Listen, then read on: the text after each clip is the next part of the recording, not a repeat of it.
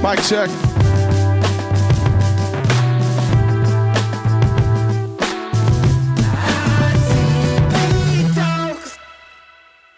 Holy moly. Happy Friday, everybody. It's good to be here. I got great news for you. Jen only has internet on her phone, so she can't do shit today. So we are raw dogging a friendly Friday, and it's gonna be. We already know it's chaos.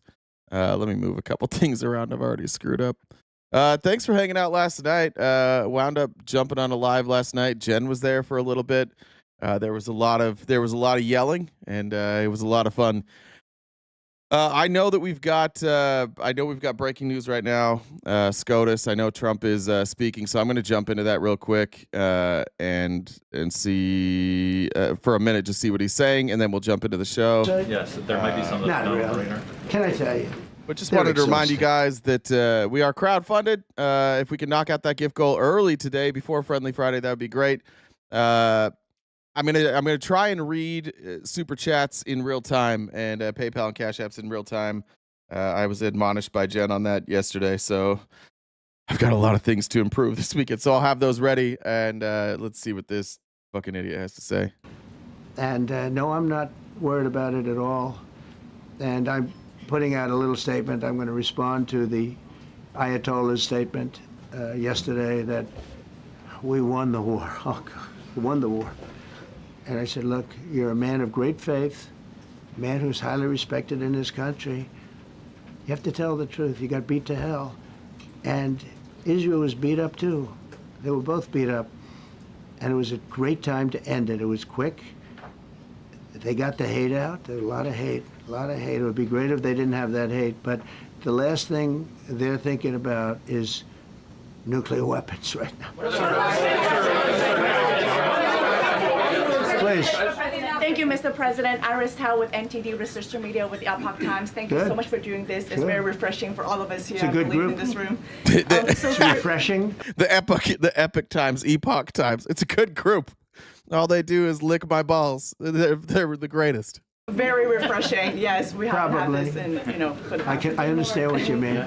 So thank you so much for coming out here. Other than Caroline's done a great job. Right? Yes, sure. You're referring to the past administration, not to Caroline, right? Yes. Back to the ruling today, if you don't mind. So you have always talked about winning. So for anybody who's not aware of the ruling today, it just came down. So I'm probably not going to cover it a ton. I hate to cover something that I don't know a great deal about. Admittedly, this isn't something I've been following terribly closely. Supreme Court has sided with Trump administration, and they're limiting nationwide injunctions. Effectively, from what I understand, what this means is that these district courts can only give an injunction for individual people or individual cases or a class action. But they cannot provide an injunction for something like birthright citizenship. You have to go and petition the government yourself, pay for a lawyer yourself, or join a class action. It is remarkably bad. It is a remarkably bad decision. Like it strips the rights away from all of us. It's a devastating blow to democracy. It's a massive win for unitary executive theory, which we'll get to a little bit later in the show today. But to think that our courts would rule that lower courts have no ability to do injunctions, that the government, for example, let's just say the government today says we are going to remove the birthright citizen of all citizens from Sudan.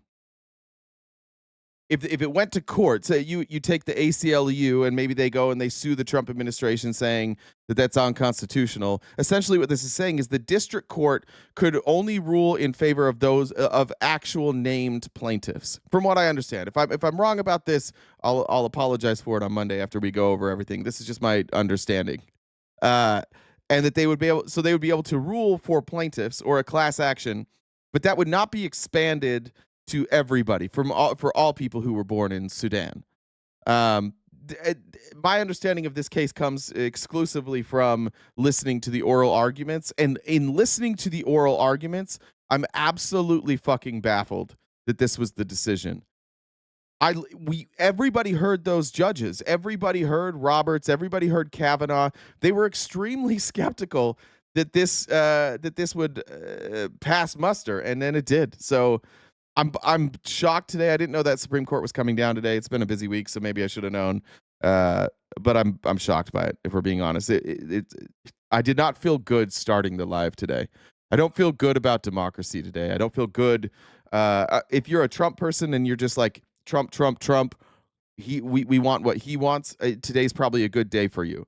But if you're somebody who wants to hold on to what limited power we have as citizens, this is a blow to your power. For the American people. Right. How do you think today's ruling will enable you to further deliver for American families and workers across the country, not only when it comes to immigration, but also when it comes to trade, energy? What actions are most eager to move forward? Well, I think now? taking power away from these absolutely crazy radical left judges is a tremendous. This is such a big day. This is such a big day. It's like.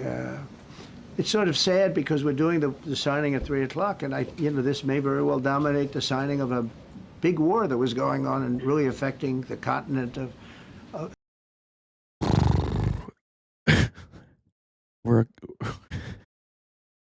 Democracy can exist in a republic, Callie. Think of it, the entire continent of Africa was being affected, and we're settling that war today, and this will probably be a headline. But this is a very big moment, and it gives power back to people that should have it, including Congress, including the presidency. And it only takes bad power away from judges. It really doesn't take power. It takes bad power, sick power, and unfair power. The power of and injunctions. It's really That's what it takes. So we just played a bunch of clips last week of Republicans arguing for injunctions. They would always go to that Texas court to get nationwide injunctions. Republicans and Democrats have both used this. It's just bizarre. I'm just shocked by this. I don't understand the justification for it. If you're somebody here that understands the justification for it, if you think it was justified, I'd love to talk to you today. I really would. I would love to have this discussion because I do not understand how this is anything but limiting to the citizenry. It doesn't make any sense to me. This is a very monumental decision. Yeah, please. Yeah, Mr. President, thank you very much. On July 9th, is that July 9th date set for tariffs to snap back, or could there be a... We can do whatever we want. RTP makes all the sister wives melt. We love you. Thank you, Katrina. We could extend it. We could make it shorter. I'd like to make it shorter. I'd like to just send letters out to everybody. Congratulations, you're paying 25%. He doesn't want. He's a much nicer person than I am. Go ahead. Did you finish it up? Were you considering for the Federal Reserve then? And are you speeding up that process? I see Secretary. Oh, he's terrible. He's terrible. I mean, I have a list of things. We're like 38 on the list. We pay, Cameroon and different places are paying the same as us.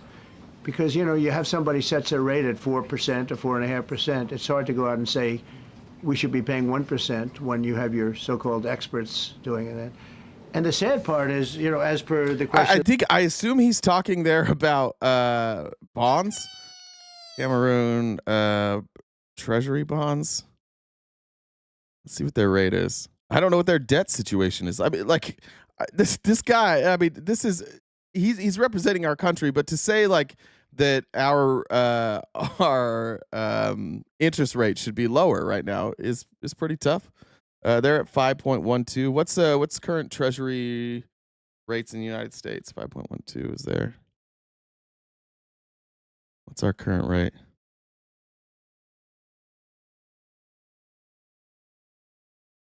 Does anybody know what the current rate on our treasury bonds is? 5-year 1.6. No, that can't be right. 10-year, no, 4.2. Okay, so Cameroon's actually higher than us. All right, he's wrong about that. that you asked about Thank tariffs. You. Is CalCam trying to top we've Tex had on the- dumbassery? I don't know. It might be Tex. Johnny, good morning, Johnny. Good to see you, bud. Tariffs, and we have less inflation than we had before. What we have is a hell of a lot more money, a hell of a lot more income, and we shouldn't be paying a rate like that. In other words, when we pay a rate, I'll tell you, each point is the equivalent of $300 billion. All right, so he's not talking about the decision. We'll just jump into the show. I'll talk about that actually here in a minute. I want to go back to some of his interviews from yesterday. Maybe was it the day before when he was at NATO? Maybe that was 2 days ago. Taking a couple questions. I don't think we got to these. This is asking. Trump promised, of course, to end the Ukraine war in 24 hours. It's been 5.5 months. Why do we not have an end to the Ukrainian war? Go ahead, right in the back. Yeah, you, tall one. The tall man. Wasn't that one of the things on his his Alzheimer's test? Tall man, fridge, book.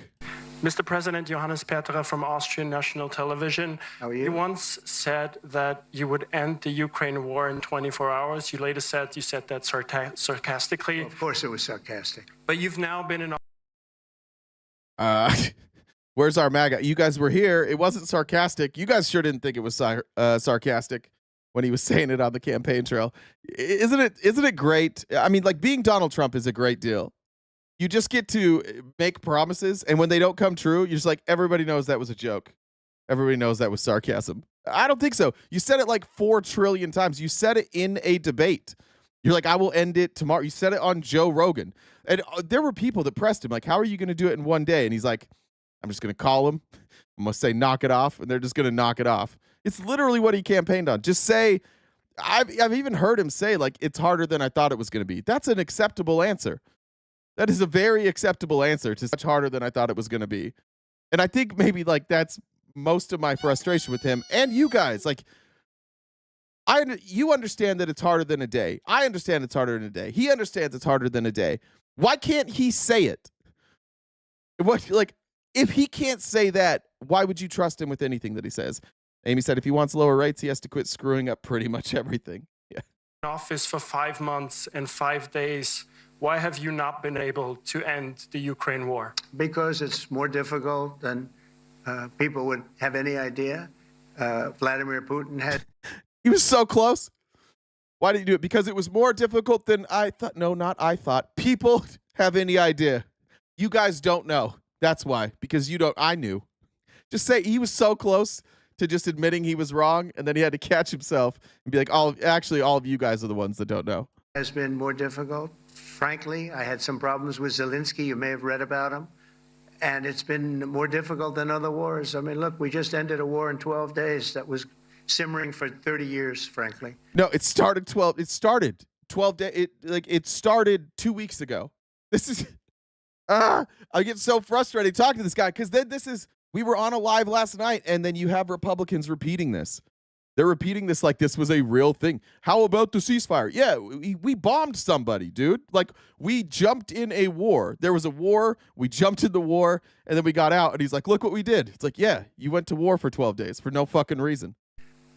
We ended Rwanda and the Congo. It's coming to sign the documents. We've already signed basic documents, but they're coming. True. Rubio did that.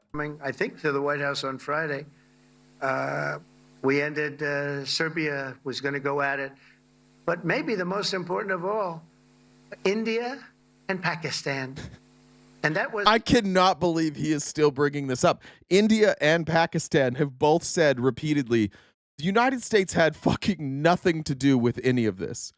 Like, they didn't help. This had nothing to do with the United States. I don't know why he still brags about this.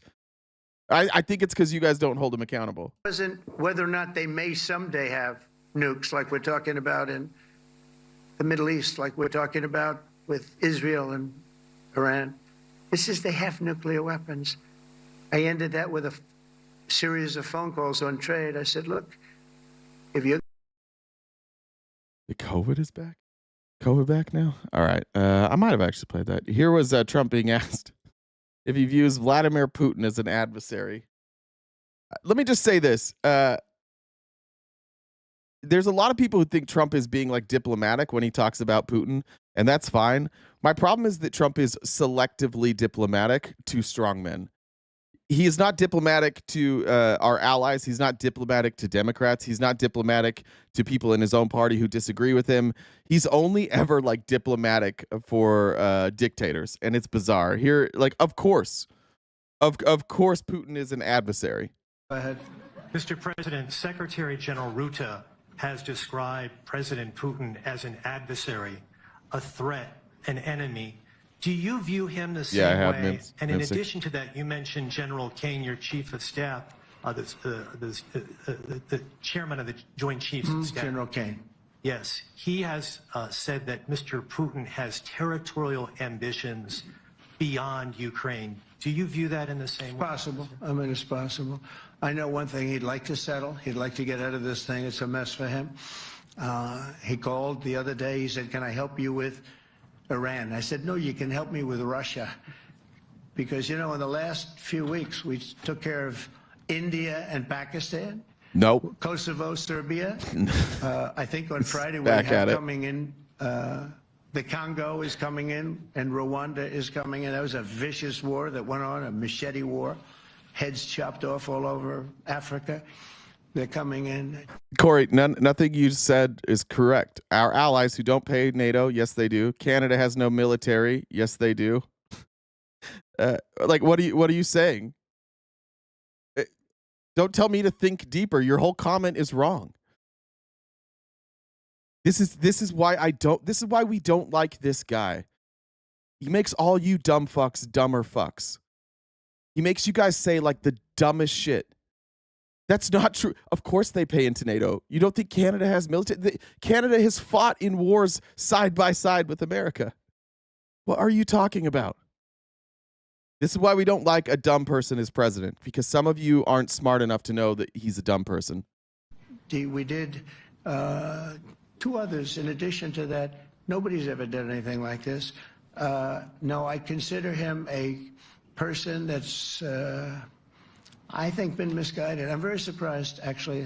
I thought we would have had that settled easy. I've settled 4 of them in the meantime. But he did call up, and he said, you know, he's close to Iran. He'd like to help us get a settlement. I said, no, you help me get a settlement with you, with Russia. And I think we're going to be doing that, too. Yeah, please. All right, we'll see. That'd be great. That'd be fucking great. Let's see.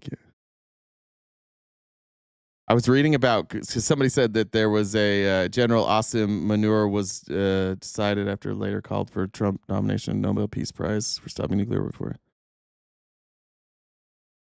Oh, a general said that he should get a peace prize, and then Trump had lunch with him. Okay, yeah.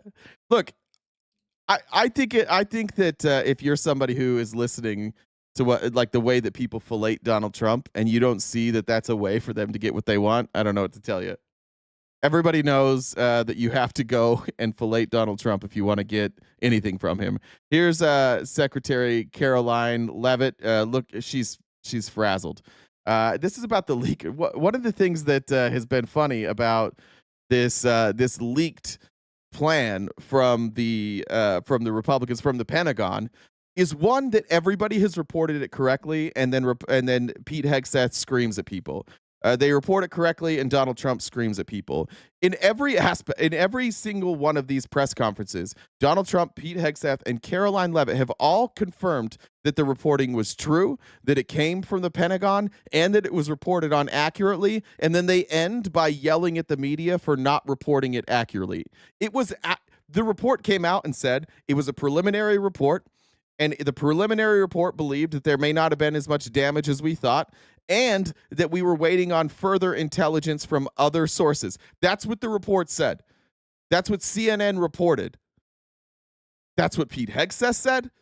That's what Trump said. That's what Caroline Leavitt has said. But they are so mad. There's nothing that makes this administration more upset than transparency, than you, the people, knowing what they're doing. They took bits and pieces from a leaked top secret intelligence report. And by the way, I understand the FBI is investigating who was the source of that leak, because it's an illegal leak to CNN. And this is the same fake news CNN reporter who wrote the story alleging that the Hunter Biden laptop was Russian disinformation, which we know is one of the greatest political hoaxes this country. Why are we still lying about this? I want to, for every fucking dumbass here, Hunter Biden, laptop, disinformation, CNN. Let's cover this while we're here, because I'm so tired. Like, I don't know why you guys think, like, I don't know why you allow yourselves to be lied to so often. Let's see. Let me get the let's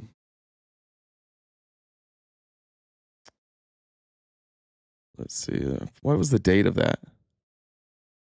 Let's see if I can even find the date of this. October 20th. There it is. All right. Let's cover this once and for all. Here's the story as reported by everybody. More than 50 former senior intelligence officials have signed on to a letter. Here is the letter. Here is what they said. Now, for every raise your hand, Republicans, if you're here. Raise your hands if you think that this letter says that Hunter Biden's laptop is Russian disinformation. Just real quick. Raise your hand there. We're going to talk about what this letter said because I'm so tired of you should be tired of being lied to. We are individuals who devoted significant portions of our lives to national security. That's their history. Let me go to the part about Hunter Biden. All right. There are a number of factors that make us suspicious of Russian involvement. Oh, no, I need to go higher than that. Sorry. We want to emphasize that we do not know if the emails provided to the New York Post by President Trump's personal attorney, Rudy Giuliani, are genuine or not. We do not know if they are genuine or not. That does not say that there is no laptop. That does not say that the emails are fake or not. They said we do not know, and that we do not have evidence of Russian involvement. We don't know if they're real or not, and we don't have evidence of Russia's involvement. How come they never tell you that part? How come before they talk about their experience with Russian intelligence, how come nobody on the right ever tells you this part of the letter? We want to emphasize that we do not know if the emails provided to the New York Post by President Trump's personal attorney, Rudy Giuliani, are genuine or not, and that we do not have evidence of Russian involvement. Just that our experience makes us deeply suspicious that the Russian government played a significant role in this case. If we're right, this is Russia trying to influence how Americans vote in this election, and we believe strongly that Americans need to be aware. There are a number of factors that make up suspicious Russian involvement. You can go read that now for yourself. RTP, we know you said the laptop wasn't real back in the day. No, you don't. Mute Callie Cam for 30 minutes. I'm sick of Callie Cam today. Already, you're spamming like a dumb fuck. Everybody here knows that I didn't say that. Everybody that's followed me knows that I read this letter word for word on day one. And I have always said that the laptop existed. But what I've also said is there was a problem with chain of custody. And when we've got some of the, we don't even have the laptop, by the way. We've never seen the laptop. The FBI has that. We have a copy of the hard drive. That's what Rudy Giuliani has, is a copy of the hard drive. And that hard drive has been edited. So because the hard drive, and that hard drive has been edited after it came into Rudy Giuliani's possession. We have dates on that. So we know some of the stuff has either been deleted or changed, which makes it really difficult to know what coming from the laptop is real and isn't real. That's the whole story. See, and this is, again, just like it illustrates exactly what we've been saying. In order for Republicans to have an argument, they have to straw man what we believe. They have to make up this thing like Callie Cam just did. He's been here, what, 2 weeks, folks? 2 weeks he's been here. He's absolutely convinced that I lied about that. Why? Because I'm now showing that she's lying, that Caroline Leavitt is lying about what the report said. And we all know that she's lying. And I'm showing you now that she's lying. And instead of going, you know what? She's lying. Yeah, that's not true. That's not what the letter said. Rather than just saying, oh, yeah, I think I think they are lying to me about this. You're just mad at me. Yes, we have the pawn shop owner had the physical laptop. I know. Corey, listen, bud. The pawn shop owner had the laptop. He gave it to the FBI. Everything that Rudy Giuliani got was a copy of the hard drive. It wasn't the laptop. So it could be true. It could not be true. But the FBI has the laptop. We don't publicly. Try and keep up, bud. Try your best. You guys are so full of disinformation that every time we cover a story, I have to spend 45 minutes like just walking back the lies that you've been told. Country and the American public have ever seen. And that CNN story does not change the facts. There was a total and complete obliteration of Iran's nuclear facilities, and because of the No, there wasn't. Says who? What? You're mad at this intel. Show me the intel that says there was a total and complete obliteration of Iran's nuclear facilities. We have no intel that says that. In fact, the Israeli intel that came out next and the intel from the DNI just simply said that it set it back more than initially thought. No intel. There is zero intel that says total obliteration of the nuclear program. None. Twitch is down? Damn. All right. None. So they're upset with CNN for reporting accurately on a story. The CNN was careful in reporting on that story, and then she stands in front of reporters and lies. And you guys are like, I fucking love this shit. President's strike, because of the precision of our United States military and this perfectly executed mission, Iran no longer has the capability to produce a nuclear weapon as imminently as they did prior to the strike. The American people and the world should be grateful for that, and it's disgusting that CNN and the New York Times are disparaging not just the president, but our brave men and women who helped conduct this highly successful operation. And what kind of consequence could the leaker face? And then no question. They should go to jail. They took bits and pieces. Why are you guys so comfortable being lied to? And why are they lying? I don't even know why they're lying about this. It makes no sense that they're doubling down on this lie, that it was total and complete obliteration. I honestly don't know how to talk to you folks. How do we come together? Like Republicans, how would we come together on this? What's the middle ground? Offer me a middle ground here. I can't say there was a total obliteration. There's no evidence that there's a total obliteration. The only evidence I have says that there's somewhere between a lot of damage and some damage. That's all we know. What do we do? What do you want me to do? What do you want Democrats to do? When we're fed this information and when we see Caroline Leavitt lie, what do you want me to do with this? I know you're upset that I cover it. What do you want me to do when I see that? Ignore it? Just at any point. Give me an answer. I have no clue what to do with you guys. There's nothing. No matter what we cover, you're just going to freak the fuck out. I can show you lie after lie after lie right to your face. No problem. No problem. Here was Piers Morgan. This is such a good question. I'm going to steal this from forever.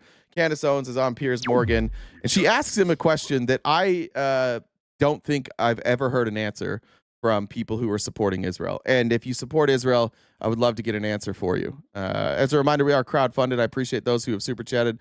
Amy said Canada burned our White House. That's true. That's true.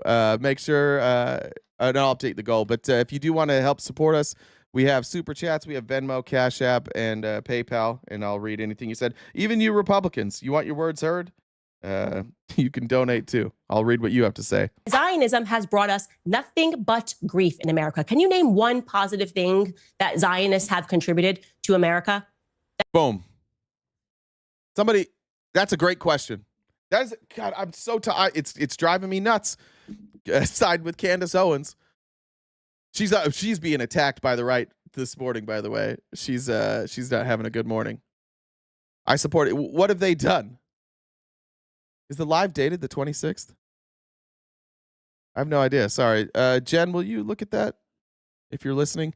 Jen doesn't have internet, so she has to do everything from her phone today. Good question, though. Let's see if Piers has an answer. That us fighting these perpetual wars on behalf of Zionism has contributed to America? But can you also recognize that Israel, placed where it is, as a tiny thumbprint in the middle... Sorry, she fast forwarded that. To give you the full answer, like, can you, basically what he said is, can you also admit that, like, Israel is surrounded by people who hate them, and so they need, like, protection? It's no problem with that. No problem with that logic, but it's not an answer to the question. What have Zionists done to benefit America? Well, again, ask the questions, Piers. I'm asking you because we're having a conversation. Yeah. Name something positive that our Zionist APAC foreign policy has brought to America. Well, I think the positive side of, if you want an answer about that, is that America has been Israel's steadfast ally because it recognizes as a country that Israel has been under an almost unique, multifaceted threat on its border for a very long time. That's fine, but just say that they don't provide a benefit. Like, nobody's asking. If you want to defend Israel, you can defend Israel. If you think that Israel is under attack and that's why you justify sending money to Israel, fine. Like, I actually think that that's an okay explanation. If you're somebody that wants to spend taxpayer money on foreign countries and Israel's one of them, fine. But that's not the question she asked. People that want to destroy it. And that you may not see that as a benefit, but Israel has been very supportive to the United States in many ways, right? So why shouldn't America... I just want something concrete that has been benefit. Like, we got better in America in this way. Just name something. Gas prices, just something that the average American can relate to. Well, you're not going to have a correlation between Zionism and gas prices in America. Of course you're not. No, I'm just giving you an example. To just tell me... We call that taking the coward's way out. You try and reverse it. She's like, give me an example. Something. Well, it's not going to be gas prices. Amy said, my husband's a veteran. This administration is a disgrace to our military, using them as props. It's sad and disgusting. And thanks, Ms. Terry, for the super chat. There are obvious tangible benefits. What your argument here is like, well, you get a pat on the back and you can say that you helped this country, which was formed in 1948 by pretending to be refugees, if you will, and being invited into the homes of Palestinians, the horrific story of what happened. Well, they weren't pretending to be refugees. They were people fleeing a Holocaust. Let's be clear. Let me finish my statement. What do you mean pretending to be refugees? All right, now we get into her like anti-Semitism. I'm not really going to go with that, but it's a good question. I think it's a good question to ask all Zionists. What have they done? What benefit are we getting here? Might be banned from Reddit. Such a useless website. They'll ask you a serious question, you give them a serious answer, and then you get fucking banned for it. On Reddit, I've never been banned for. I just read Reddit, I guess. Oh, Jen might be back. Reddit. I was looking on Reddit yesterday. I was looking at. I have a friend who's in jail, named Joe, and I was looking up how to make like anal lube with the ingredients you have in prison. So. I was on Reddit. Why were you doing that? My friend Joe, he had a run-in with the police. He got arrested at his house in Florida. That still doesn't answer my question. Yeah, it does. No, I'm not back. I've just got my phone. So Jay started a new stream. Hell yeah, take that. So that's why the date's yesterday. I don't know if Hoof or Cam or Ash is listening. Can one of you guys DM me? I can tell you how we can hide that other one. More confused. Wait, I can do that, can I? Just go on here. Allegedly, you can. But allegedly. So I'm going to hide the one on the 27th. Just make the one that has the blue background. Make that private or something. I can do that. I know how to do that. And then if you want to change the date for today's, because you're using not the date, the title. Whoops. How do I make this private? Just go to, if you go to edit, are you on? I'm on the edit page. I'm just looking for where you private it. Okay. Here, guys, here's an ad for you while we wait. Like, nobody's as soft as a it should be if you're, ladies, you know what I'm talking about. You Those just scroll down a little bit. Soft Should be right at the top. That's why every time you go to a conservative podcast, it's like, and now to our sponsor, Blue Chew. Your dick can work again. You don't have to scream at women when your dick doesn't work. This'll fix it. Let's see. Distribution. No, that's not private. This is what 80. Oh, there it is. It's over on the right. Boom. It's ADHD brain when you actually need to get something done. You're doing two things at once and your brain just says, never mind, we're not doing this. All right, I fixed it. There we go. You can change the title for today's to something different, or today's date. That's probably too much. Or at least just throw like the correct date because you got yesterday's date on it. All right. What do we have? And I can't do anything because I've just got my phone, and you can't change things like that on the phone. So, like if I get a pool noodle and go to the park and LARP with my friends, so I'm here dress up in costumes, how's that any different than so. being a Republican? All right. You're doing great. Thank you. The correct date because you got yesterday's date on. Today's the 27th, right? All day. There we go. June 27th. Boom. All right. We can change the title later. All right. Let's see. All right. I think it's saved. All right. Thanks, everybody. This is what happens when Jen's internet crashes. Hey, howdy, said Jen. He's talking about older millennial. That's the Joe I was talking about, Jen. Kirsten says, I have COVID and listening to This Is My Soup and Tea. Hey, do you have something else to say? All right. And then Brianna said, did you know that if a woman, oh no. Did you know that if a woman sits on your face, she legally owns you? You know, squatters' rights. I was unaware that squatters' rights applied in that way, which I was very unaware of that. All right. This has caused a bit of a meltdown for Republicans. If you're not familiar with the Byrd rule, there is the Byrd rule basically says that there are certain things that require a 60 vote threshold in the Senate, and there's a Senate parliamentarian who is somebody who is nonpartisan, who basically her and her team review bills and they make sure they go through each provision, and then they'll mark things that like require the 60 vote provision, meaning that it can't pass with a simple majority, it has to pass with 60 votes. So they got this back for the big beautiful bill, and these are the provisions subject to the 60 vote Byrd rule. The first is prohibiting federal financial participation under Medicaid and CHIP for individuals without verified citizenship, nationality, or satisfactory immigration status. This section prohibits federal financial participation in Medicaid for adults and kids whose citizenship, nationally, or immigration status cannot be immediately verified. There was an existing rule saying that you had 90 days that gives you an opportunity to prove your citizenship. And they want to remove that in the big beautiful bill. This just simply says that you need to pass the 60 vote threshold in order to get that done. I know that there's two arguments here. There's the argument of, well, if somebody wants to abuse Medicaid or CHIP and they don't have the proper paperwork, they might get 90 days worth of coverage or 90 days worth of funding. On the flip side, there are lots of people who, through no fault of their own, don't have access to their documents. I have a friend that lives in my neighborhood that she just doesn't have access to her documents at all. She doesn't have a relationship with her mom who adopted her, so she doesn't have any documentation. She doesn't have even she was trying to change her name on her marriage license, and that was a nightmare. She can't get a passport. So for her, if something happened to her husband, she doesn't work, and maybe she needed some financial assistance. If they couldn't immediately verify for some reason, and she didn't have those documents, she would need 90 days to go get that. So there are arguments on both sides of this. However, I tend to lean, as for my political views is I tend to lean in the direction of don't hurt people. I understand that some people will take advantage of that, but I would rather have people take advantage of it than hurt people who need it. So if we need to fix the problem, let's fix the problem, but let's not take the food out of mouths of people who need it. Immigrant Medicaid eligibility. This section denies federal funding for states for Medicaid coverage for certain immigrants who are not citizens. Obviously, that's a kind of a states' rights rule.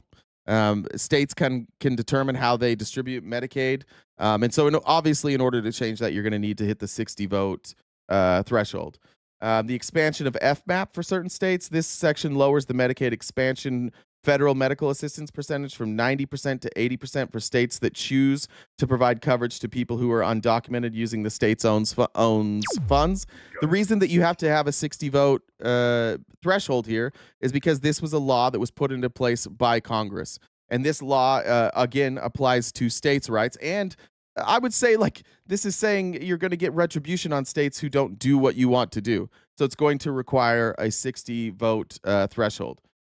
Spread pricing in Medicaid. This section requires Medicaid managed care contracts with pharmacy benefit managers to adopt state reimbursement methodologies for pharmacy reimbursement. Reimbursement amounts for managed care organizations would be required to be fully passed through to pharmacies. Again, there's existing law. So in order to get rid of existing law, you have to have a 60 vote threshold. So this is pissing Republicans off because there are parts of the big, beautiful bill that are very unpopular that are going to, they're going to have to do a lot of work just to get Republicans on board with accepting a bill that they feel is imperfect. But there are a lot of these provisions that they're never going to get 60 votes on. And so that's what they're upset about. And that's mostly what like being a Republican is right now, is being upset at the courts, at existing laws. Everything that you guys seem to be upset about is the fact that the law is standing in the way. The Constitution is standing in the way of Donald Trump doing whatever the fuck he wants. So when you hear Republicans talking about Senate parliamentarian, I forget what her name is. Did I write it on here? Elizabeth McDonough. You're gonna hear Republicans complaining about Elizabeth McDonough. What they're really upset about is that a nonpartisan is saying, here are the provisions in your bill that require 60 votes, and that's it.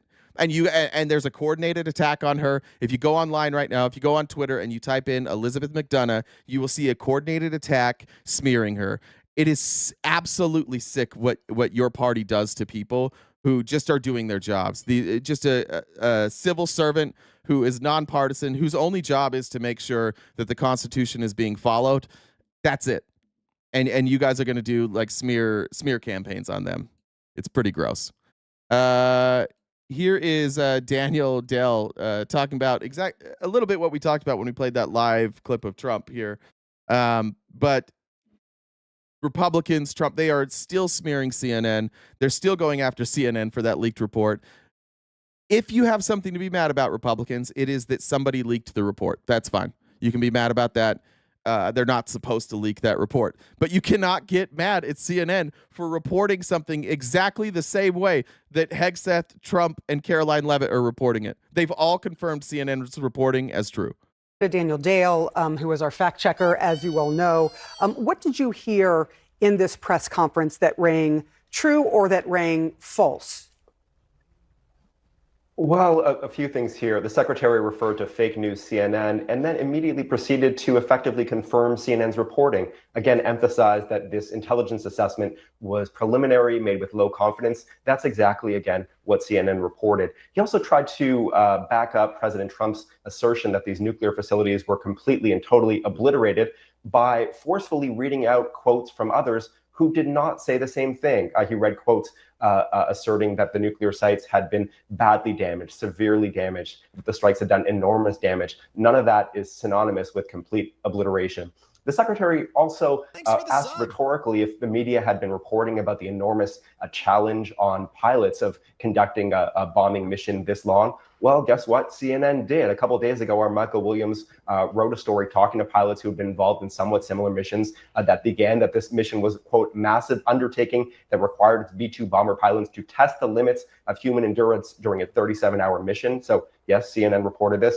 And then fourth, just in passing, the secretary asserted that this was the most complex military operation in history. I guess that's something I can't definitively fact check, but I'm sure that some military historians would take issue with that, point to things like, say, D-Day, for example. It is wild to see this in real time, like the CNN just fact checking and watching the lemmings in the chat just be like, CNN fake news, CNN Russia disinformation. Just listen. It is not. It's really not hard to figure out like what's fake. Just listen. Sometimes CNN. Sometimes you can be watching CNN and they say things that aren't true. Just listen. And sometimes things are true. But like, imagine living life that way. I don't know how you guys live. I really don't. You just take whatever information is convenient to you, and then you roll with that. There's no thought of like, maybe this is true, maybe it's not. Imagine if Trump spent as much time working as he does whining. He could actually pass laws and amendments. Tanya said, "Happy Friday. Hope you and Jen have a lovely weekend." Thank you so much. And Dreamliner, 5 months. OM could be first guest of our Alligator Alcatraz. I saw that this morning. It's so stupid. The Alligator Alcatraz thing. I like anytime that DeSantis can detain some immigrants. He just like it's probably the only way that dude gets hard. Here was Eric Adams this morning, and I'm only showing this clip. Eric Adams launched his campaign, his re-election campaign. He went after black people. He did the like the Joe Biden, like, if you don't vote for me, you're not black. Except for he invoked Jesus. He said something like, "Forgive them, Lord, for they know," or "Forgive them, Father, for they know not what they do." Massive misstep here. But I wanted to play this clip because it's indicative of how lazy Eric Adams is intellectually, how he has a very flimsy understanding of what socialism is. And you're going to see Republicans in the chat; they're going to agree with this. But once again, I want to just point out that when politicians use fear mongering without substance, that's a good time to stop supporting that politician. This is a city not of socialism. No. I've been to socialist countries. This is a city where you could come as a dishwasher and you could own a chain of restaurants. This is Also, he's never been to a socialist country because that doesn't exist. There's not a single country on earth that is living socialism. Not one. Not one country on earth is doing socialism. Restaurants. This is a city where you can be a cab driver and then become a doctor. This is a You can do that in all these other countries you claim to be socialist. You can do it there too. City where you could go from homelessness to building housing. You can do that anywhere. This is a city where you could be a young person who's dyslexic, a young person who was rejected, and eventually to be elected to be the mayor of the city of New York. This is Yeah, you can do that anywhere. the type of city we're in. This is not a city where you use idealism to state you're giving everything to everyone for free. There's no dignity. That's not socialism. But here's the part where, sorry, I shouldn't have cut him off there. For free. There's no dignity in someone giving you everything for free. There's dignity in giving you a job. So The irony of a man who was taking bribes, getting free money from other countries, the irony of this man saying they're giving you something for free, there's no dignity in taking something for free, is also former NYPD, who, by the way, they steal all the time. They're always caught skimming off of like money that they have collected or not collected, seized. Like the irony of this guy saying it, but the also the irony of saying that socialism means everything's for free. No, it means you share in the profit. How are we a country?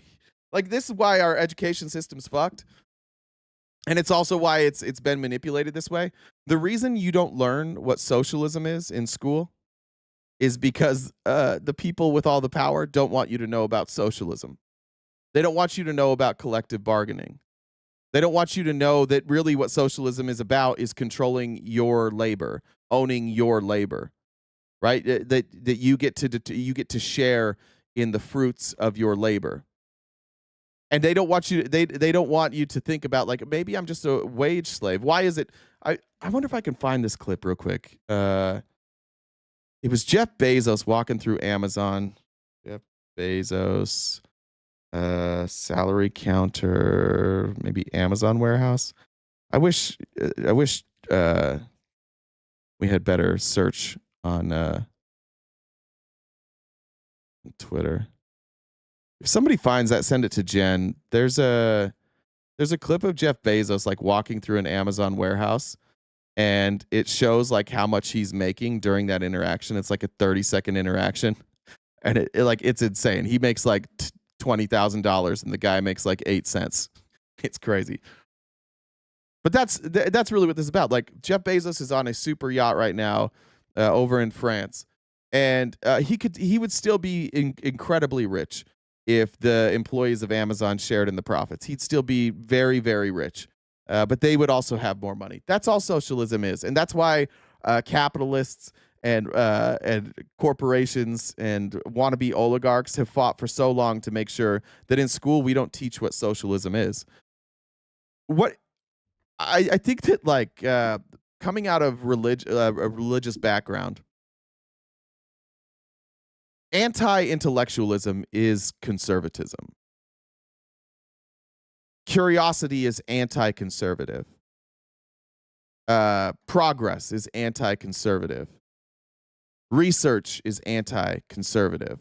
Polling is anti-conservative.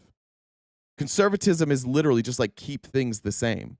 And so when you vote for conservative policies, you are voting to have access to less information. See what, like there, don't go to college, go to a trade school. There you go. Yeah, don't learn new things. Go to a trade school. Get sucked into the machine. Look, God bless you if you want to go to trade school. God bless you if you want to do that job. I think that's great, and I hope that you do really well. But telling people not to have knowledge and instead go do trade, is a silly thing to say. It's saying, hey, listen, don't learn. We have all the knowledge we need. Don't learn new things. Just buy into the system. Who do you think would want that? Who do you think would advocate for that? When Jeff Bezos bought the New York Washington Post, and then it was kind of unnoticed, but right before the election, he said the Washington Post will not publish anything that is anti-capitalist or is critical of capitalism. If you're in any situation in your life, whether it's a marriage, a religion, a group chat, and they are silencing like opposing opinions or silencing critical thought, you're effectively in a cult. This is why I'm here. This is why I'm here, like politically. This is why my views are where they are.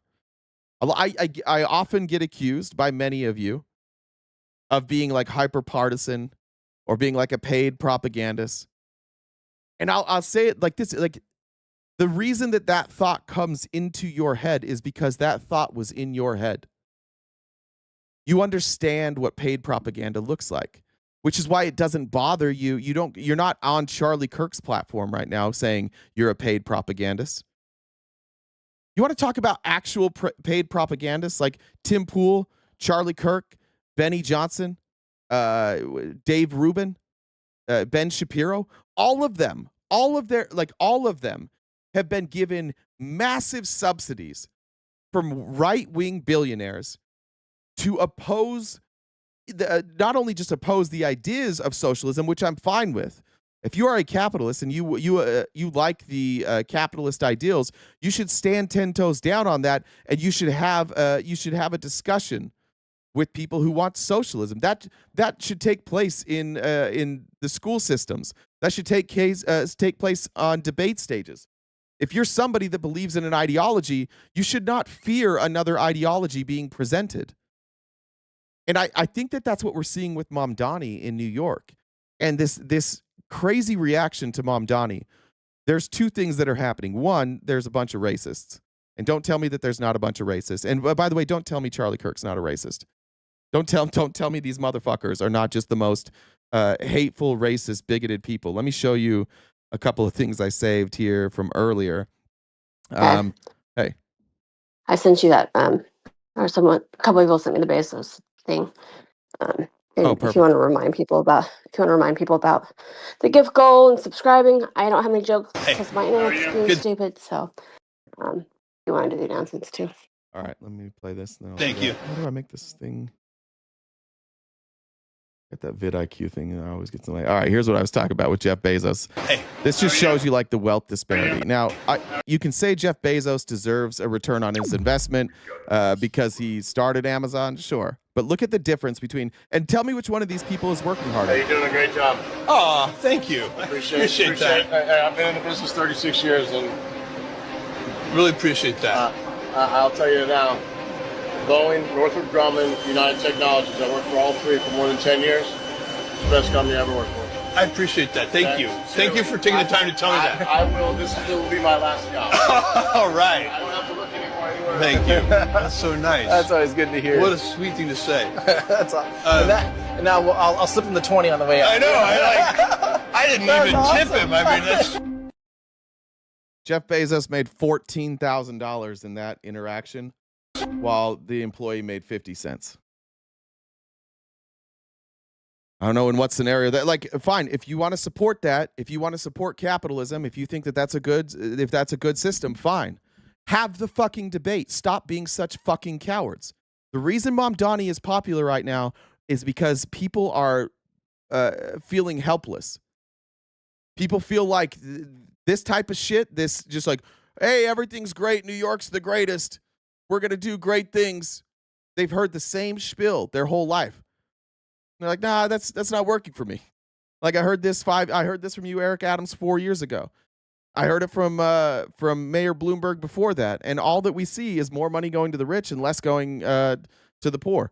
I'm fine with it. If you're a capitalist, be a capitalist. But why do you guys always insist on shutting down everybody else's speech? Why do you insist on that? Are you afraid to lose the debate? I think what we have here is just like pure anti-intellectualism taking over. And I don't mean anti-intellectualism in that like you didn't go to college. Look, I didn't finish my degree in college. I don't have a degree. I didn't need a degree for what I was doing. I got hired for a job in politics because somebody thought I had a degree, and once I had that job, I was like, I don't have to do this. I'm not going to finish it. I'm making more money now. Why would I go finish? I had like probably a semester and a half, 2 more semesters left to get my degree, and I'm like, why would I? I'm getting a political science degree to get this job, and I have this job. But the lack of curiosity for a lot of people and the anti-intellectualism, like when you hear something, when you hear that CNN does a fact check, when I say something to you like nobody ever hid the Hunter Biden laptop story, instead of just saying, "Oh, you fucking idiot," why don't you go look? Why don't you go find? Just say like, okay, if this guy that's in front of me right now is lying, it should be easy to prove. I should be able to Google. Did the 51 intelligence agents lie and say that there was no laptop? Do you want to see? You want to see what happens when we do this? We can use we'll do AI. Let's just see. I don't understand your lack of curiosity though. I really don't. Why does it not bother you when you don't have the right answer? I'm going to start a new thread here. Let's just see. Did 51 intelligence agents, say there was no Hunter Biden laptop? Let's just see. David, I appreciate that too, David. Like, none of us are there are no capitalists in this country. Like, none of us live under capitalism. We live in a mixed economy, and I'm a fan of mixed economies. No, the 51 former intelligence officials did not say there was no Hunter Biden laptop. Instead, in October 2020, they signed a public letter stating that the New York Post story about Hunter Biden's laptop has all the classic earmarks of Russian information operation. Their letter expressed suspicion based on their experience with Russian disinformation tactics that the story could be part of a foreign influence campaign, but they explicitly acknowledged they had no direct evidence to support this claim. Have none of you ever looked this up? Have none of you, honestly, none of you? Why don't you want to research? Why don't you want to know? Why do you just repeat a lie every day? We could do this with everything. How about this? Was the Russian collusion, well, let's see. Was what's the guy's name that did it so I can get an accurate response? What's his name now? I can see his damn face. What's the guy's name? What's old tall man's name? Somebody help me with this. My brain's broken this morning. Fucking Robert Mueller. There we go. Was the Mueller case for Russian? By the way, it wasn't even Russian collusion. It was Russian interference. Interference, a hoax. Did I spell Russian wrong? The Mueller investigation into Russian interference, not collusion, in 2016 presidential election was not a hoax. The investigation led by Special Counsel Robert Mueller found that Russia interfered in the election in sweeping and systematic fashion through 2 primary methods: a social media campaign to the favor of Donald Trump and disparaged Hillary Clinton, and cyber attacks targeting Democratic computer networks and election infrastructure. These findings are detailed in the official Mueller report and have been confirmed by multiple sources. While the investigation did not find sufficient evidence that the Trump campaign or anyone associated with it conspired or coordinated with the Russian government in these efforts, it did establish that Russian agents actively sought to influence the election outcome. The report also did not reach a conclusion on whether Trump obstructed justice, stating that while it did not conclude he committed a crime, it also did not exonerate him. Was it a hoax? Nope. They found Russia interfering in our election, and that's what they were charged to find. They were supposed to find any and all connections between Russia and American politicians or American campaigns, and they found a bunch. But again, you can provide for your. But you guys, they just tell you it was a hoax, and you just say it. Do you see that? Do you see the dipshits here go fake, fake, fake? Do you guys look up anything ever? These are all sources, by the way. If we want to click on these sources.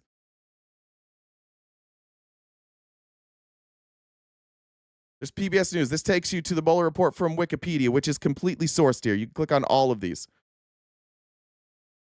You can go to the bottom. You can go. You can see the numbers. Do they put it at the bottom here too? All of this is sourced. Have any of you ever looked at it? I'm baffled today.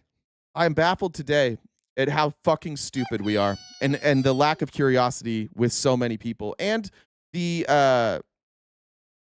like who the messenger matters so much to you. When I was in a live last night, saying we were talking about specifically Israel and Palestine, and everything I said was argued.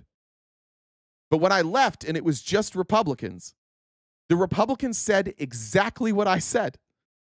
They agreed with exactly what I said. But when I delivered it, I was lying. When they said it, they weren't. And I don't think that that's just on the right or the left. But I do think a lot of you chatters are like this.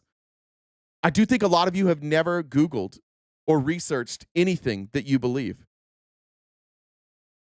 Go to Google. Go to your favorite AI. They have sources. Type in your question. Make sure the question is accurate. And read the sources. I do not understand why you allow yourselves to be lied to like that. Dank Magician said Trumpers get their information from TikToks. They never read primary sources. They believe COVID was fake and Democrats were the ones colluding. Yeah. Jody said, I have very little patience for their stupidity today, but listening as always. Have a great weekend.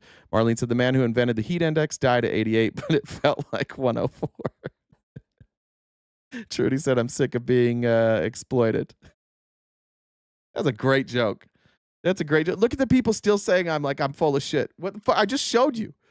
How can I show you the sources and then you're like, you're full of shit? All right. Family and the opportunities that you deserve. So this is not a city of handouts. This is a city of hands up. We're going to lift up the city of New York. And so I'm asking you, New Yorkers, to continue to stand with me as we move this city in the right direction. All because Mom Donnie had the audacity to pitch the idea of free public transportation, which is like $2. I think how much is a Metro card? Like $2 a day or something like that. Your audience is filled with these people, NPC or Sheepworks. I think they actually like being lied to. That's true. That is very true. Obama was caught on camera colluding with Russia. Hillary has points. See, well, this is the crazy thing. Like, you won't address any of this. You won't address Trump. It's whataboutism. We are in the middle of a very obvious psychological operation where they wake up and they lie to you every day. They wake up and they scare you every day. I want to go back to some of these clips. This is what's the follower count here? 780,000 followers here. I meme, therefore I am. It's a prominent right-wing Twitter profile. Here's what they said on this tweet. This is not Pakistan or Bangladesh. This is New York City.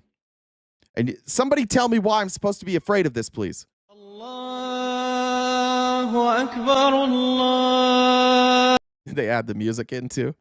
Allahu Akbar, Allahu Akbar. La ilaha illallah. Allahu Akbar. Allahu Akbar walillah. Why is that scary? What's different about that than this? How's this different? Right now, Lord, from the east, the west. We just thank you right now, Lord, from the east, the west, the north, and the south. You will shake America with your power and your glory. We cancel every assignment of the enemy. This nation was birthed to be one nation under God, and we are standing on the soil of the White House, and we are declaring your word. Every place that our foot will trod, you will give it to us, and we are taking the. These guys are speaking in tongues. We thank you, oh Lord. You have brought us to the. What's the difference? People practicing their religion now is something that you're afraid of. We love America for the freedom of religion. No, not that religion. No, not that religion. No, not that religion. There's nothing scary about that. But the crazy thing is that just posting a video of Muslim folks praying is enough to strike the fear in you bitch-ass Republicans. Every one of you bitch-ass bitches. Here's Wake Up America. This is a Twitter account with over 200,000 followers. Here's what they posted today. Should foreign-born citizens be banned from holding federal office? And they just start showing brown people. And then Mayorkas. What the fuck are we doing, America? What the fuck are we doing? What's the engagement like here? 1 million impressions, 16,000 comments, 8,300 retweets. What the fuck are we doing? Absolutely. No foreign-born person or anyone who holds dual citizenship should ever qualify for an elected position. Yes, get rid of them. I think unless they can prove a strict adherence to Americanism. What the fuck is Americanism? Look at all the racists in the chat too. It's the same shit.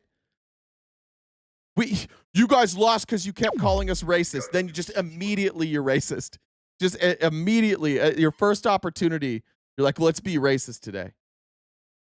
It's absolutely fucking insane. These you can say like, yeah, multiculturalism is death to a nation. Do you see this shit? It's America, man. It's America. I don't recognize this place. I grew up in like white fucking white America. And we had problems. But like the problems that we had were like my dad would yell at Polynesian people, not because he was mad at them, but because he thought that that's how you speak whatever, Tagalog. You just scream English at them loudly. How are you? Are you having a good day? We had a guy that used to prune our trees. His name it was Salvador. And my dad always called him Jose. Always. Just like, forget, like, we've had problems like that. Publicly, we've had problems. And we used to combat it. Like, the leaders of this country used to combat this shit. They used to stand up against this. When if Obama was running against Trump right now, it would be different than when Obama ran against Romney and what's my guy here, John McCain. It would be different because the people, the racists that were going after Obama, saying he was he was a Kenyan and he was a Muslim and he was going to bring Sharia law. The person who started that whole thing is in the White House. We have to remember that. Like, Trump is in politics because he went after Obama. He found his niche. Trump's been trying to run for office since like the 90s. And he couldn't find a footing anywhere. He kept trying. There was like this independent party. I think he lost out to like Pat Buchanan. He floated the idea of running as a Democrat and a Republican, and he never got any traction. And the first time he got traction was when he lied about Obama being an American citizen and tried to fearmonger people into saying that like Obama would bring Sharia law. Why didn't Sharia law show up when Obama was president? He was here for 8 years. Why did we have Sharia law? And John McCain had to stand up to his own constituents and say, no, you do not need to be afraid of Obama. You do not need to be afraid of Muslims. I'm not speaking today to you dipshit, pussy-ass, bitch-ass racists, because fuck you. Fuck a racist. You're small-minded, and you're afraid. You're bitches. All of you are just bitches. I want to speak to the people who don't consider themselves racist, who aren't afraid of other religions, who aren't afraid of Muslims. And I simply just want to say, like, pay attention to your side right now. Pay attention to the way that they're speaking about Mamdani. Pay attention. It doesn't end there.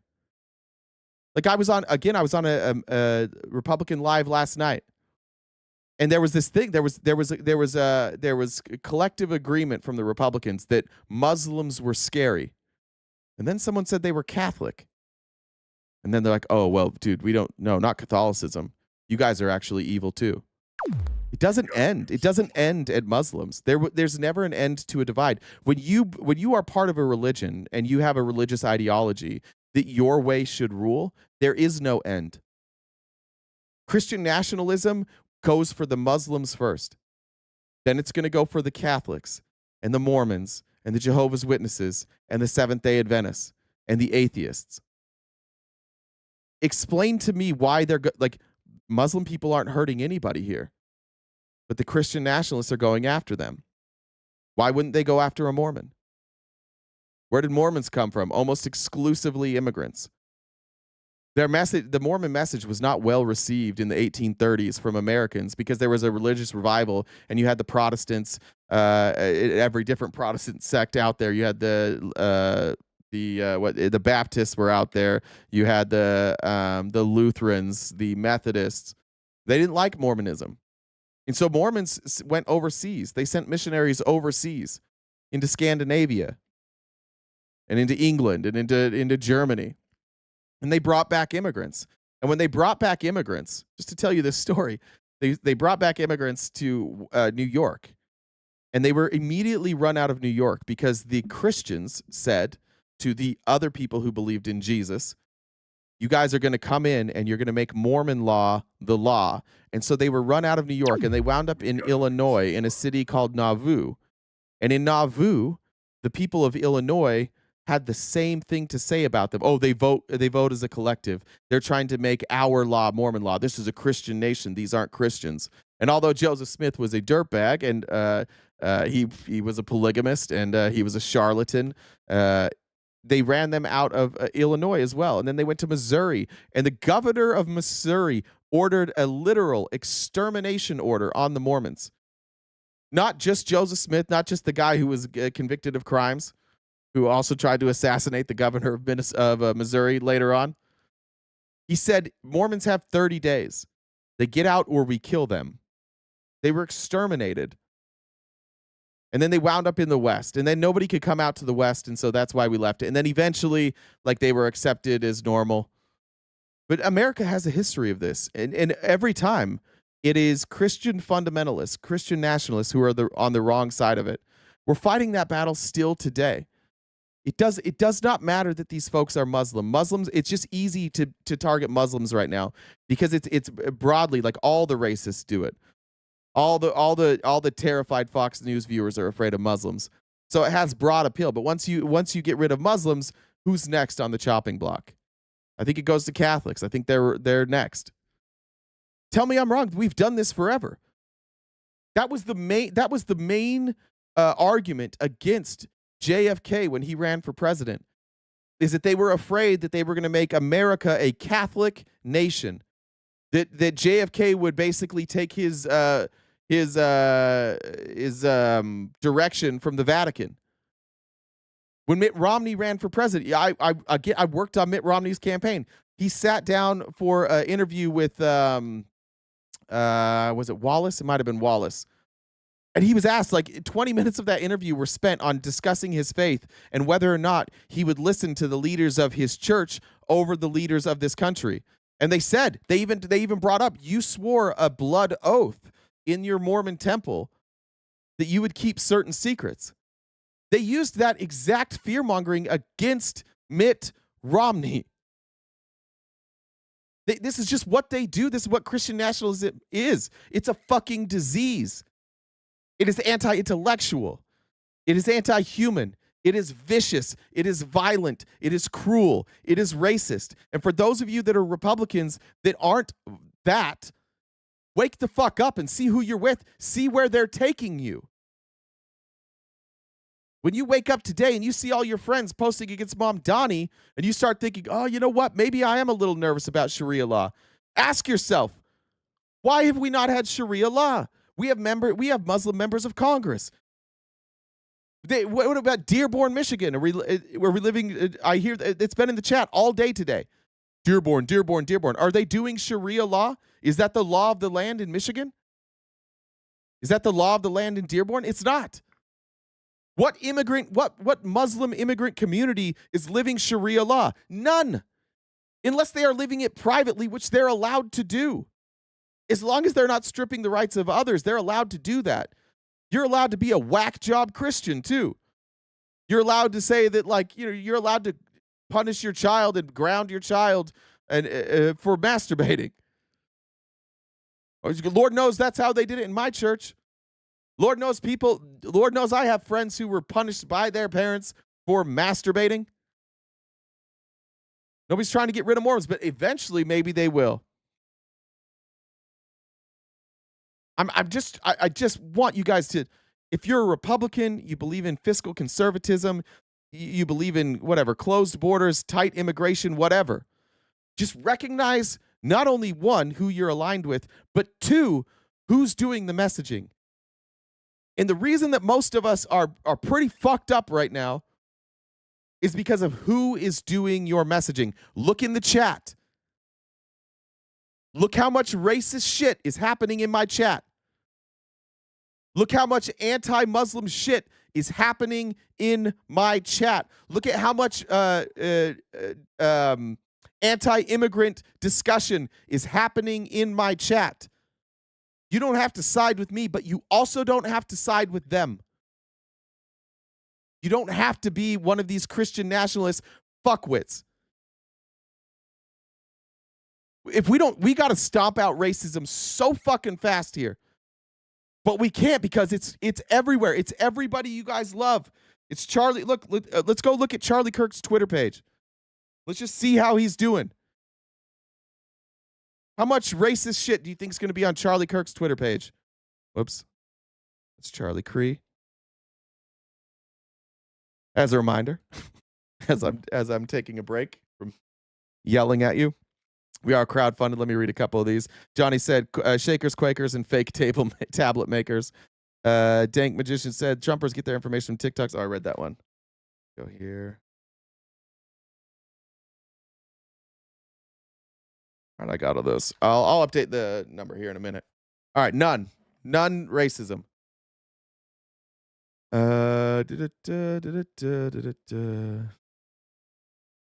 On the Supreme Court today. Ketanji Brown Jackson is diversity hire. She's only there because she's a black woman. That's not racist.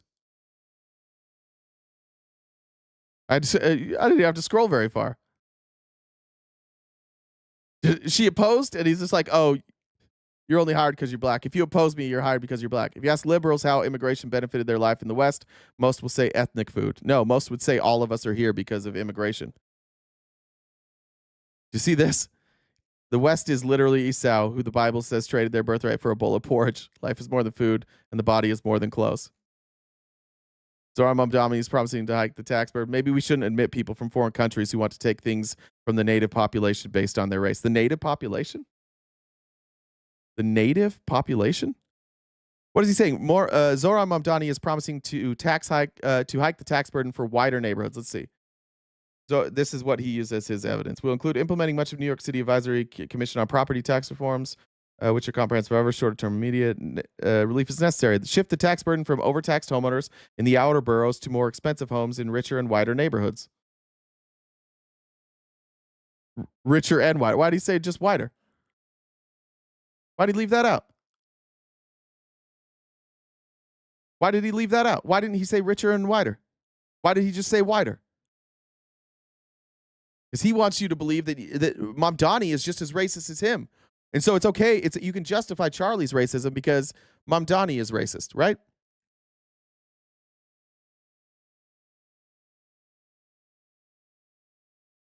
How about this? Tehran? Nope. Brooklyn, New York. Import the third world, become the third world. What's third world about this? Explain to me what's third world about this. Other than these people are, first of all, I did check this. This is not from Tehran. This is commonly warred in countries like Pakistan. So these aren't even Iranians. So first of all, he's using Iran incorrectly. He's trying to scare you that the people of Iran that are living under Sharia law are these people. These apparently are Pakistanis. What's third world about this, please? What's third world, please? Everybody in nice clothes? expensive shoes, there's speakers, there's tents, there's food. This looks like a third world country to you?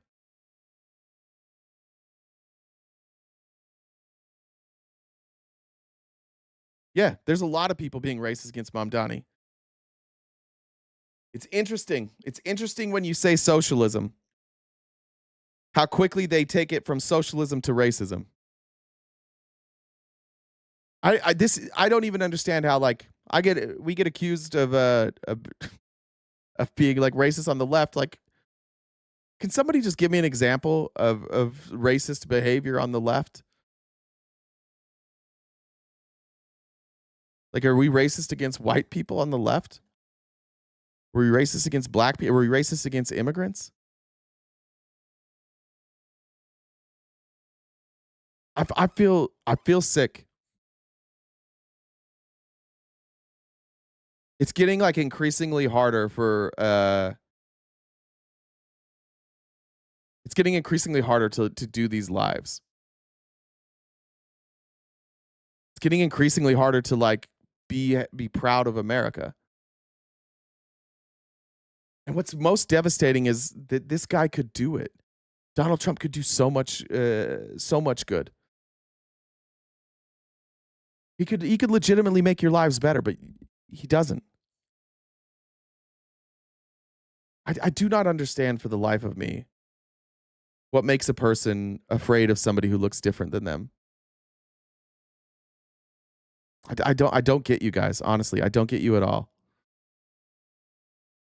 And I'm getting tired of yelling and screaming. It's fucking exhausting. And I know you guys feel that too. I know that I'm not alone in feeling exhausted. I get the messages from you guys. I get the messages in the super chat saying, I'm fucking tired. I got to take a break of this.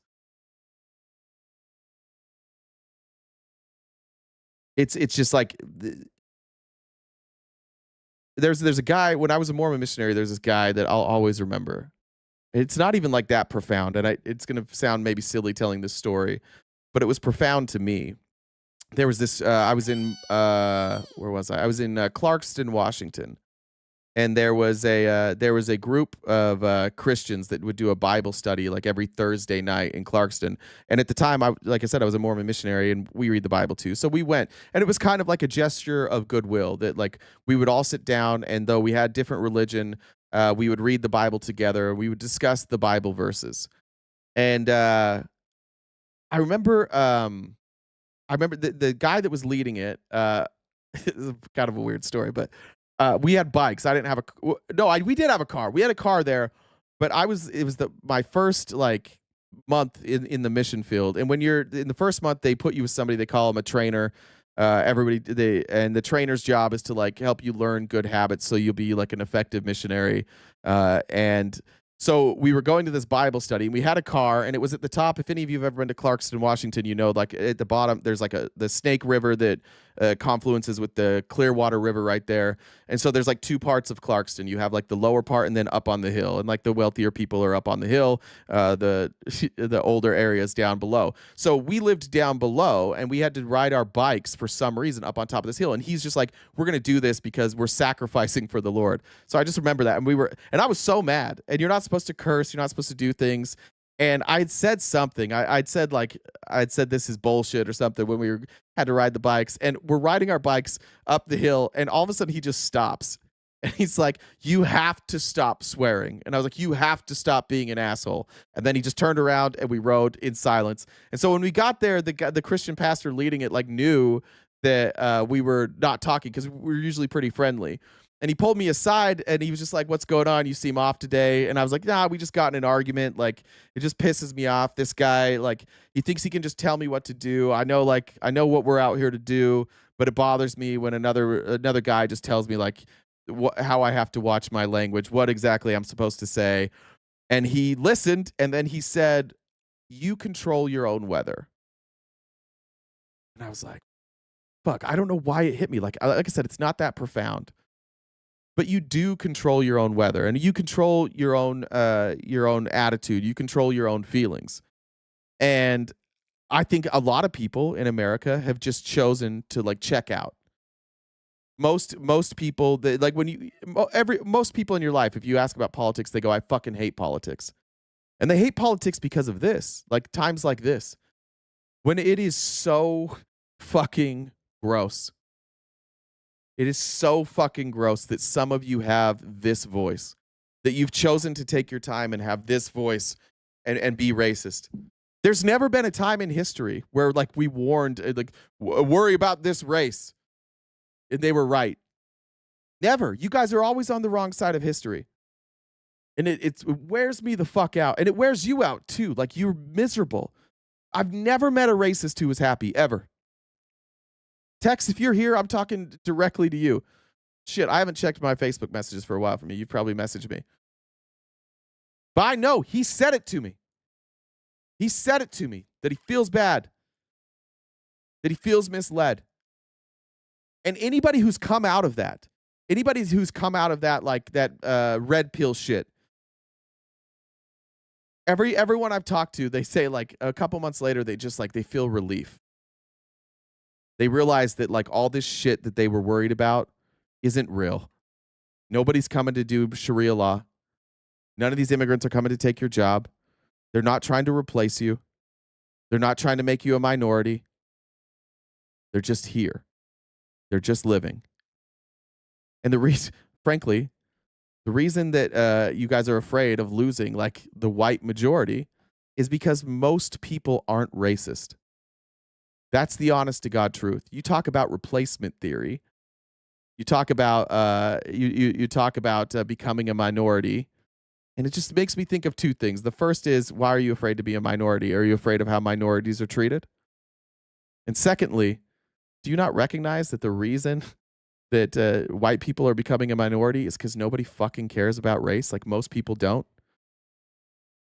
And so like, white people are marrying Hispanic people. White people are marrying black people.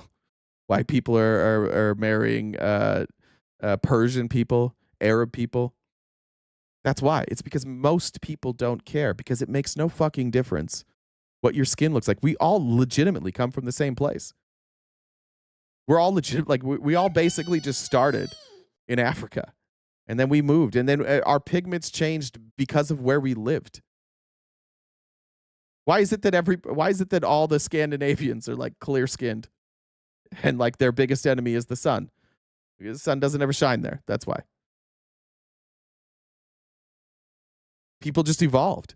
That's the only difference. It is so fucking stupid that we have taken humanity, whose skin color changed because of where they went, and we have figured out a way to divide on that. Even if you want to say like, there are some countries where you don't like their culture, it still doesn't have anything to do with their skin color. So when you see somebody that has our culture or is living our culture in America and they have a different skin color, you are attributing their skin color to their culture, even if you don't like the culture. Like, I don't like the culture of the Ayatollah. That doesn't mean that I'm afraid of all Iranians. If somebody leaves Iran, if they flee Iran and come here, they probably don't like Sharia law. And we have the opportunity to give them something better, something different. But you folks, you Christian nationalists, you're like, hey, you can't do Sharia law because we're trying to do Christian nationalist law here. We're trying to do the same thing you guys were doing in Iran, only a little bit different. We're just persecuting different people. Frankly, I just don't get it. Somebody flees a country that they don't want to live in, and you're like, they're trying to make our country like theirs. No, why would they flee then? Why would they leave that country if they're trying to make ours like theirs? They're here for an opportunity. And somehow that makes you guys mad. Why is Jehovah's name on this? Because I asked him. He said it was fine. And that actually says Jehovah. And my name's Jay. Racism will be the undoing of white people. I'm just here to watch the conclusion. Not sure what that means. Amy said, I'm on the left and so much happier. Seeing how Trump is losing more than he is winning gives me so much hope. I'm glad. Yeah, I'm glad you have hope. I'm surrounded by MAGA. So when I see this type of shit, like on Sunday, I'm going to go play golf with most of my MAGA friends. And on Sunday, I'm going to have to hear about Mom Donnie. Like the first thing that's going to happen to me when I show up on the putting green, I know the two people who are going to walk up to me and they're going to be like, can you believe New York elected a socialist? Dude, what the fuck are we doing? Why are we doing this? You liberals just want Sharia law. That's going to be the first thing they say to me. Because that's all they're going to get. They both work really hard. They both have like jobs where they're both business owners, so they work and like newer businesses, so they work like 60, 70 hours a week. And they show up on the weekend to get fucked up and play golf. And so the extent of what they know is based on like 8 Facebook memes. And that's what they're going to see. Every time I see them, they have the worst. Like their messaging is white nationalist messaging. MAGA, I hope you know that. I hope you know that your message isn't getting through. The messaging from MAGA that's getting to other MAGA is just the racist shit, just the fear-mongering shit. None of my friends who don't follow politics are getting anything substantive, anything that matters at all. It's just fear-mongering and racism. That's it. And Joe Biden bad, and Otto Penn this, and Kamala Harris that. The white nationalists have taken over the GOP. They control the messaging. They're controlling the messaging from the top down. Whatever you want to say about Donald Trump, because I don't think Donald Trump thinks he's anything. I don't think he has an ideology. I don't think he would say, like, I'm a white nationalist. I don't think he would say he's a Christian nationalist.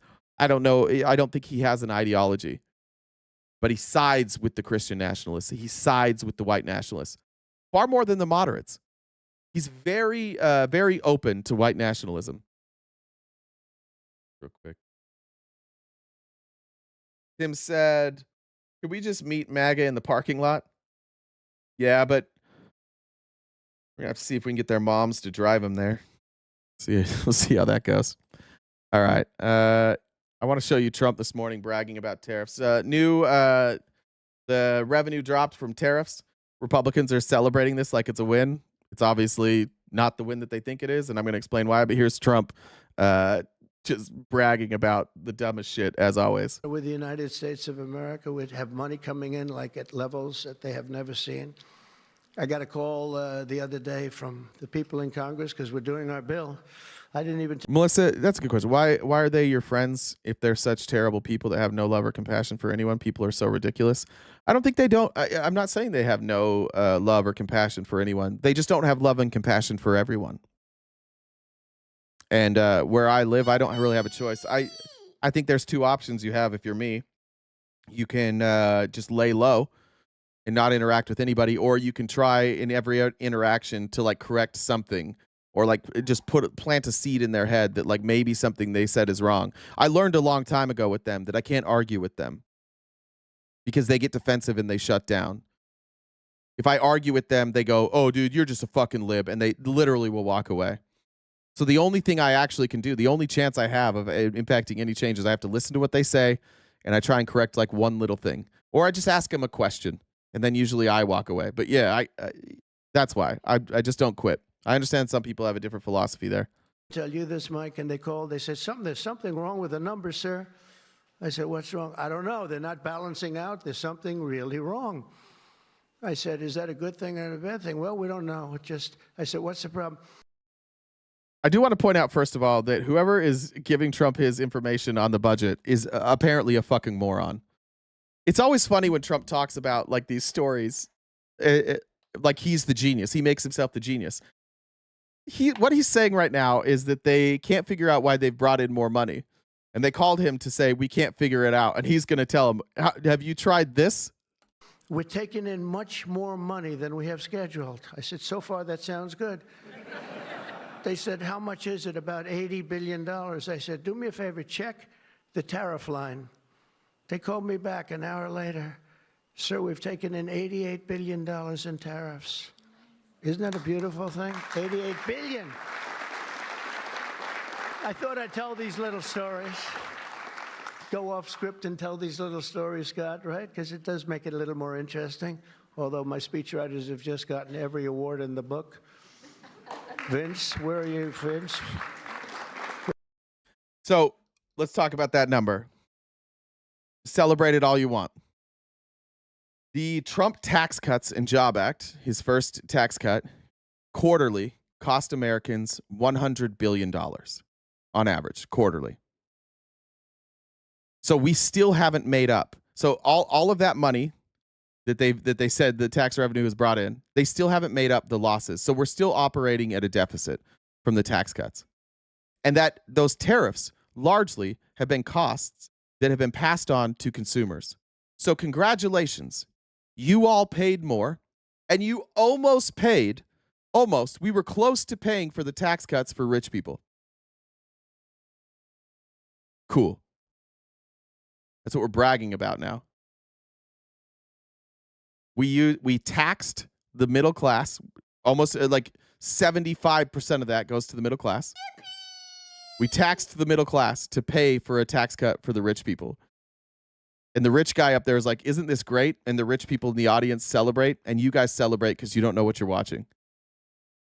$100 billion is what we lose in revenue every quarter under the TCJA, and it's projected to go to $150 billion per quarter. The tariffs will not pay for any of this. We will still be underwater. And that's if spending levels stay the same, which we know they're not. Spending levels are going up. So that's based on old spending levels, the Pelosi bill. But the Republicans are like, we're so much better than Pelosi that we're going to spend more than Pelosi too. So we're going to increase spending. We're going to cut more taxes. We are going to lose more revenue. And we are going to desperately try to charge you guys more for your goods to make up for it. And you call that great. I voted for that. Listen, none of you voted for any of this. I don't know if Jen's available here. I dare any of you to come up and explain how any of this shit works. You have no fucking idea. And this is the point that I've been trying to make this entire time. The lack of curiosity from you guys is insane.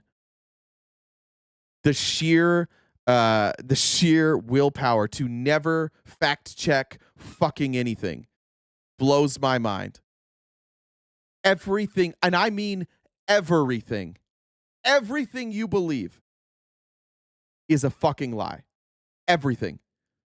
Donald Trump lies about everything. And you have allowed yourselves to be conditioned to become people who believe Donald Trump over everything else. You all are still mad at CNN for reporting a story of fake news that Donald Trump, Pete Hegseth, and Caroline Leavitt have confirmed is true, and it came from them. It was their intelligence. CNN reported on it accurately, and you're still calling them fake. Why? Because Trump said it, and that's it. That's the only reason you're saying it. I would any of you. We can talk about any subject you want. Jen, are you on your computer yet, or is the internet still down?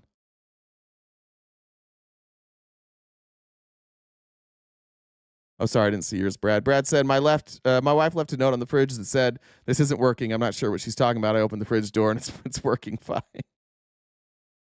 So my wife told me she didn't understand cloning. I told her that makes two of us. All right, maybe Jen still isn't working here. All right. Let's talk about this administration some more. On top of them lying to you all the time, they have hired the most ridiculous, corrupt, lying cabinet I've ever seen in my life. I've watched congressional hearings since McCain was running for president. And you can go back and you can watch them too. No administration has ever just showed up and lied like this. Here's Carrie Lake being questioned at the House Foreign Affairs Committee. And she's asked a question. And she responds to the question in the cultiest way I've ever seen in my life. Number of languages, but most of all, what we reviewed was an executive order, March 14th, by the man who's in charge of the executive branch. I want to know. His name is Donald Trump. Do you have a record? They're asking for evidence. She cited an executive order and held up a picture of Trump. This is the man who will get things done. That's your belief system is Trump. How are you asking for evidence? She didn't bring a report. She was asked to bring a report on her findings for Voice of America. She brought nothing. She brought screenshots. That's it. She brought pictures. She took a picture of the newsroom empty and said, look, nobody works here. No timestamp. No understanding of why the room is empty. Was it after hours? Was it a lunch break? Was it downtime? Was it a holiday? She showed up to tell us why Voice of America was a problem, and she brought pictures, including one where she held up that just said, Trump signed an executive order. That you can produce. The chairman said you had a bunch of things with you. Do you have a record of what you reviewed and who you reviewed to? We reviewed the statute. Do you have a record? Yes or no? We have the statute, and do you have a record? The statute. Yeah, we can pull that statute for if you have it. Do you have a record? No, we have a statute. Do you understand, like, the sheer level? Now, Carrie Lake is different than others. I think she's a fucking idiot. I live in Arizona. She was an idiot when she was a news reporter. She was an idiot when she ran for governor. She was an idiot when she ran for Senate. She's not bright. She consistently peddles lies. This person has cost Arizona taxpayers tens of millions of dollars in 5 audits of the election. All 5 audits done by Republicans. All 5 audits found that not only was there no election fraud, but actually Joe Biden won by a little bit more than they initially thought. And the first time it wasn't good enough. And so she lied to the American people and lied to the Arizonans. And then the second time she lied. And the third time she lied. And the fourth time she lied. And the 5th time she lied. And we have 5 audits that say she's full of shit. And she still keeps saying it. And then she ran for governor and she lost. And she just keeps telling people, no, I'm actually the governor. I actually did win. And then she ran for Senate and she lost by even more. And she's like, no, I actually won.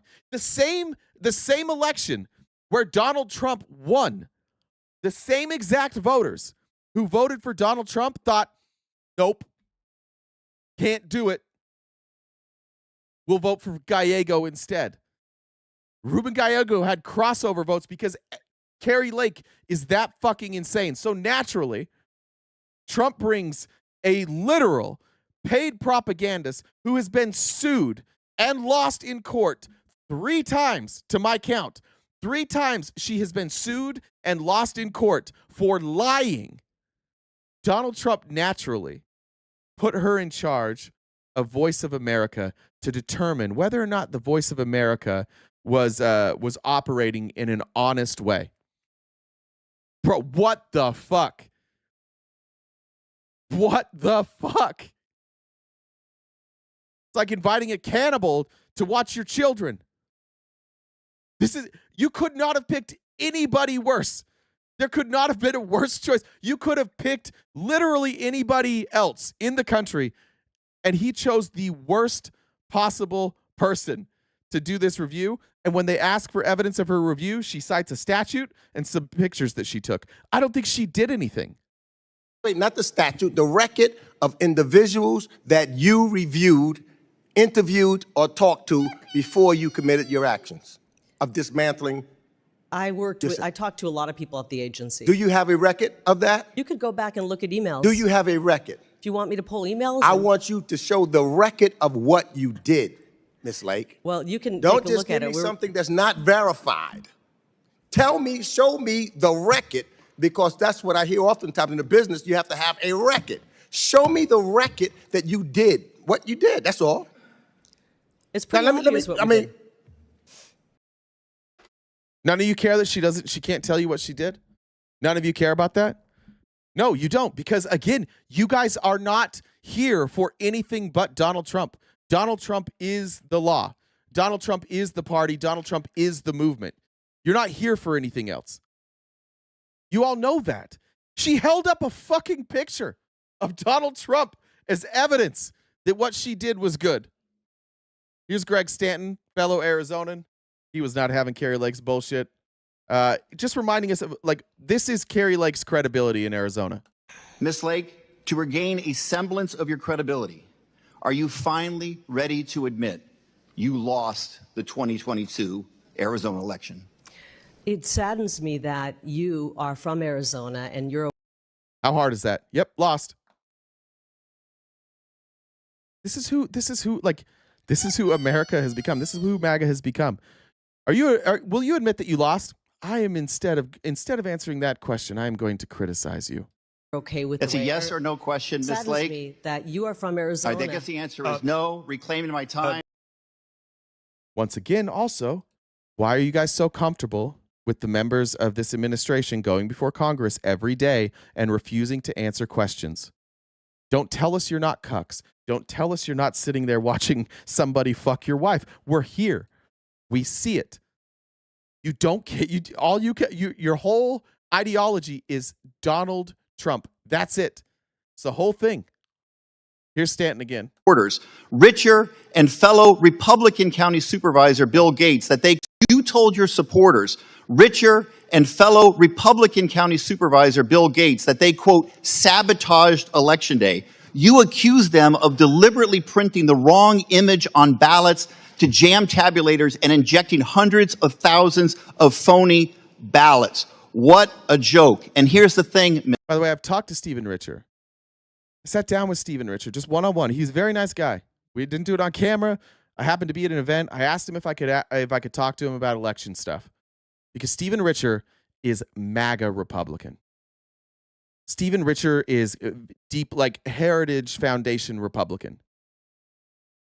And because Carrie Lake lost the election, she went after Stephen Richer and she accused him of printing fake ballots and editing the data. And here's what happened to us. We had to go through, and the first group that we had audit our election machines and our election was Cyber Ninjas. They had never done an audit before, ever. But that's who the Republicans chose to hire, because they were hyper-partisan and they were MAGA. And they believed that obviously they needed to have somebody who wasn't going to ignore lies and would show that the election was stolen. For the Republicans in Arizona who thought the election was stolen, fine. You hired your own people, fine. Cyber Ninjas came back and they said, actually, the election was clean and Joe Biden got a few more votes because we had to throw out like a handful of votes. And she went on the attack. Second group came in and they did an audit. A third group, a fourth group, and a fifth group. And I can't remember, it was the second or third group. I can't remember which one it is. But they were actually more hackers than they were auditors. And they hacked in and they got access to all of the networks in Maricopa County. And because they created a back door into the networks, and because of their work on the voting machines, Maricopa County had to replace all of our voting machines, all of our wireless routers, all of our modems in the entire county, including like in places like prisons, because a Republican group put in a back door. God knows why. God knows why they would create a back door into the system, but they did. And thank God somebody found it. And we had to replace every piece of equipment in Maricopa County at the cost of millions of dollars. And the cost of these 5 audits, coupled with having to replace equipment, has devastated our budget. We are pulling money from schools. We're pulling money from poor people. We're pulling money from food assistance programs. We're pulling money from police, from firefighters, from teachers, from public libraries, from public services, all to pay because Carrie Lake and MAGA Republicans are too bitch shit, chicken shit, to ever admit that they just lost. That's it. Her unwillingness to say, I lost, has cost me and Arizona taxpayers hundreds of millions of dollars. Fiscal conservative, my fucking ass. You guys are just in a cult. Miss Lake, when it came down to it, you chickened out. You refused to defend those lies in court. You decided to take a default judgment. You are an adjudicated liar and a 2-time political. Chairman. She wouldn't even do the case. She just took the judgment. He sued her and she didn't even defend herself. She just took the L. That's how obvious it was. She's suing another Republican who said, it's my job to make sure these elections are clean. We did 5 audits. They were clean. So she defamed him and lied about him, and he sued her, and he won. She's, again, an adjudicated liar. And Trump's like, you should be in charge of auditing Voice of America. And I move to take down in those Arizona. those I have words, one please. final question. Chairman. Reclaiming my time. I'd like I to have one take final down question. those If I could words. yield. It's the gentleman's I do not yield. I have one final question for you, Call Ms. someone a Lake. You have liar. a chance That's to not answer. how Let me you one treat final other question. people that The are being gentlelady questioned. will suspend, please. Go ahead. You may You continue. lost for governor in 2022 to Katie Hobbs. You lost even worse to Ruben Gallego for Senate in 2024. Well, Arizona has another election for governor next. All right, Matthew, Trump won. Get over it. We're not talking about Trump. We're talking about Carrie Lake. She lost. Who the fuck are you talking to, you dumbass? Who the fuck are you talking to? She lost. She won't get over it. She cost me millions of dollars. She cost our state millions of dollars. She sued people. She lost lawsuits. Who the fuck are you talking to? She's the one that needs to get over it. This is the problem with you folks. There's no logic. You don't have logic. Thanks for the sub. You don't have logic. You don't have principles. There's no consistency. It's show up every day and suck Donald Trump's dick. That's it. We're not talking about Trump. That's how fucked up you people are. We're literally not talking about Trump. Trump won that election. He won that election in Arizona. I'm not talking about him. We're talking about her. How can you be mad at me? Trump won. Get over. Okay. Are you going to apply that here? What the fuck are you watching right now? You're watching somebody who won't admit that she lost 2 elections. Yeah, dude, you need to get over it. Trump won. Next year. Will you do us all a favor and run it back and run for governor again? I yield. The gentlelady, no more questions. Can I respond to some of that? Because that was complete insanity. I wish I could yield back the last 5 minutes of my life, actually. And I want to apologize to the people of Arizona. What a fucking great joke, Carrie Lake. Now she's going to apologize to the people of Arizona. Is she going to apologize for costing us millions of dollars? I doubt it. We have somebody who's representing the folks in one of our great parts of the Valley that doesn't care about the integrity of our I highly recommend Harvard's implicit bias test for everybody. Yeah, take it. It's a good idea. Election. So but you weren't here. You came in late, and we're talking about USAGM today, the Agency for Global Media, and how they can put out absolute abject lies, and we can't control any.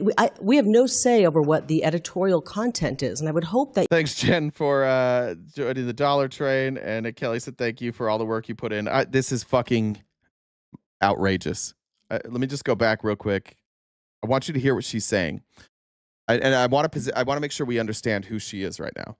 She is the administration. She speaks for the administration. The Voice of America is meant to be nonpartisan. Okay? The whole reason there is this separation, there's this barrier between the executive branch and the legislative branch with Voice of America is so that you can have Voice of America without it becoming a propaganda arm of the executive branch. That's why it was set up the way that it was. It was set up with protections so that it could not be, so that the executive branch could not influence what Voice of America said. Now, could the people in Voice of America have bias? Sure. But the whole point is that you can't have an administration use them as propaganda. And now that you know that, that's why Voice of America is set up that way, now ask yourself what Carrie Lake is asking to do. What she's frustrated with right now. And I want to apologize to the people of Arizona that we have somebody who's representing the folks in one of our great parts of the Valley that doesn't care about the integrity of our election. So but you weren't here. You came in late, and we're talking about USAGM today, the Agency for Global Media, and how they can put out absolute abject lies, and we can't control any. We have no say over what the editorial content is, and I would hope that you. Who is we? Who is we? She's very upset that the executive branch doesn't get to dictate what Voice of America says. She's upset that they can't use it as a propaganda arm. What are we watching, folks? It's here. Fascism's here. If you agree with this administration, you're a bitch. Sorry. If you agree with this shit, I think all fascists are bitches. If you agree with this, you're a fascist. That's the way that it is. That's definitionally what it is. They're complaining about not being able to control the media. That's what this complaint is right here. It's not fair, Congress. Why won't you remove the barriers that would allow us to force Voice of America to say what we want them to say? You would not be okay with that. They could literally put out a lie about anybody here. And I know you've been the victim of that. I know you've been the victim. I remember the stories about you where they said you had a gay lover, and those were going on Mr. all Chairman. over. Chairman. Can I I finish hope the story? you honor what you just gave as a caution to everyone, and I moved those words. To tell you that those kind of lies, and you said those were lies, those kind of lies could be broadcast today on VOA, and you couldn't pick up the phone, Representative Stanton, and call them and say, hey, you're putting out lies about me. Right. Yes. Yes. That's the fucking point. You don't get to tell them what to say. And if they say something that's a lie, there's another fucking branch of government that you can go to, that you can appeal to. These motherfuckers that claim they love the Constitution are so full of shit. They are so fucking full of shit. They want power. They want things to be their way. What the fuck do you think the courts are? What the fuck are they? You can't call them and tell them to take it down. Yeah, no shit. That's how it was designed. It was designed that a member of Congress or a member of the executive branch can't call and say, take it down. 3 years ago, you had Matt Taibbi sitting in front of Congress, and Republicans were like, it is not fair for the government to tell Facebook what they can and cannot put on their website. Agreed. The government should not be able to tell Facebook what they can and cannot put on their website. Agreed. Where's that logic? Are we applying that evenly now? But now that the Republicans are in power, suddenly that's such an impediment to them. How dare anybody not do what we say? How dare we not be able to pick up a phone and say, take that down, and they take it down? What world do you dumbasses live in? What fucking world do you live in where this isn't fascism? I love freedom. I love America. We just got to give our rights away for a while. They'll give them back later. We got to give them away for a while to fix this mess. What mess? What mess are we in right now? I guarantee none of you have ever watched Voice of America. I guarantee it. None of you watch Voice of America. None of you could point to a lie that Voice of America put out there. She's not even telling you anything that Voice of America said that was a lie. In fact, she referenced a media outlet that isn't Voice of America. The thing she's talking about right now was a right-wing news outlet that lied about Greg Stanton. She's not talking about Voice of America. She has no evidence. She is using other news organizations as an excuse to take control of Voice of America and turning it into a propaganda arm. Amy Lynn's correct. She let go like most of the people at Voice of America. And then when Trump wanted to talk to the Iranian people, she begged them all to come back. There were only, she got rid of people that spoke Iranian. Why? Well, because they are Iranian and Sharia law, and it's scary. We got to get rid of those scary people. They speak Iranian, so they must like Sharia law. You guys are being slow walked into fascism because you're too fucking incurious to do it. You are so lazy. You just show up every day and you're like, Trump's got this, Daddy's got this. Like, we're calling him Daddy now over there. Trump put out a video like calling himself Daddy. You guys are you joke about it, but you call him Daddy. You literally call him Daddy. Whatever he says goes. And we are watching this administration and Project 2025 unfold. This is part of Project 2025. Take control of the Voice of America and turn it into the propaganda arm of the executive branch. This is Voice of America. They want to control the airwaves. They want to limit the amount of information that you get. We will not teach about socialism. We will not teach about other ideologies. We will not teach about critical race theory. We will not teach about slavery. We will not teach about our founding fathers. We will teach what we want you to know that keeps you happy with us. And you guys are like, well, I'm happy with us, and everybody else would be happy with us too if they didn't have access to all this pesky information. So let's limit all the information that our children can have, that our college students can have. Let's limit all of it so that everybody thinks exactly like us, and then the world will be a better place. That's every fucking fascist ever. Every one of them. They all get corrupted. They start with this idea that they're going to, that's what happened when Castro got out of line, when Castro started persecuting people. Why? Because he had this idea, and this idea that he had was a just idea, and he was going to do justice. And then people started standing in the way.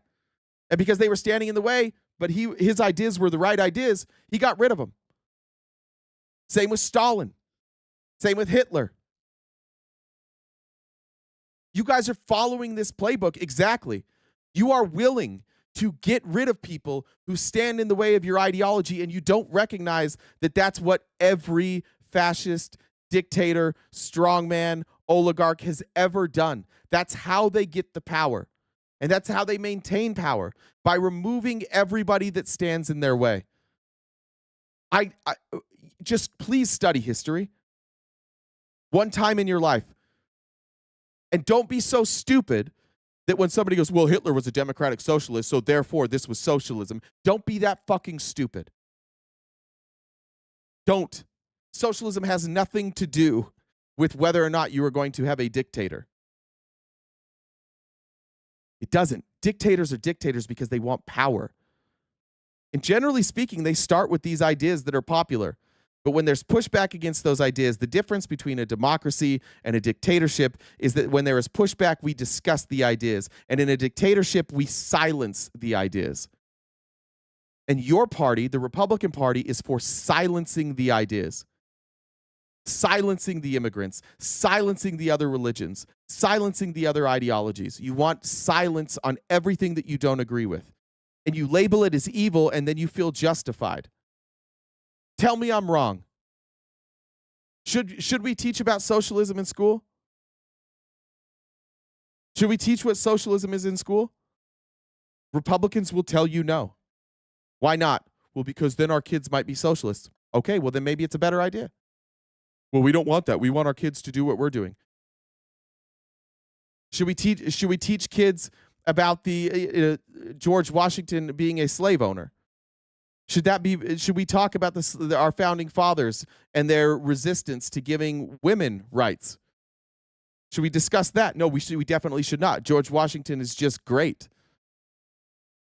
Why? Why don't you want to limit why don't you want the ideas? Because then people might start thinking, you know what, maybe America's not perfect.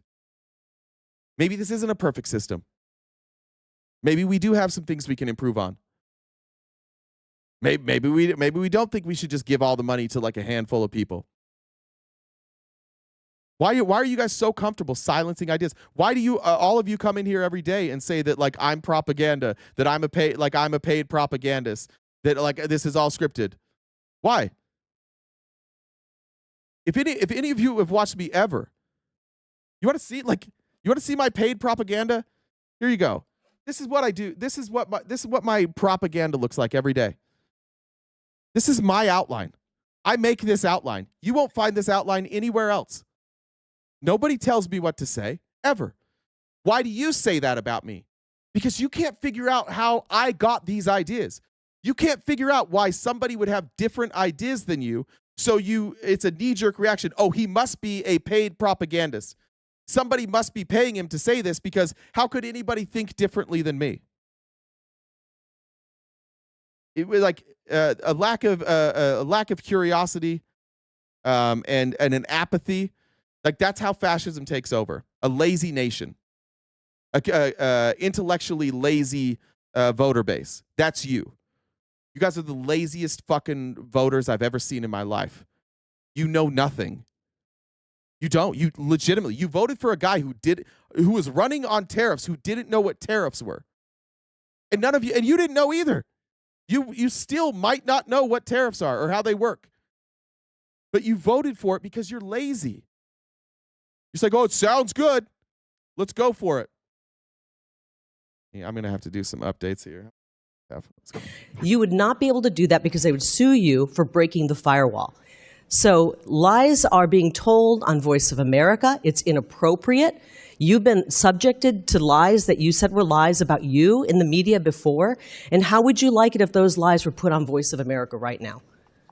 Because they could do it, and you couldn't do a thing about it. You couldn't stop it. You couldn't stop all those lies that you said were said about you if they went on Voice of America today. You'd have to sit and take it. Okay, I thank the gentlelady, and I appreciate.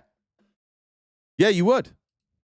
You would have to sit and take it, because we don't do propaganda here. That's why. That's why you would have to sit and take it.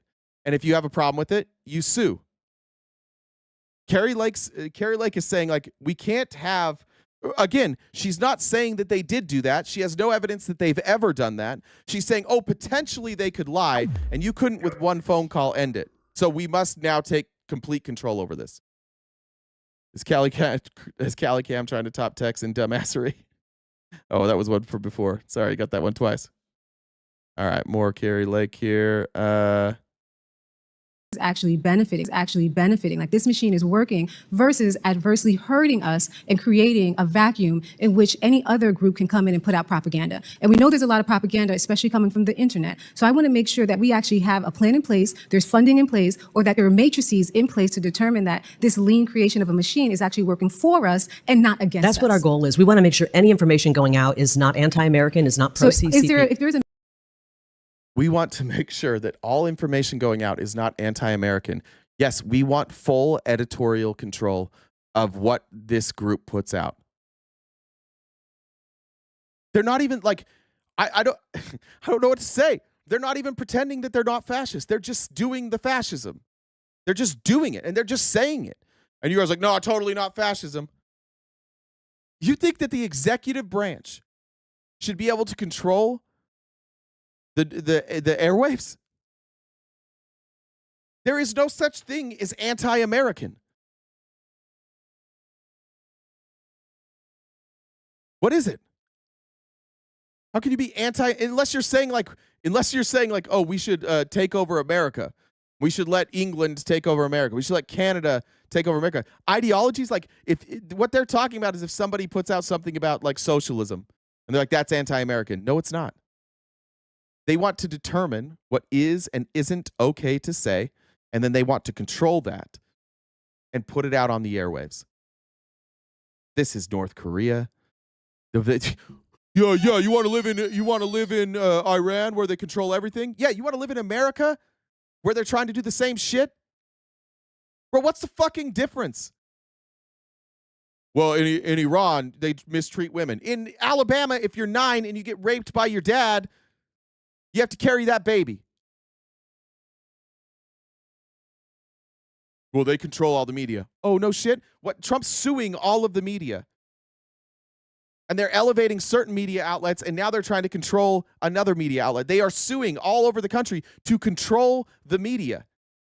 Yeah, but, well, they got to get it under control. Meanwhile, and this is what fucks me up, none of you know what's true. It would be one thing if the stuff you were saying was true, like, oh, well, the media is lying about Trump. They lied about Russia. No. They lied about Hunter Biden's laptop. No. They lied about the election. Yeah, they did. They lied about the election, and they got sued. Fox News got sued for just under $1 billion. And you're like, yeah, CNN lies. See? No, Fox lies. See? Fox is being sued again. And by the way, Trump has tried to sue CBS for 60 Minutes for deceptive editing, which is fucking bullshit anyways. I saw Joe Rogan arguing with Bernie Sanders about this the other day. Has anybody showed Joe Rogan the 2 clips that they think were deceptively edited? Meanwhile, Fox News flat out lied about Donald Trump calling Gavin Newsom. This is the way that it works. If the news lies about you, you can sue them. But now we're suing for like, oh, they don't like him. We're suing for things that aren't even lies, that don't even affect people. We really think that it's appropriate? CNN or CBS edited a clip where Kamala Harris was asked the same question effectively 2 times. She gave the same answer, but one was much shorter. And in the edit, not the edit for the interview, if you watch the interview, you see both answers. The edit was literally in the commercial. That was that showed you like highlights from the interview. We really think that Donald Trump should be able to sue CBS for a commercial that, one, doesn't lie, two, doesn't, like, there's Matrices, could you please provide no it to us so we can be on material the same? facts that were wrong there. And two, they have the right to do it. And three, it didn't affect anything. You can see both answers in their entirety in the interview. This is fascism. It's so crazy that we think that, like, oh, we'll never be fascist. You guys all said that we'll never be fascist. Oh, we would never be like that. And then when you're being like that, you don't know, because they dumbed you down. They conditioned you to never believe anybody but Donald Trump. Think about it. Think about any lie you think. Russian collusion. What's the source that Russia interfered with our election? The Mueller report. What's the source that they didn't? Donald Trump says they didn't. There's not evidence to say that Russia didn't intervene. Our own FBI said that they did. Our own DNI said they did. Trump's FBI, Trump's DNI. Russian intelligence. Russia jokes about it. They joke about it. They've openly said that they did it. Trump goes to Russia, meets with Putin. Putin's like, I didn't do that. And Trump's like, oh, they didn't do it. Trump leaves, and then Putin's like, yeah, we totally did that. And their oligarchs like, yeah, of course we did that. Steve Bannon's like, yeah, of course I worked with the Russians. Of course we did. Everybody admits it. We all know that it's true, except for you guys, because Trump says it's not. So you just believe it. Yeah, call me soy boy some more. Like, you call me whatever you want. Like, I would rather be whatever the fuck you think I am than like a brain dead lemming. And that's what you are. And you're trying to slow walk us into fascism. The thing is I think I'm better at this than you. The reason I talk to you guys in the chat is because I want to highlight how ridiculous your arguments are. The reason I went on TikTok last night and we go 1v5 is because it's too fucking easy with MAGA people. It's too fucking easy. You guys don't know anything. You have no facts about anything. You just have, but Donald Trump said so. It's too fucking easy. So that's why we don't ban you until I get annoyed. Sometimes I ban Callie Cam because he's annoying. I wish we did have some say over what information was going out, but unfortunately, because of this firewall, this place could go totally rogue. This place could go and put 100% pro-CCP information. They could side with the regime in Iran, and we couldn't do a thing about it. They could run an attack piece on you. But they haven't. Do you see what I mean here? Like, they haven't. This is fear-mongering. We have to be able to control the media because they might lie. That's what she's saying. That's all the research she's done. They might lie, so we have to control them. Here's Kamalagar Dove, Representative Kamalagar Dove, to carry here. Sorry if I said that wrong. Decided to gut USAGM. The head of Russia Today. See, complete unquestionable support for rump or lib. I understand that. Amy said, I don't think they understand that speaking out against your country is patriotism. Bending over is fascism. I did read your joke twice, Trudy. Sorry, but a good joke. The Kremlin state-controlled news broadcaster actually said, quote, today is a holiday for me and my colleagues at RT and Sputnik.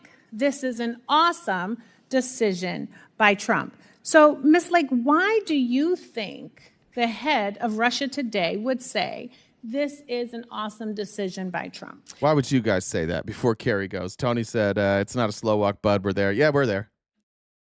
Why? Russia's celebrating this. Russia's celebrating that we don't get to put out. But why? Because they're not going to be critical of Russia. That's why. I'm really disturbed that we were spreading Russian propaganda and hiring Russian spies at Voice of America. Have you ever thought about that? Well, allegedly, there is a Russian operative in the White House Office of Personnel, but you're not asking me questions. I'm asking you questions. The question is, why do you think the head of Russia Today would say this is an awesome decision by Trump? By the way, what this was is she's being a little disingenuous. Voice of America paid a freelance journalist who was originally a journalist and then was corrupted by Russia. That happens. Again, like she said, I forget the guy's name in the Trump administration who's been accused of being a Russian spy too. I don't know if there's good evidence for that, and I'm glad she said they've been accused because I don't know if the evidence is overwhelming there. I don't know. Okay. Well, I think. Have you talked? But to at least you're honest when you say you don't know. I think that the answer is obvious, and that crippling Voice of America actually allows Russia Today to spread propaganda without any opposition. And all right, let's see, Kevin. We're gonna play a game with Kevin here. Kevin says, did the media do their job with the Hunter Biden laptop, or did they do the Biden administration a favor by burying the story? They all covered it. This is just more evidence that you've been lied to all the fucking time. That was in 2020, right? Let me edit these searches for 2020. This is easy. This is very, very simple to search. How do I pull the advanced search? There we go. I need to change the year.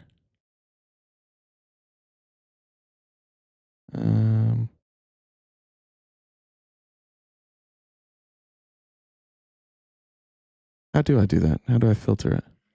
Let me just do this. Let's see how many people reported it.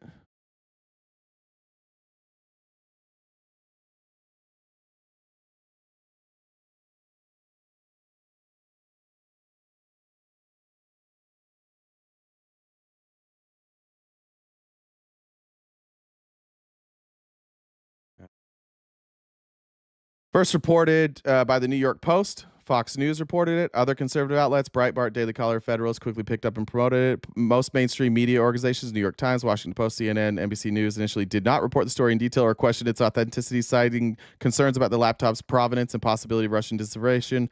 Then they posted it literally the next day. Just so you know, here's the whole Hunter Biden laptop story. And here's all you need to know about media. When the Hunter Biden laptop story was released, there was only one source. And that source was Rudy Giuliani. And when the initial New York Post story, which is a right-wing rag, got the story first, they ran a story with one source. Now, if you know anything about journalism, and if you know anything about good journalists, they never run a story with one source, ever. Ever. It is journalistic malpractice because you need multiple sources confirming. For example, the CNN story that they just broke about the intelligence report that said maybe the damage in Iran was not as bad. They had 7 independent sources before they ran that story. So now here's what you get to see. The New York Post is willing to post a story with one source. Fox News was willing to post a story with one source. Breitbart, Daily Caller, Federalist, happy to post a story with one source. Within 24 hours, New York Times, Washington Post, CNN, MSNBC, NBC News confirmed the story through multiple sources and then posted the story. Wall Street Journal said they were approached with the material but declined to publish it at first, again, because there was only one source.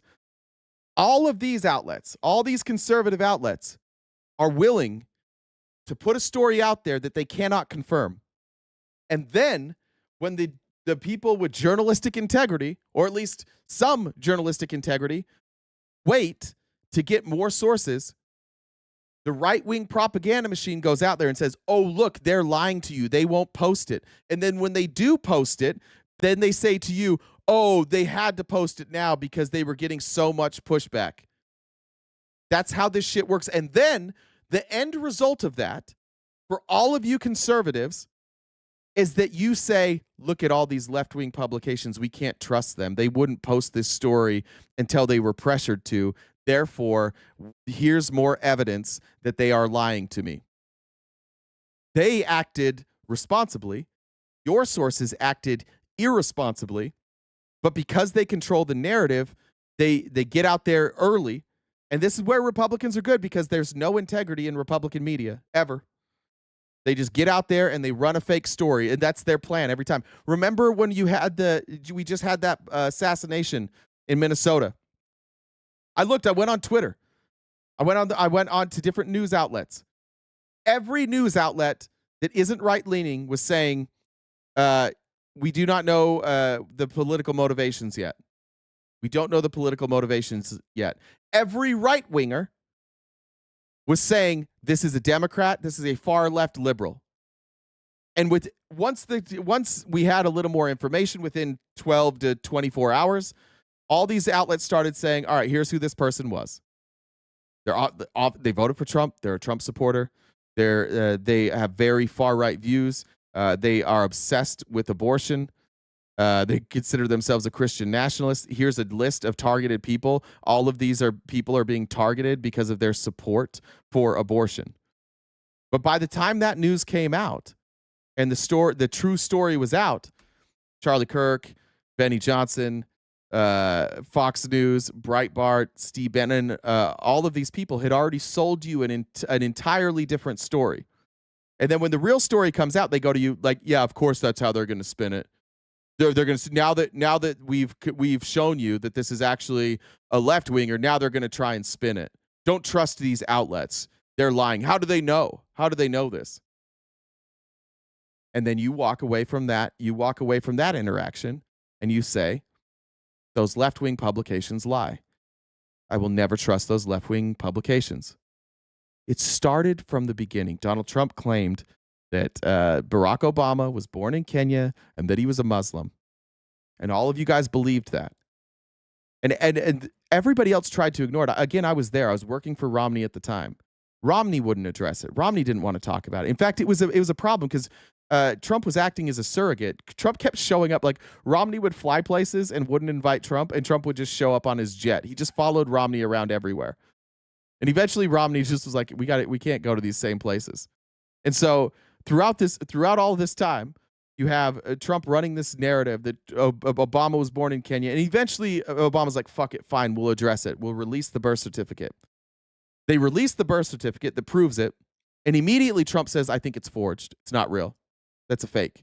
And immediately they go to, this isn't real. Why did it take so long? They would have released it on day one if it was real. No, they tried to ignore it because it's a silly story, because it was obviously fake. And what did Republicans do? They walked away from that story saying, Obama's a liar. CNN's a liar. MSNBC's a liar. It took them so long, and this is the best that they could come up with. And then he wins he joins the Republican Party, he joins the nomination. He goes, the first thing he does is lose a primary to Ted Cruz. And he goes out there before anything, he goes out there and he jumps on a microphone and he goes, this was stolen. Ted Cruz was cheating. The Republicans are rigging this entire thing for me. This is bullshit. Ted Cruz knows what he did. This is rigged. They went to Ted Cruz. Ted Cruz like, I don't know what the fuck he's talking about. Then a day later, they're like, oh yeah, we've recounted it, and it turns out it was true. And then the Republicans that support Trump, the MAGA, go, well, why didn't you guys say that the day one? Of course you're going to wait until 24 hours later. Then you had to come up with your story. And so they moved away from Ted Cruz. And then it was Jeb Bush's turn. And then Trump went out and said, I was always against the Iraq war, and Jeb Bush and his brother wanted to drag you into war. You should have listened to me from the start, Jeb. I was consistent on this. And Jeb's like, what the fuck? I didn't, what? Oh, okay. Like, everybody supported the Iraq war. That was my brother. And all the Trump people are like, yeah, look, this guy, this is why we love Trump. He knew back then that we were against the Iraq war. And then after like 3 days, as journalists were digging, they pull up these clips from 2001 on the Howard Stern show where Trump's like, yeah, we need to invade Iraq. And then when we do invade Iraq on the day, he's asked, like, was that a good move? He's like, yeah, it looks like it was a success. I'm glad we invaded Iraq. And then the MAGA folks go, oh, yeah, now you're saying that. Why weren't you saying this 3 days ago? That's the thing. You guys just hate Trump so much, you're going to make up anything. Why didn't you say it 3 days ago? Because we didn't know he was going to lie. We didn't know he was going to do that. We didn't know he was going to tell this lie. And it's been, and then it was the Russians have a meeting with Trump at Trump Tower, and he goes out on the microphone. He's like, we did not have a meeting with the Russians at Trump Tower. This is another lie by Hillary Clinton and the woke media, probably not woke, the mainstream media. They're all liars. They just hate Trump. They just don't like that I'm calling out Hillary's bullshit. And then it turns out that meeting absolutely happened. And nobody even disputes it anymore. In fact, like a week later, Trump's like, yeah, well, it did happen, but it was with my son. And then they said, that statement that your son put out, it seems like it's in your voice. That doesn't seem like it's in his voice.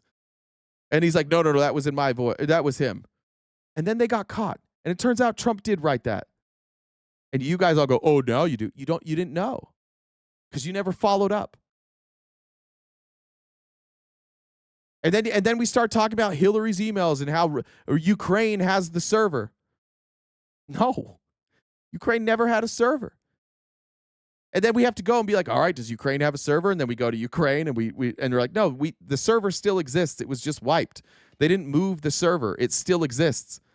And it was a week later, and you guys just go, oh, yeah, that's what a week later, now you have an answer. How come that day you didn't have an answer? You guys are fake news. Just conditions you over and over and over again. I did not have an affair with Stormy. He said, I didn't pay off Stormy Daniels. I didn't give her any money. She's lying to you. I did not pay off Stormy Daniels.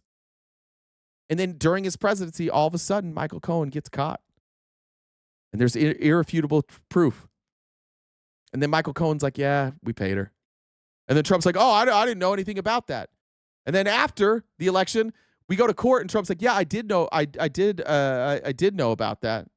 Yeah, I did know about the payoff. We were just, but we didn't pay him back. These were lawyer fees. We were just paying him lawyer fees. This wasn't payback. And then Michael Cohen's like, I didn't do any lawyer work. I wasn't his attorney when he was president. I wasn't billing him for work. I did nothing for this guy. But you guys had already decided. This is how it works every time. They're eating the cats. They're eating the dogs. So we go to Springfield and it's like, oh, no, we're not. And then they put out a video of a guy holding like a goose. They're like, look, he went down to the pond and he got this goose and he walked it up and then he ate the pets. And then we find out that goose was like from Columbus or like maybe it was Cleveland. I can't remember. It wasn't even from the same town. And it was a dead goose and it was a guy that worked for the city who was just removing a dead animal. They weren't eating the pets. They weren't eating the dogs. And it took a week for mainstream media to get up there and talk to everybody. And they're like, yeah, there's no evidence. And they did a real investigation. And you guys go, yeah, now you say that. Now you say that. That's why you guys are fake news. Took you a week to come up with that? Yeah, because we didn't know this dumb bitch was going to say that they were eating pets. Who the fuck could have seen that coming? It's years and years and years of conditioning. And that's why all of you are in here saying the exact same thing. This is why you get called bots, because you all sound exactly the same. How the fuck did that happen? How do you all sound the same? How do you all repeat the same talking points that aren't true? I keep showing you that they're not true. And even when we give you sources that aren't true, you're like, oh yeah, I'm going to believe that. Maybe slow walked. Who said whoever said it was like, it's not slow walking into fascism. It's here. Maybe it's dumb walking. Maybe we dumb walked into fascism. Any idea? Yeah, Jen, I've been updating it. Don't worry about that. I'll get it, Jen. Just a reminder, we are crowdfunded. I think this is pretty up to date. We have 135 left in the gift goal. When we hit that, then we'll go to Friendly Friday. But let's keep going. Decided to gut USAGM. The head of Russia Today, the Kremlin state-controlled news broadcaster, actually said, quote, today is a holiday for me and my colleagues at RT. Fuck you, Steph. And Sputnik. This is an awesome... I already played that part. Okay, so that was Russian news celebrating what they're doing. Here is Representative Dean. I thought this was probably the best interaction. But I do want to just point out again for our Republican friends, say whatever you want about your beliefs, hold whatever beliefs you want. Carrie Lake doesn't know how to answer any questions. None of these people who show up have any ability to answer questions. None of them. They refuse to do it. They don't have information. Why do you want an administration that either is, one, dishonest, and two, completely inept, and three, advocating for state-run propaganda? She's here saying we need state-run propaganda. We need executive branch-run propaganda. Yeah, that's yeah. I know that we don't like propaganda, but if it's Trump propaganda, we like propaganda. More than a few days, and come to a more serious conclusion. That's my worry about you in this position. You're just not serious about it. You are a propaganda machine for the Trump administration. It is an incompetent review that you have completed. Sorry, Boddington said this kind of content people need and complete. Yeah, okay. Well, actually, you didn't complete it. It sounds like you never even started it. You didn't interview anybody. You've never run an agency like this. You're a former journalist, apparently, allegedly. Although I don't trust your journalistic integrity when you hold up a single picture of a newsroom at a single moment in time and think that reveals anything. It reveals nothing. She's referencing is that she held up, she's like, look, nobody even works here. Nobody's even doing their job. And she held up a still shot of a mostly empty newsroom with no timestamp, no date stamp. We have no idea what that was. That was what she came to Congress prepared to do. Look, I got a picture of this. There's empty seats. That was enough. Swish says, fuck Tex, fuck Kelly Cam, fuck Bobby. I love you. Thank God it's Friday. Betsy, thanks. Happy Friday to you as well. Evidence of nothing. I don't know if they all just went to lunch. Who knows what that's a picture of? You ever Your worked in a journalistic newsroom? integrity, I've been to many newsrooms. Your journalistic integrity is shot. My son has an expression that he taught me years ago, that trust and credibility is gained in drops and poured out in buckets. Sadly, you have poured out that trust and credibility over years. But I see why Mr. Trump put you in this position. He doesn't want a free press. He doesn't want Americans, soldiers across this globe hearing the facts of what's going on. He doesn't want our adversaries to actually know what's going on. Look at what we're up to today. We can't get the facts. We can't even get a briefing on an attack by the United States using our exquisite military expertise. Let's talk about that. The Trump administration briefed only Republicans on the attack in Iran. They held a briefing and only Republicans were allowed. I know that you guys like that, but stop telling us it's not fascism. And by the way, we'll continue just like raising this alarm. The interesting thing about you guys is that in a public forum, when there are people around who don't have a side, you're going to look fucking stupid. You look fucking stupid right now. Biden prosecutor in Ukraine. Get your COVID shots. You must have had a lot of mercury. You have nothing to say. You have no information. If you're forced to defend your positions in a public setting, you're going to look like a fucking idiot. Because you don't know anything. You can't defend anything. None of you are defending any of this. You are literally just like hurling insults at me. And that's fine. Like I got thick skin. We've been doing this for a while. None of you have an answer for any of this. You will lose. Every fascist regime ends the same way. Every time. In an overthrow. And you guys will just be little bitches and you'll pretend that you didn't go along with it. And you'll just take this time period of your life and you'll pretend it didn't happen. No, I never really liked Trump. I didn't really go. Once then it got crazy and I was like, oh man, I'm out. No, you'll change positions once your friends start changing positions. That's what you'll do. From the President of the United States and those who put it forward. We can't get at the facts. All we're getting is propaganda. Totally obliterated the nuclear program of Iran. We have to rely upon that as our news source. I'll be going to a SCIF to try to get whatever little information we can. But honest to goodness, I have no question for you because you don't have any credibility. You have misled this other side of the aisle with some notion of reform when you even say you don't want reform. You just want to collapse the doggone thing. You fired people. You let people go. You misled this committee, worrying about who was vetting the hires. You didn't bother to say that in 2018 to 2021, the new hires were vetted by DOD. You've misled this committee. You're misleading America. You did it in your own state through your own elections. You did it with the presidential election. You've lost your credibility. You've poured it out in buckets, and I yield the remainder of my time. Carrie Lake, nobody should look at Carrie Lake as an example of anything. You guys cannot be proud of Carrie Lake. There's just no fucking chance that you're proud of Carrie Lake. Here's Representative Jayapal. Let me grab a couple of these comments real quick. Vicky said, I look forward to listening to Jay every day. TJF, Jay, enjoy your weekend. Thank you. I'm going to enjoy this weekend. I'm headed directly to the dispensary when we're done. I'm going to smoke these morons away.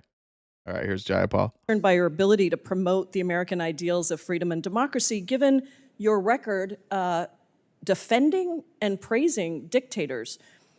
Let's look at Hungary. You previously stated that Hungary is, quote, doing it right, and that Hungarian Prime Minister Viktor Orban was, quote, the greatest in America, greatest in caps, and, quote, and equal to President Trump. Do you stand by those statements? I think that Viktor Orban has done a very good job at protecting his people and protecting... He's a dictator. Viktor Orban is a top-down fascist dictator. When Trump praised Orban and we were like, he wants to be Orban, he wants to be a dictator, you guys are like, no, that's not it. Exactly. That's what they're doing. They're just copying Viktor Orban. Is anybody not think Orban is a dictator? Is there anybody here that doesn't think Orban's a dictator for real?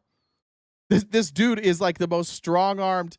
And again, somebody said, I remember if it was on a live or if it was something I saw. They said like, no, it was definitely something I watched. They said Republicans want a daddy, Democrats want a mommy.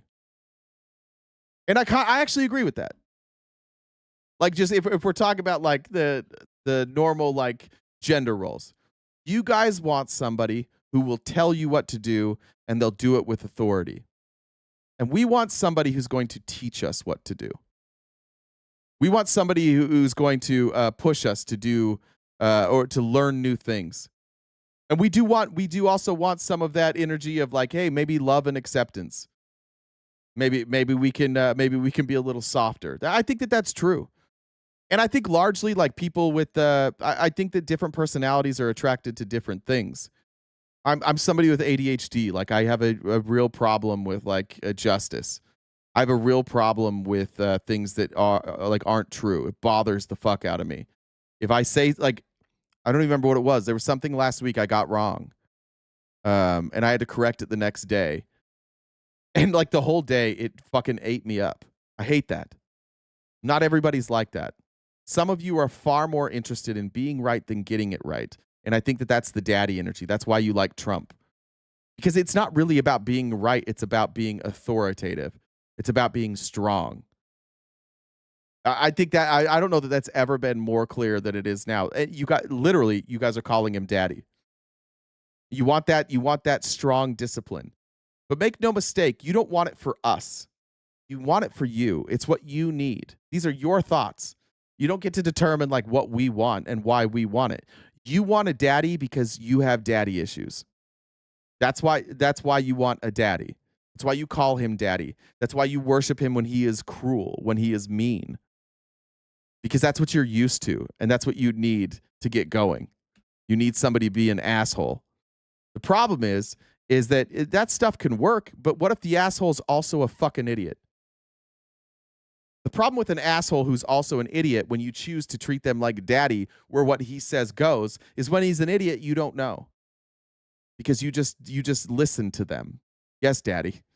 Everybody's had a shitty dad that they had to listen to. Lots of people have had a shitty dad that they listen to, and they find out years later that their dad was a fucking idiot. You're going to find that out too. Your dad is a fucking idiot. Trump has an effective IQ of like 60. If you want something from Trump, you just praise him, and he's like, okay. He's a moron. But you like that energy. You like that tell me what to do energy. I think it's more cucky than anything. You like being pushed around. I would imagine that there are many of you that find yourself in the dark recesses of the internet, where you find yourself looking at a daddy figure. We'll leave it at that. Oh, I'm not on TikTok. I can say that. Y'all watch that kind of porn. I forgot we weren't on TikTok today. Culture. Sativa or indica? Always sativa. I hate indica. It makes me too sleepy. It shuts my brain down. Dems on Intel Committee had a briefing this morning. Yeah, I haven't seen what they came up with yet. And so, I think Ms. Lake, if you asked people in Europe, other parts of the question Europe, here is very they simple. would be wishing that their leaders stood up for their people. Is Viktor Orban the greatest in Europe? Yes or no? I think he's done the best job in Europe, yes. Okay, and so even Secretary Rubio acknowledged in a 2019 letter that under Orban, Hungary took a downward democratic trajectory, and yet you insist that Hungary is doing it right. How about the fact that Orban and his party control 80% of Hungary's media market? Are we here talking about Hungary? Yes, we are, because guess what? I love that answer so much, because she thought she could get away with that and detract, and she's like, yeah, that's exactly what we're talking about. Thanks for sticking around. That was so good by Jaya Paul. I think most of us would have stopped right there and been like, let me explain why. And she just rolled through. As a debater, I like that she did that. I was like, yeah, that's what we're talking about. Keep up. Actually is responsible for other countries Hungary and is an unbiased ally. Can I remind you? He's a business mogul. I'm on YouTube being insulted by you. You're a dumb bitch insulting people on YouTube. Fine. If you want to do it, like you're lower. You're like the lower level. You're the one that is arguing from the comments, insulting a stranger on YouTube. Fine. I don't give a fuck about business moguls. Here's the truth about the richest people in this world and the business moguls. They don't have principles. They're all shitty people. The richest people I know are the worst people I know. I don't have respect for people because they're rich. I don't worship people because they're rich.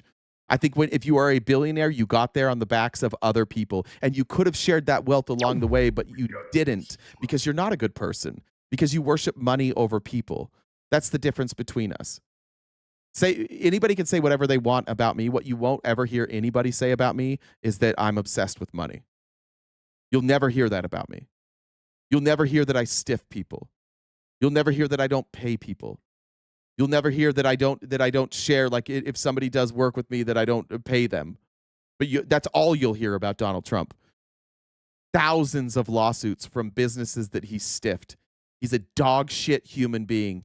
And you cannot become a billionaire without being a pretty dog shit human being. You cannot get rich without fucking people over. So cool. If you want to worship that, I think you're adding to my point here. You're adding to the point that you need a daddy. You need somebody whose morals are questionable, whose morals are flexible, and you get to worship them because you have flexible morals, because you don't want to be held to a standard. But nobody with principles has ever become a billionaire. Nobody with principles about how to treat other people has ever become a billionaire. It doesn't work that way. You can't be a billionaire without stepping on the necks of people who got you there and holding them down while you collect money. Fuck the rich. Fuck them. They don't help our society. We shouldn't have people that rich. So yeah. And once again, if even in your hierarchy that you just, he's a business mogul, you're just on YouTube and you're just some bitch that nobody cares about, so you have to come here and argue with me. At the very least, some people listen to me. Like if you want to do this totem pole thing, you're down here at the bottom. All the shit, all the piss, it's landing on you. Maybe that's a kink. Maybe that's why you're down there. That Hungary is an ally of America? Oh, and so you think that it's okay that Viktor Orban, the greatest in Europe, according to you, controls 80% of Hungary's media market? Is that level, free, and fair reporting? I don't. You obviously don't like our ally Hungary. I think that Berserker. I think that maybe your business fucking sucks. I've owned 6 of them. I've never been sued, and we employed hundreds of employees, hundreds. Never once got sued. Maybe your business is dog shit. I don't know. But you also have insurance for that, right?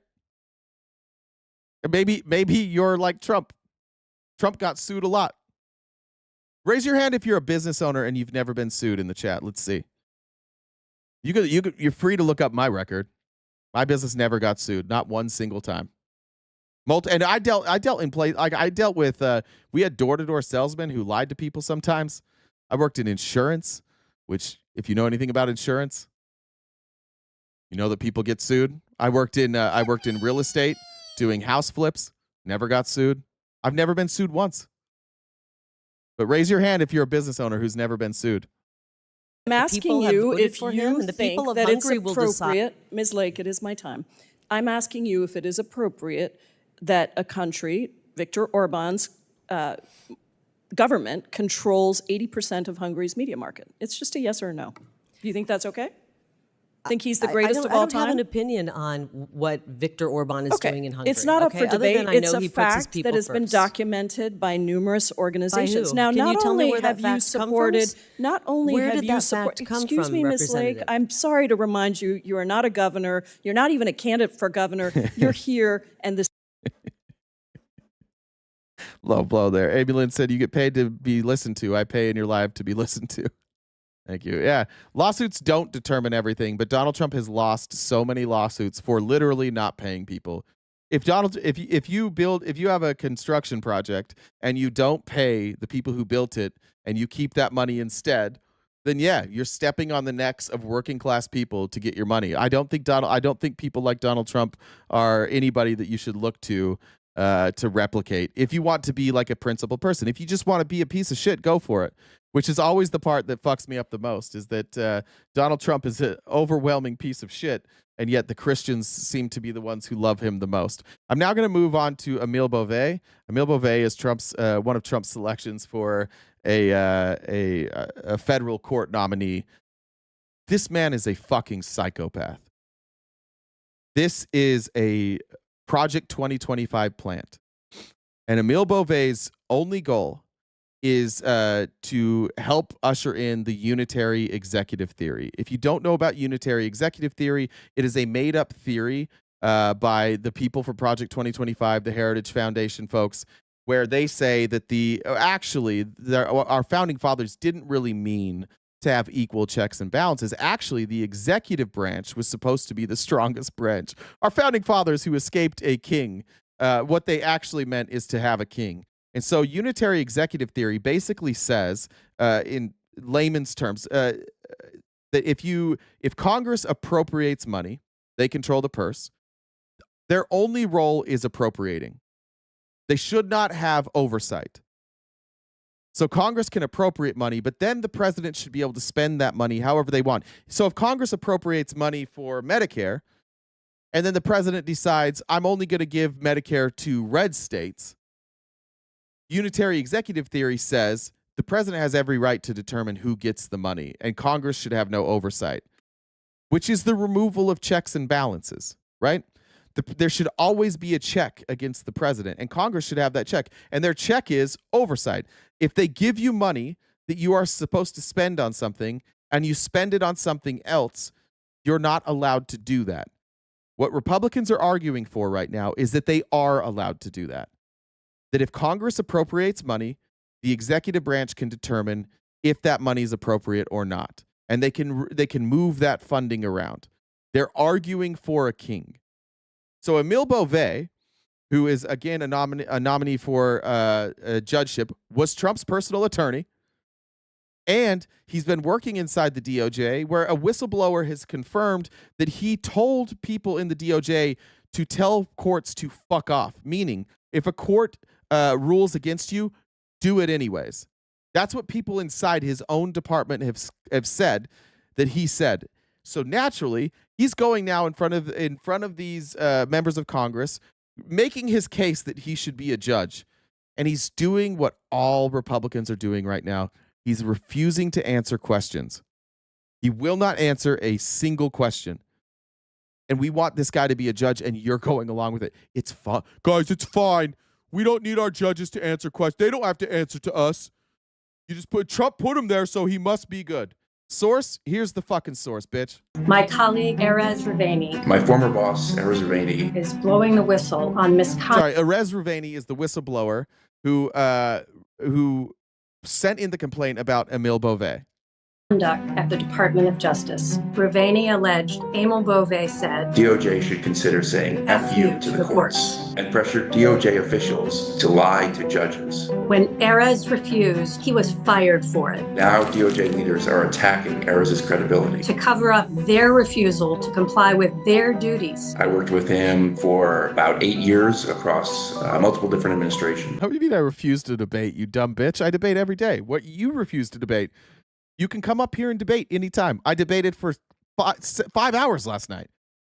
5v1. 5 hours last night. It was me versus 5 Republicans. Shut up.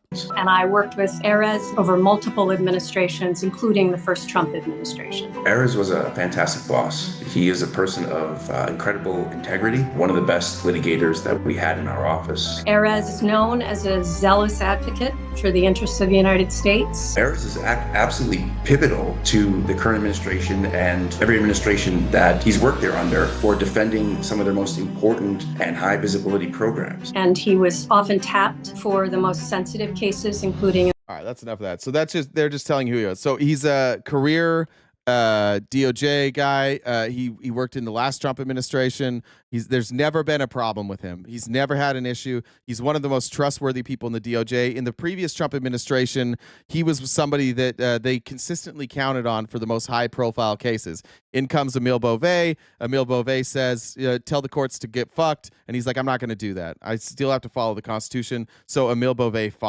fired him. Now, here's Emil Bove, who, good Lord, like just... this man's demeanor, enough. I've trigger warning. This is one of the most off-putting human beings I've ever seen in my life.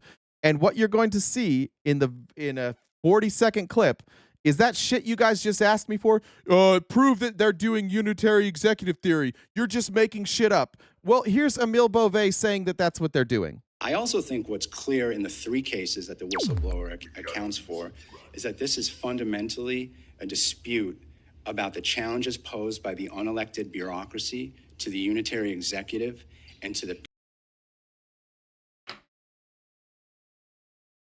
Tell me I'm full of shit again. Where's the apology? Oh, wait. Where's the apology? This unitary executive theory, you're full of shit. He just said it. The bureaucracy is a challenge to the unitary executive. Do you find the words unitary executive... What are you talking about? Fight for victims. I'm about to block you for putting the same thing. If you want to schedule a debate, reach out to me and schedule a debate. I don't block your comments. I don't even know how to block comments. Whatever you said, a mod probably blocked. Nobody's afraid of you. Nobody knows who you are. You can send me a message and I will debate you anytime, any place. Nobody's afraid of you. And you don't have to act tough in the comments to get a debate. None of you do. Send me a fucking message. I'll debate any of you about anything. Here's Emil Bove. Remember, you guys all said I was crazy here, right? Fundamentally, a dispute about the challenges posed by the unelected bureaucracy to the unitary executive and to the people that elected the president and put him in office. And what I mean by that... So is he lying too? When I said Emil Bove was a fan of the unitary executive theory, and then he said it, he must be lying too, right? The source is him, and you still won't believe it. I don't know what to do about your brains. It's fucking insane. He's the source. I quoted him. Oh, yeah, prove it. Here he is. Oh, it's not it. Is throughout this complaint, there's a suggestion that a line attorney, not even the head of the Office of Immigration Litigation, was in a position or considered himself to be to bind the department's leadership and other cabinet officials. I don't abide that line of thinking in my management style, and I'm not apologetic of that. I also think I'm not sorry about that. I believe in it. I believe that the executive branch should not be checked. I believe that we shouldn't have oversight into the executive branch. Exactly what I said. Here's a quick description. Well, I'll skip it. There's a, Kim, if you want to throw number 3 in the Discord, it's Mark Elias just explaining, well, it's like a minute long. I'll show it.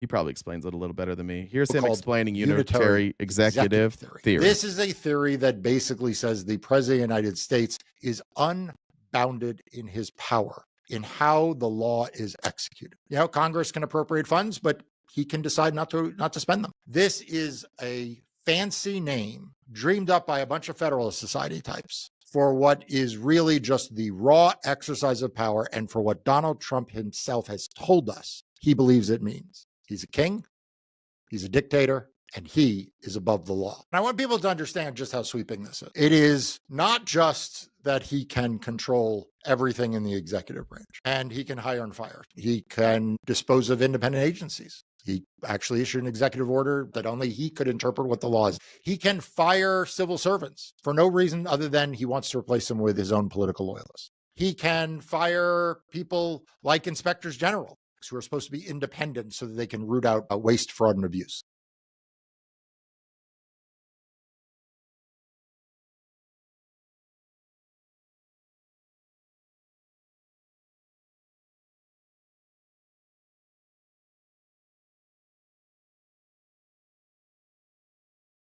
You're muted. Oh shit! Thank you. Tony said Bove looks like a Dr. Evil henchman. Meliodas said, "Thank you for educating people. You're one of my favorite sources. I appreciate that." All right, now here's Bove. Now that we're back to Bove, he won't answer questions. This guy's supposed to be a judge. He's auditioning to be a judge. And Republicans again will just sit by and be like, "It's okay if we never answer questions." Mr. Bove, can you share with us how many of the prosecutors assigned to the Capitol siege section were fired after you sent your memo on staffing at the Department of Justice? I don't recall. Ballpark? I don't recall. All right. Well, I'll submit that in the form of a question for the record to allow you time to jog your memory banks and try to give us a number, or at least an estimate. Can you tell me how many January 6 rioters President Trump pardoned?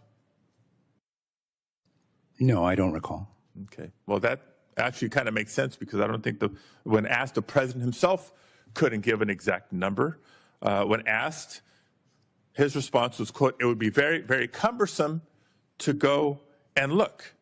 You know how many people we're talking about? 1,500 people. To think that on the first day in office, he would have considered case by case that volume of files to make the determination that they should be pardoned, that's clearly not believable. And we know that dozens of those pardoned had prior criminal records, including rape, sexual abuse of a minor, domestic violence, and more. Yes, I'm talking. I like the Trump layer here. Like the Dems went too far left. They went to fascism. They're doing fascism, and you're like, well, yeah, you guys think trans people exist. Okay. We went to Joe Biden was the most like moderate. He was basically a Republican president. The whole time Joe Biden was in office, we were under Trump's tax policy. Joe Biden did nothing that was even remotely radical. You're full of shit. You are so full of shit. Nope, the Democrats didn't go left. Kamala Harris was hardly like a far left candidate. Joe Biden was hardly a far left president. They were both like pretty middle of the road. There was no hard shift to the left. We desperately want a hard shift to the left. We didn't lose you. You're probably just a bigot. And you're like, I would rather have fascism than allow people differently than me to exist. Here's Adam Schiff asking him about, again, multiple whistleblowers have come forward and said that Emil Bove told them that they can tell the courts, fuck you. Here's Bove. Bove won't even deny it, really. Turn to the meeting that Mr. Ravani, the whistleblower, has written an extensive complaint about. The hearing started with the chairman reading a social media post by the Deputy Attorney General Blanche, who is present today but not under oath, nor is that social media post under oath. So let me ask you, since you are under oath, in the complaint it says, Bove stated that DOJ... By the way, I actually want to add something up. I'm going to miss this clip. For some reason, Pam Bondi and what's his name? The assistant, what's the assistant DOJ? What's his name? God, I can't believe I'm blanking on that. What is his name? Todd Blanche. For some reason, they sat there for 5 hours today, peering right over Emil Bove's shoulder. I've never seen that before. I've never seen an attorney general just sit there with the assistant attorney general. They have a lot of work to do, and they sat through this for 5 hours today, looking over his shoulder. It was weird. Why is Trump allowed to break the emoluments clause? Because his people, the people that vote for him, literally just want him to do whatever he wants. They do not care. DOJ would need to consider telling the courts, fuck you, and ignoring any such court order. Did you say anything of that kind in the meeting? Senator, I have no recollection of saying anything of that kind. To the extent I Wouldn't you recall, Mr. Bove, if you said or suggested during a meeting with Justice Department lawyers that maybe they should consider telling the court, fuck you? It seems to me that would be something you'd remember, unless that's the kind of thing you say frequently. Well, I've certainly said things encouraging litigators at the department to fight hard for valid positions that we have to take in defense of our And have you clients. frequently suggested that they say fuck you and ignore court orders? Is that also something you frequently do, such you might not remember doing it on this occasion? No, and as I explained, I have never directed. So did you or did you not make those comments during that meeting? Which comments, Senator? You really need me to repeat it? Did you suggest, as Mr. Ruvani wrote, that DOJ would need to consider telling the courts, fuck you, and ignore any such court order? I did not suggest that there would be any need to consider ignoring court orders. At the point of that meeting, there were no court orders to discuss. Well, did you suggest telling the courts, fuck you, in any manner? I don't recall. You just don't remember that. Well, let me ask you this. Don't recall? Well, that's something you remember or you don't. We've now, it's time and time again. They just will not answer questions. Here is Blumenthal. Blumenthal had enough of this guy. And frankly, like, whatever you think of Emil Bove, if you're going to go before Congress and audition for a job and refuse to answer questions, you don't get that job.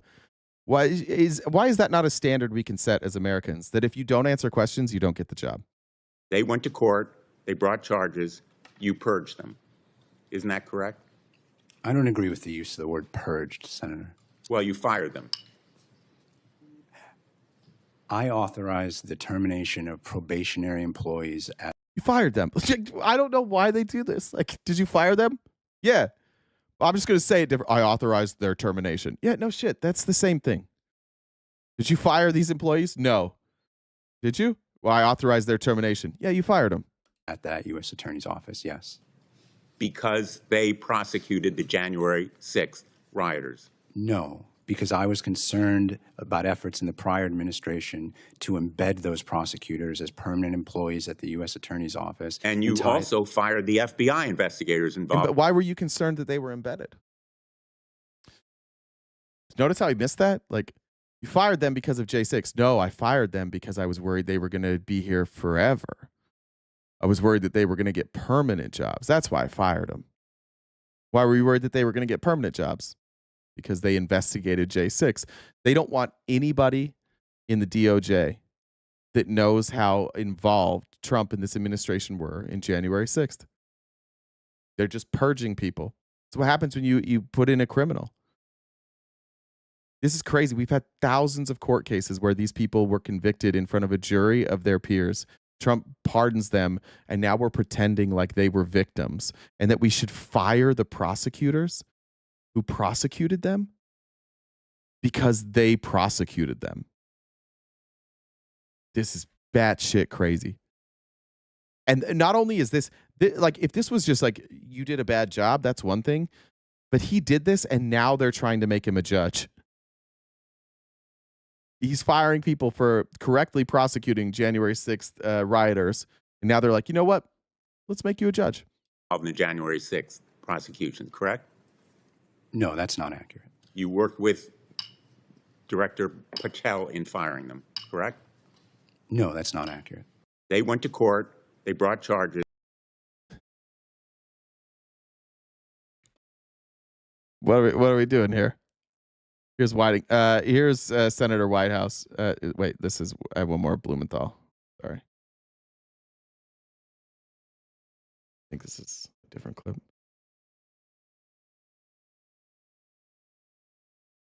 I do that. You responded to Senator Kennedy's questions about who was consulted about the dismissal of charges against Mr. Adams. Did you ever talk to Stephen Miller before you... Is that so wrong? Is it so wrong to fire people for doing their job? Yeah. Yes, that is so wrong. It is so wrong. You shouldn't fire people for doing their job. They're not in control of what cases they are handed.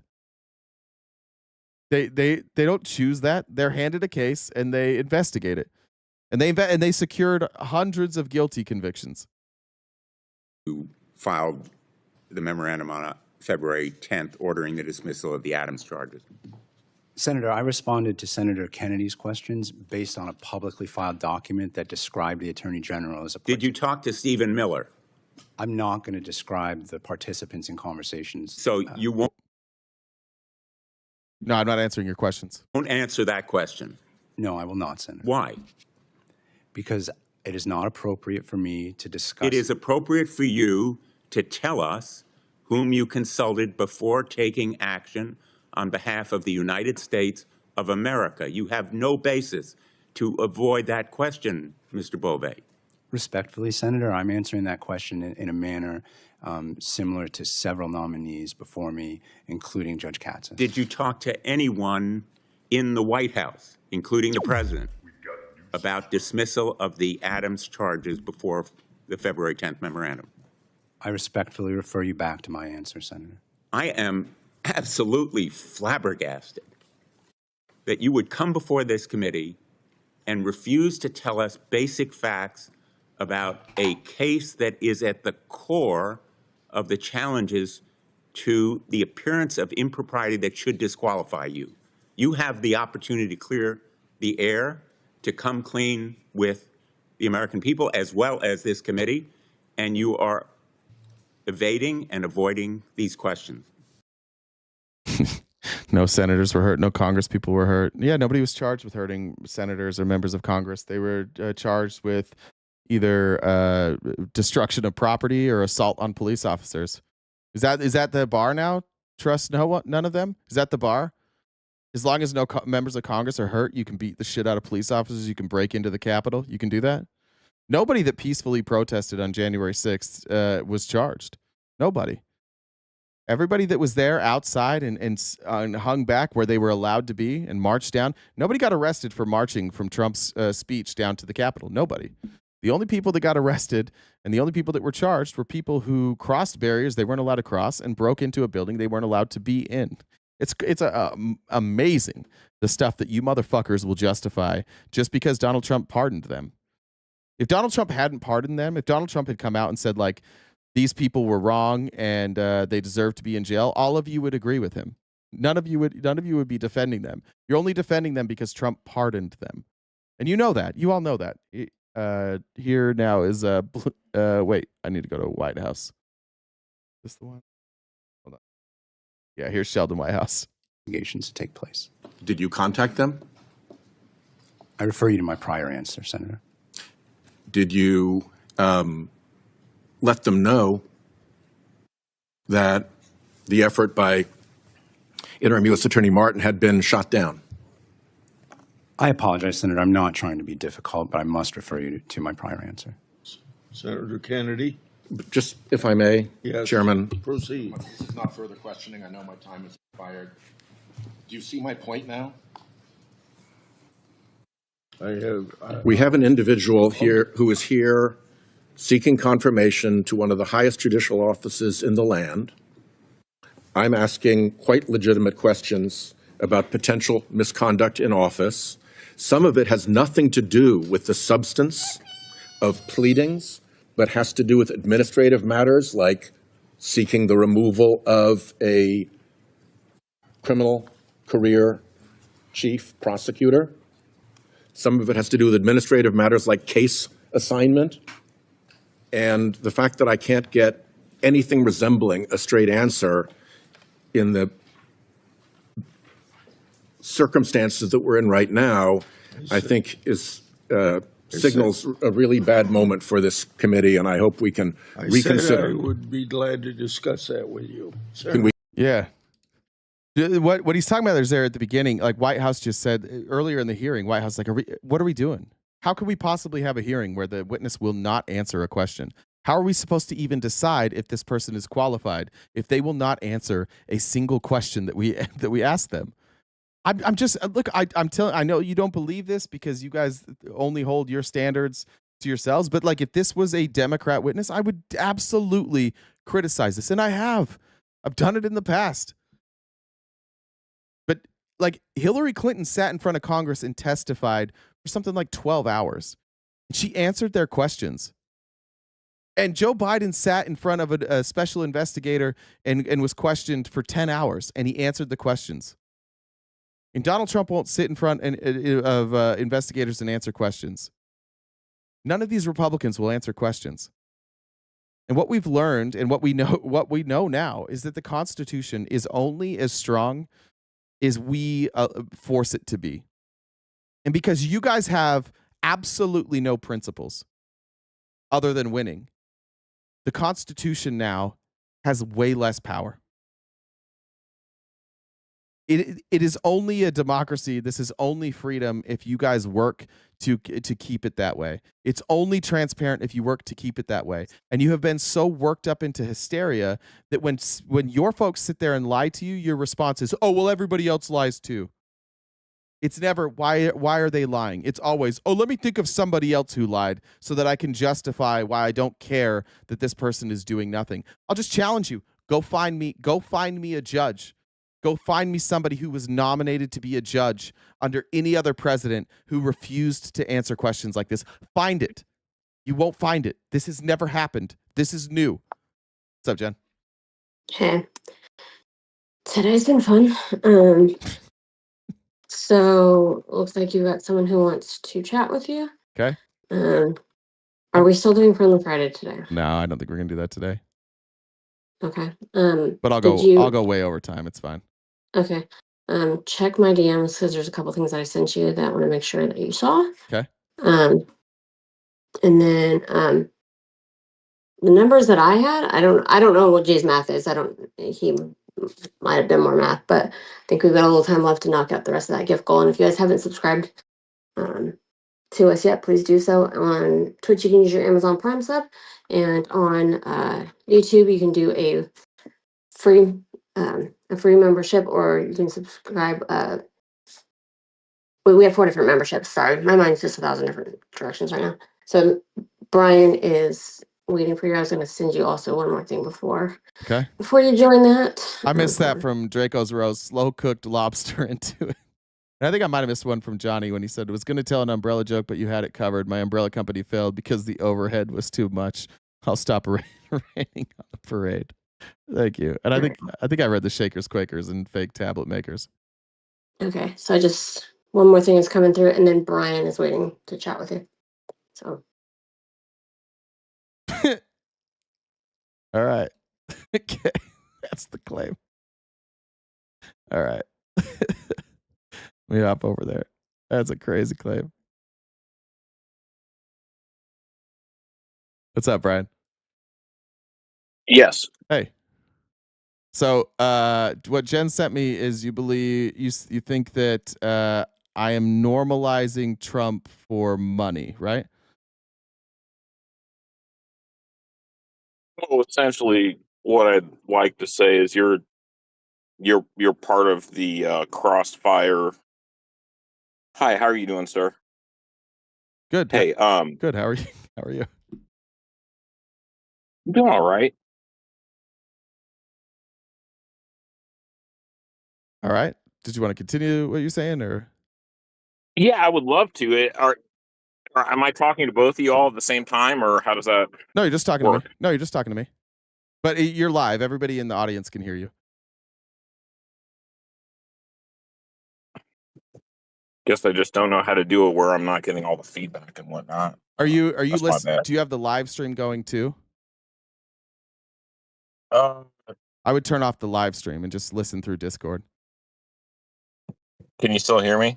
I can hear you fine. The whole time I've been able to hear you. Well, I'm not. All right, now we're good. That was my fault. I didn't realize I had to shut the live off. I apologize. No, you're good. No, sir. I appreciate what you do. Number one,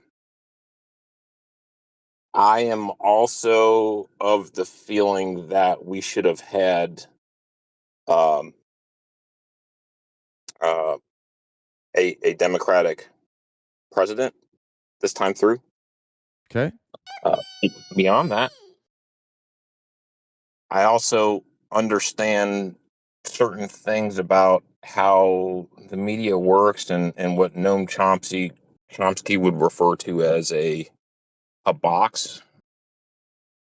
And The exact quote I'm going to get wrong, but essentially what we do in America is we give you a very vocal box. And within that box, you can trounce one another hardcore. Republican, Democrat, doesn't really matter. That's not really the point. But the actual point is the people that I see in the media right now are just, everyone's dancing. I honestly, God, I have no idea what you're saying right now, to be honest. I'm very confused. Do you want to look at that Noam Chomsky quote, or should I do it right now? Well, no, what are you, I'm confused about what you're saying about dancing. You'll tell us about. I mean, were you just talking about something that happened close to 5 years ago? Which part? The January 6th stuff? Yeah. No, I wasn't. I mean, that's not what I was talking about. You weren't talking about January 6th earlier? No, we were talking about Emil Bove just a few months ago, firing people at the DOJ because they investigated January 6th. So the criticism of Emil Bove is that he is removing people out of the Department of Justice because they investigated Donald Trump. So it's actually a very current event, and it is if you've read Project 2025 or if you understand unitary executive theory, this is the plan: is that you remove anybody who's not a loyalist from the government and fill it full of loyalists. And that's a scary thing, especially when we're talking about somebody who embraces fascism like Donald Trump. And so the criticism of Emil Bove is that his role in the government has been to get rid of people who may have investigated Donald Trump for something. That's fair. I understand where you're coming from. I understand what you're saying with that. That's 100% fair. I just, I know that as someone that's in media, I think you think you're doing something. Well, I'm definitely this isn't me telling you to not do something. Trust me. I'm definitely doing something. Whoa. Right? Let me talk first. Brother, you've been talking. I was just responding to one thing you said. Yeah, I know. Chill. And brother, Relax. I understand what you're saying. Relax, please. But if you would like to let me talk, I can. If you don't want me to talk, just talk over me. Brother, I haven't hardly said a word. Fucking relax. Jesus Christ, man. Go ahead. It was your turn to speak, apparently. So it wasn't. I was responding. I was only responding to what you said. That was it. Keep going. You said you're not doing anything. I said I'm doing something. I don't know what you mean. What do you mean I'm not doing anything? You said you think you're doing something. I'm doing something. Well, it was initially my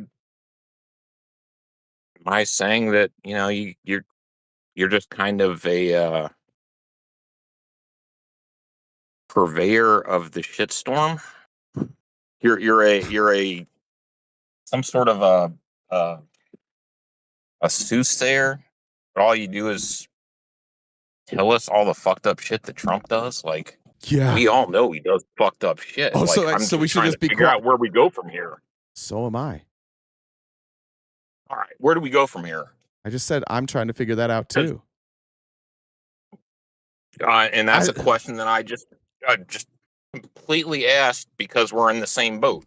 You said, "Look, I'm just trying to figure." Well, Well, let's be honest let's be honest about what you said. Let's do this. Let's do that. You said, whatever. But you said, hold on. You said I don't believe RTP is working. You're gonna try and catch me into something, but what I'm trying to ask you right now, and it's a very simple question, sir. Hold on. Be quiet. Be quiet for a second. It's a very simple question. I understand, and you'll get your chance. How about you just let me ask my simple question, and then I'll be quiet. Because I don't like the game you're playing right now. I'm not playing a game, bud. I'm not playing a game at all. Yeah, you are. Go ahead, ask your question. Trust me, I've watched enough of you. Ask your question, please. Thank you. You're hey, welcome. You're really a kind person when you need to be. How much longer is it going to take? How much longer is it going to take before you answer? Or you ask this question? How many more words are you going to say before you ask this fucking question? I don't know, man. I don't know. Is it going to be a while? I'm kind of bored already. Can you ask the question? You want me to be bored? I want you to ask the question, dipshit. Jesus fucking Christ. What question are you going to ask? What the fuck, How man? many times have I called Jesus you Christ. a name? 0. I'm calling you names. Why Ask are you the playing this game, dude? You have 4 seconds to ask a question, or I See? gotta go.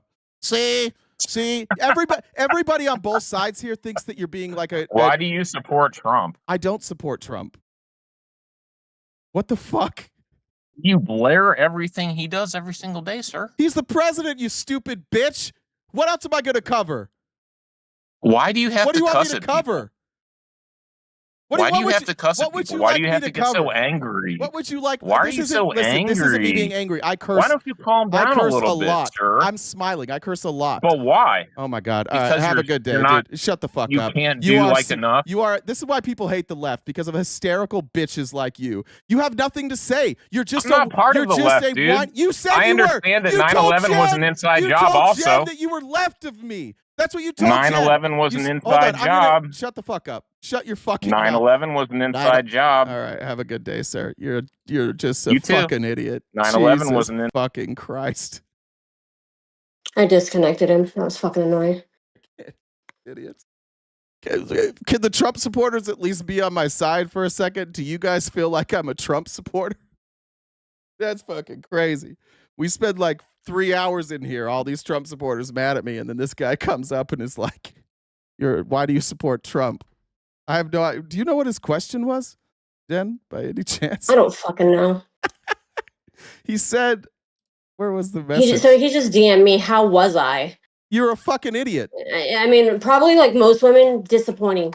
I'm sure you hear that a lot. Disappointing. Can you please tell him he was a fucking idiot? He said, I don't believe RTP is working against Trump. I believe he's normalizing Trump for money. That's what he said to Jen. She said, are you the person I said to message me? Yes, ma'am. Okay, 1 second. I just signed up. Sorry. That was his statement. I don't believe RTP is working against Trump. I believe he's normalizing Trump for money. I feel like I'm normalizing Trump to anybody here. Dude, That's I don't crazy. know.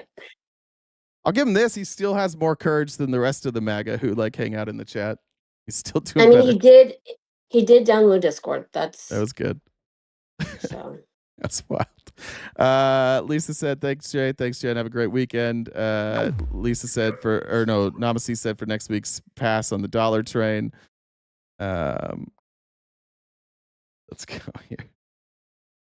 This is 2 days in a row. MAGA has had to defend me. I say that's tough. Sorry, MAGA. That guy doesn't. That yesterday, not live. That was something. Yeah, 2 days in a row. What is happening? They're splintering. MAGA is splintering. They will never stop dividing each other. That's all they know. The whole MAGA movement is divide and conquer. And so when they run out of people to divide, they divide amongst themselves. Alicia said, who the fuck is this guy? Jay's doing something. He's taught me more about American politics and the history of American politics than I ever learned in school. I appreciate that. Thank you. There's just Jen deals with these people way more than I do because I don't spend much time in my DMs and Jen does. But I will say this, as much as like MAGA bothers me, I think, Jen, you probably agree. Legitimately, the most annoying people to deal with are the people that like attack from the left, and they're like, you don't cover the right issues. You have to cover this issue.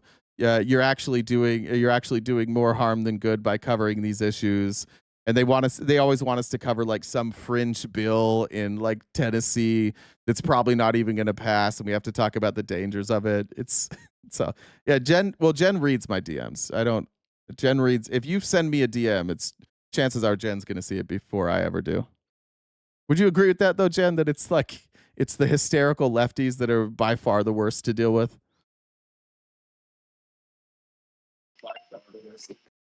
It's a lot. I mean, I watched that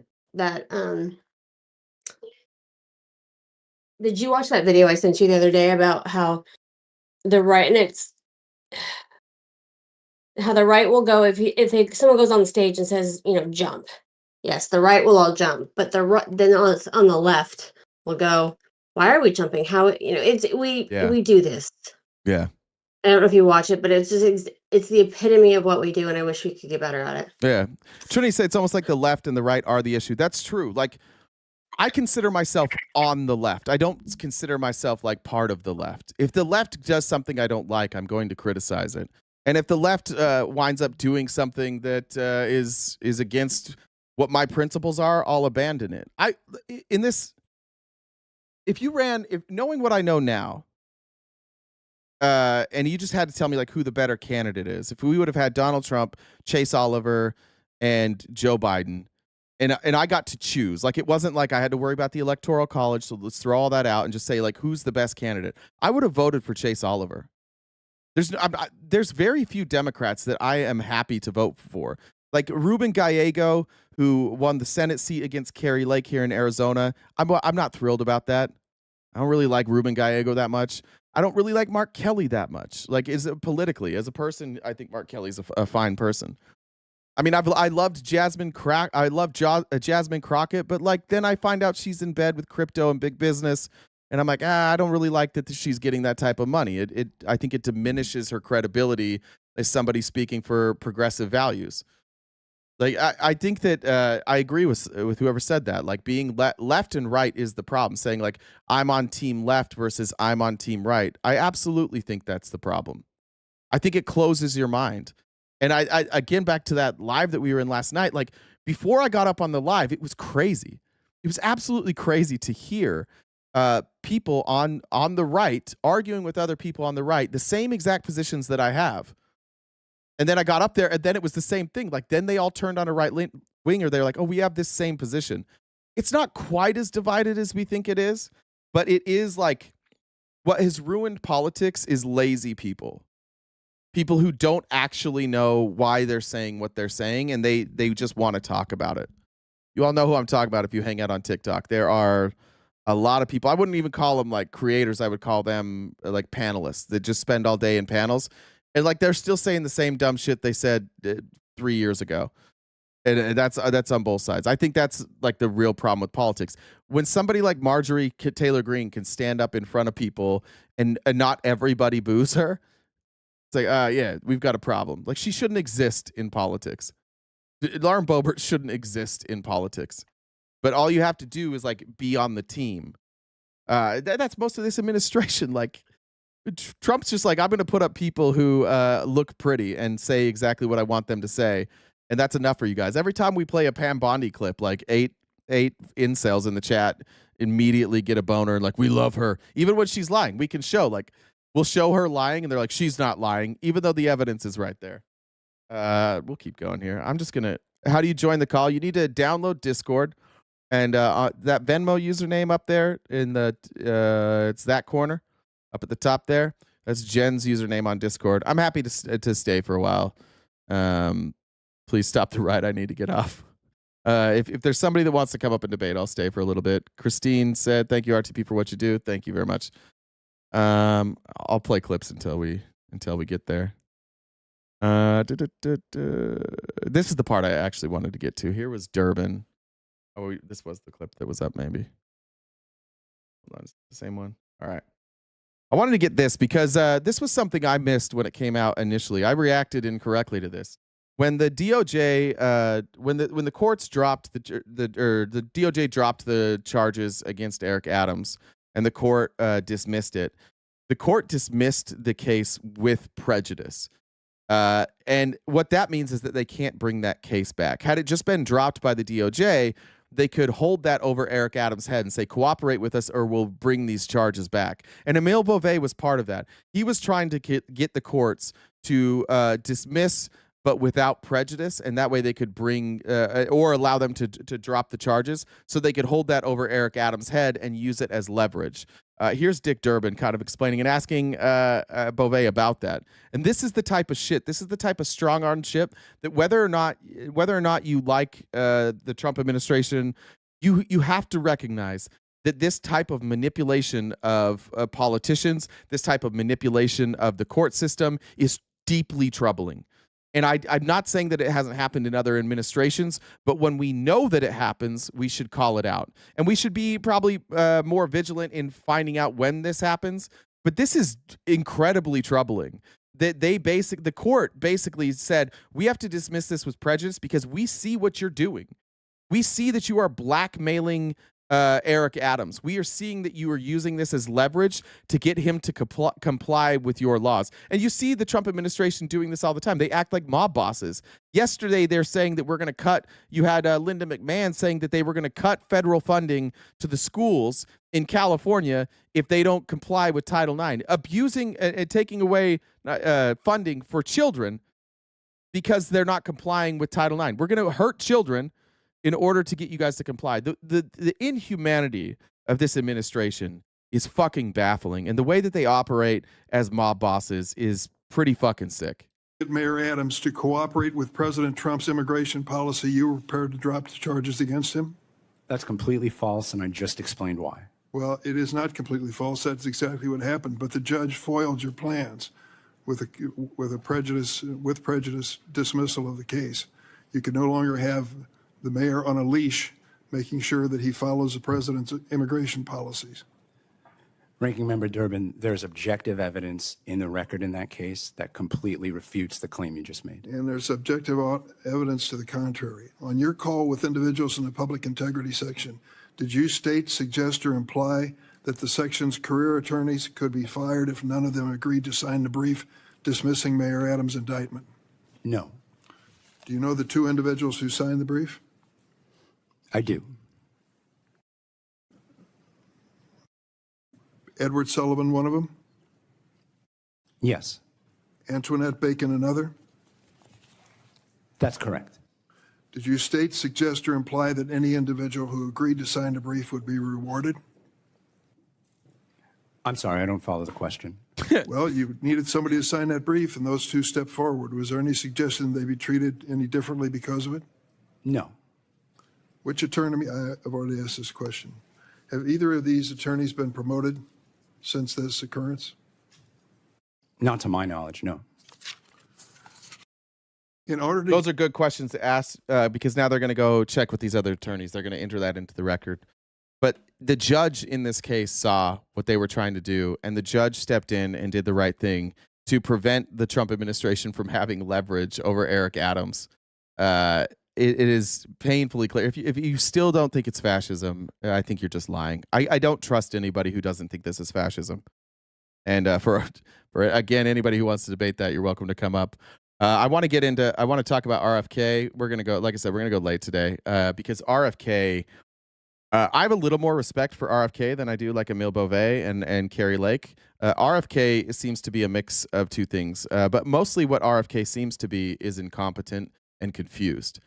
He is trying to answer questions. The shocking part with RFK is that he can't answer questions, and it's questions regarding things that like he's been involved with. He doesn't seem to cognitively be good enough to do this job. Here is, which one is this? Sorry.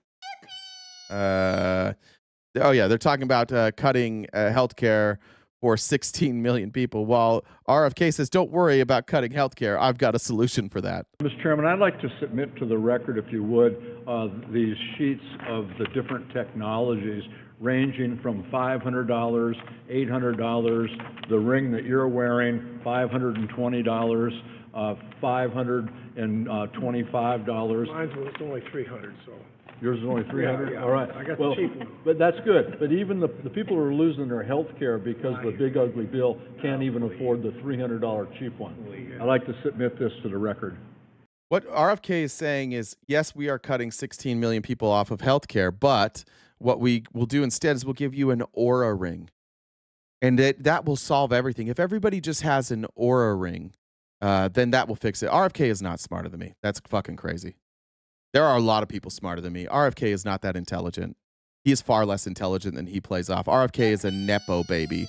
RFK is only, the only reason you know RFK is because of who his daddy is. He was a dog shit student. He was a drug addict for like 15 years. He's been a relatively accomplished lawyer, but he does like class action lawsuits. No, RFK is not that intelligent. I'm 100% comfortable saying when I feel like somebody's smarter than me, RFK is not one of those people. There are people in the Trump administration that are smarter than me, but it's not RFK. Here's AOC. And I just the gentle parenting by AOC here is amazing. She brought her gentle parent voice. She has figured out RFK. She's figured out that if you speak to him softly, he actually listens. And watch the confusion through. This is 2 minutes and 40 seconds. RFK has no clue what is happening, and AOC just gentle parents him through it. Secretary Kennedy, are you aware that President Trump's Department of Justice is reportedly investigating United Healthcare for criminal insurance fraud in some of their for-profit health insurance plans, like Medicare Advantage? I'm not aware of that investigation.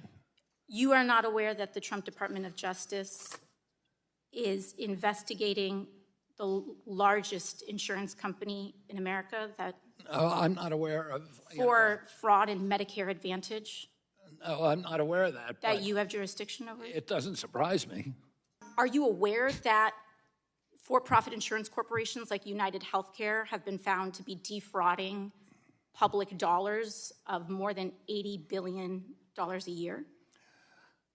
I'm not aware of that number, but You're I'm not aware aware that of there's that? fraud across the for-profit sector. Respectfully, Secretary Kennedy, if we're making decisions around waste, fraud, and abuse, this is the largest source of waste, fraud, and abuse of public dollars in the public insurance Did you space. say $80 million? $80 billion a year. 80, did you and say 80 million or 80 billion? 80 with a B, billion. With a B, Yeah. Yeah, the gentle parenting is unbelievable. If that's the case, why did you nearly double the rate that taxpayer dollars give for-profit insurance companies like United next year, if you don't know those things? Double the rate? How did I do that? Wait, what? How did I do that? I did that? How the fuck did I do that? Okay, so United Healthcare, who just steals from people, they're under investigation for defrauding Medicare. And RFK has doubled the amount of money in his own budget that they are going to get. And he's very confused by this. Huh? Where's all those people? No, he's totally smart. He's way smarter than me. So your agency nearly doubled the taxpayer dollars that for-profit insurance corporations like United will be paid next year, meaning these companies, the largest of whom is under investigation, criminal investigation by the Trump administration, will be receiving an additional $25 billion from your agency. How is that happening?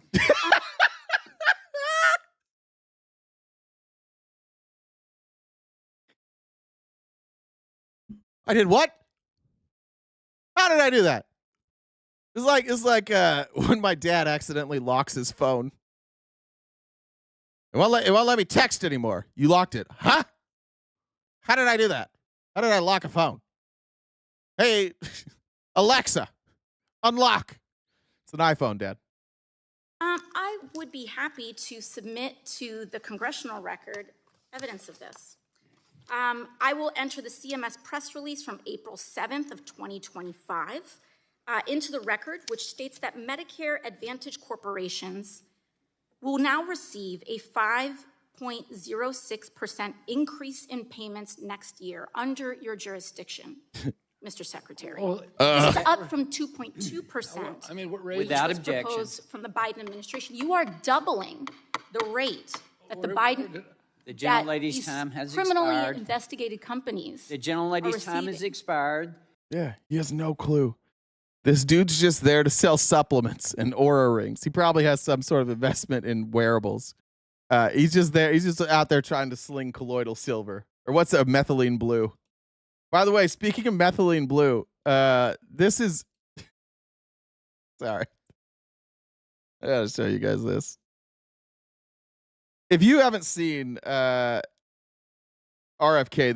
he takes a supplement called methylene blue. He puts it into his drink, and it's one of those like weird far right like fringe things that all these folks are taking now, including the Liver King. And if you don't know who the Liver King is, this is a man who was doing a bunch of steroids and claiming that he got this ripped because he was on like a raw diet. He would eat raw meat. He's just a crazy person. And then he tried to go to Austin, Texas to fight Joe Rogan, who kind of exposed him. And he is taking methylene blue. You can see when he speaks, like, this is what you do. This is what you start to look like. You can see RFK starting to fall apart. All of these guys, like, their faces are sunken, their features are fucked up, and they're just injecting massive amounts of, like, TRT or what's the HGH. They're all just like injecting, and they look like shit, and their brains are breaking, and then they're all taking methylene blue. This is like RFK's America right there. Secretary Kennedy, on May 27th, you posted a 60-second video on your X account unilaterally changing vaccine recommendations without consulting the customary panel. Oh, sorry, let me read these. Keep fighting the good fight. Year and a half, and still haven't heard anything from you. I disagree with Jen is the best. Man, that's crazy. And thank you, Valerie, for the super chat as well. Experts. As a pediatrician, I find that extremely alarming. So I thought we would talk a little bit about some vaccine-preventable diseases. Secretary Kennedy, and these are yes or no questions. Have you ever treated measles? By the way, I'm pretty sure she's a doctor. Write that down. I'm fairly certain that she is a doctor. Am I wrong about that, Ms. Schreier? I could be wrong. Do I what? Have you ever treated measles? No. Well, Oh, yeah. I have. It says right there, Kim Schreier, MD. That's right. Let me tell you how miserable it is. These kids have high fevers, struggling to breathe, and they are crying. They suffer. Great news is that there is a vaccine to prevent it. Secretary Kennedy, again, a yes or no question. Have you ever treated bacterial meningitis? No. Well, I have. These babies are so sick. They come into the ER with high fevers. They are floppy, and we have to figure out why. Do you know how we figure out if a baby has meningitis? Excuse me? Do you know how we figure out if a baby has spinal meningitis? An Aura ring. They have to have a wearable ring. That's how you figure it. That's how you figure it out. We're all gonna have rings. What do we need doctors for when your ring can just tell you? How many babies? I'm going to explain how we figure out and determine if a baby has meningitis. One more time. Meningitis? Excuse me? Do you know how we figure out if a baby has spinal meningitis? How many babies? Where's that person that said he was really smart? Where's that person? Do you know how we check a baby for meningitis? How many? How many babies? I'm going to explain how we figure out and determine if a baby has meningitis. Okay. We insert a needle between vertebrae until the fluid that surrounds the spinal cord drips out into a test tube. It's called a spinal tap. We used to do lots of them. Fortunately, we don't have to do very many of these anymore because we have 3 vaccines that prevent childhood meningitis. These are miracles. Doctor versus Nepo baby. MAGA says, we'll go with the Nepo baby. You guys are being led by like the most dipshit band of grifters I've ever seen. He's literally hawking supplements. He hosted a show in the interview in the Oval Office where they were hawking supplements. You're like, no, I trust this guy more than the doctors. Dark Magician said, how do I get a star and colored name? I think you have to be a subscriber. Devo said, I was at a concert in Toronto, Canada, and the lead singer asked who was visiting from America, and the entire place booed. Oh, that sucks. Secretary Kennedy, yes or no, have you ever treated pertussis or whooping cough? No, I've had it. Well, I have. And in infants, in fact, the one I treated, weeks old, came in because the baby just stopped breathing and turned blue. Let me tell you how scared those parents were. And I've treated a bunch of older kids with it. They cough so hard, they vomit. They run out of air. They break ribs. And if you don't catch it before 2 weeks, antibiotics don't even work. They cough for months with broken ribs, and that is why it is called a 100-day cough. But you know what's great? There's a vaccine that prevents this. Of course. Is it clear that the anti-vax guy who wants to change vaccines doesn't know what the fuck he's talking about yet? Is that clear yet? You don't think a guy that's advocating against vaccines should probably know why we have those vaccines? What things were like before we had vaccines, what the treatment was like for these diseases before vaccines. You don't think he should be a guy who's advocating we get rid of vaccines should be able to answer some of these questions with all due respect. Like our chat, I didn't know the answer to these questions either, but our fucking chat does. It seems like there's about 20 people in our chat right now that are far more qualified than RFK to run this department, and yet, well, he said that we're gonna get rid of red dye. So, yeah, it's a good trade-off. FOD said, bro, I'm working on a roof while listening to you, and your setup on RFK being a dipshit made me have to come down for a second. Funny as fuck. Thank you. Here's the thing. Vaccines only work if you actually give them. And we know your record on this. We rely on the Advisory Committee on Immunization Practices, a panel of experts to recommend which vaccines people should get at which ages and the like. Now, I know Senator Cassidy had concerns about your views on this. And so when elections have consequences. I agree. A bunch of fucking morons voted for a bunch of fucking morons. And now we're dealing with a bunch of fucking morons, and we're talking about a bunch of fucking morons because we hope that the bunch of fucking morons who voted for a bunch of fucking morons that require us to talk about a bunch of fucking morons, we hope that in that group of a bunch of fucking morons are some people who aren't a bunch of fucking morons who will wake the fuck up and deal with the fact that you voted for a bunch of fucking morons and try and never do this again. And maybe we can undo some of the damage in the midterms if you don't vote for more fucking morons. The consequence of the 2024 election is that a bunch of fucking morons elected a bunch of fucking morons. Thank you for bringing that up. he voted to confirm you as Secretary of HHS on February 4th, he explained that decision by saying on the Senate floor that, quote, if confirmed, you will maintain the CDC's Advisory Committee on Immunization Practices without changes. But then 2 weeks ago, you fired all 17 experts on that very committee. Mr. Secretary, question for you. Did you lie to Senator Cassidy when you told him you would not change this panel of experts? I never made that agreement. So are you... He did. He absolutely did. They asked him specifically on ACIP, will you fire them? He said no. Well, but I didn't pinky swear. I didn't spit on it. I didn't do a blood oath. Saying that Senator Cassidy lied when he was on the Senate floor, lied to the American people. I didn't see that statement by Senator Cassidy. I've only heard it from you, but if he said that I agreed to it, it would be inaccurate. I made an agreement with him. I made an agreement with him, and he and I have talked many times about that agreement. My time. I just want to tell you. I didn't make that agreement with him. I did make an agreement with him. Excuse me? All right. That for most of us sitting here right now, we believe Senator Cassidy more than we trust you when it comes to vaccinations. It sounds to me like you gave him the answer he needed to hear in order to get his confirmation vote. And then as soon as you were secretary, you turned around and did whatever you want. You fired all 17 members. I'm complying with all the agreements that I made with Senator Cassidy. You're now on the record. You lied to Senator Cassidy.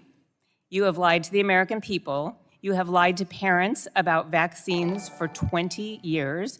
And I also want to be clear that I will lay all responsibility for every death from a vaccine-preventable illness at your feet. I yield back. The thing that I think a lot of these folks don't realize is that if they aren't able to do fascism, and I see people saying like there won't be midterms, if they can't like just take over the government and control it forever, these bitches are going to jail. These people will be prosecuted. RFK is in a world of hurt because he knowingly is lying to the American people. He's knowingly lying to them. At the very least, he's going to be sued, but like he will be remembered is a massive failure. Benny, thanks for 9 months of being a subscriber. Love you too, buddy. Amy said, sadly, the American people lose memory when vaccines work for so long. I really hope your child doesn't have to remind you with their life or permanent disability or even just severe pain from going through it. Somebody had said, I might have missed it earlier, somebody had said that they were still dealing with pain from a spinal tap. All right, go here. I'm going to get through RFK and then we'll call it a day. Here is Representative Frank Pallone, I think it is, or Pallone, not sure. Talk about RFK's major decisions that he's made. You have made a number of major decisions. I think I'm ever going to get a response, and I think your suggestion that somehow you're being transparent is simply not true. Now, one last question. You have made a number of major decisions about vaccines, and again, there's been no public comment process or public accountability on that either. What are you afraid of? I mean, with regard to vaccines. Can you ban heavy haulers? We don't do slurs here. If you guys didn't already, can you get heavy haulers out of here? Thank you. Are you just afraid of receiving public comments on proposals, or you just think these are fringe views that are contrary to the views of most scientists, and that the public comments will reflect this? You say you want transparency, but there's been no public process for any of this. We have a public process for regulating vaccines. It's called the ACIP committee. It's called the ACIP committee. What did we just learn about the ACIP committee? It's a public meeting. There will be fired the committee. You fired the ACIP. I fired people. You fired all 17 of them. There is a process for that. There's a committee for it. Wait, did you fire everybody? Yeah. Seems like there's not a committee then, is there? Dude, how's this transparency, MAGA? We don't care. We don't care about transparency. We just want to keep talking about how you guys are upset. That's it. Here's Dr. Annie Andrews, who is running against, I think, Lindsey Graham. Is that right? I think it's Lindsey Graham she's running against. Yeah, Lindsey Graham in South Carolina. We've got new subscribers. One of the things that we're seeing, especially with like medical professionals, is they are seeing the Maha movement, which is literally made up, like it's led by a Nepo baby, and then it's just like a bunch of like moms, not medical professionals, just like moms and granola moms. And so you see a lot of medical professionals now running for office, including, what was her name again? Dr. Annie Andrews running for the Senate in South Carolina. Something really bad is happening in regards to children's health in America. Thanks, Frankie. You have a good weekend, too.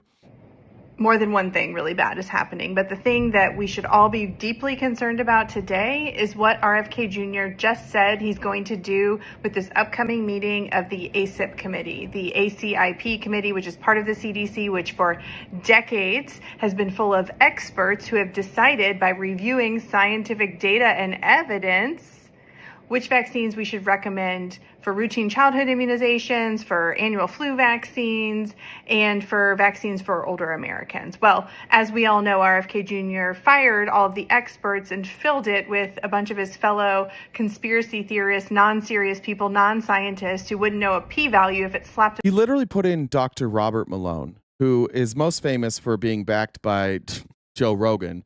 Dr. Malone has been debunked perhaps more than any medical professional I've ever seen. This is the person that said ivermectin was a legitimate treatment for COVID. This is the person who said hydroxychloroquine was a legitimate treatment for COVID. And after years and multiple double-blind studies, we have learned that neither one of them are an effective treatment, and they make no impact on COVID. In fact, all you're doing when you're taking ivermectin or hydroxychloroquine is you are risking the side effects from those medicines, and that's it. Or if you have worms, it might help you. If you have COVID and worms, perhaps ivermectin might help you. Them in the face. And they've just announced that they're going to be reviewing the routine childhood immunization schedule at the upcoming meeting.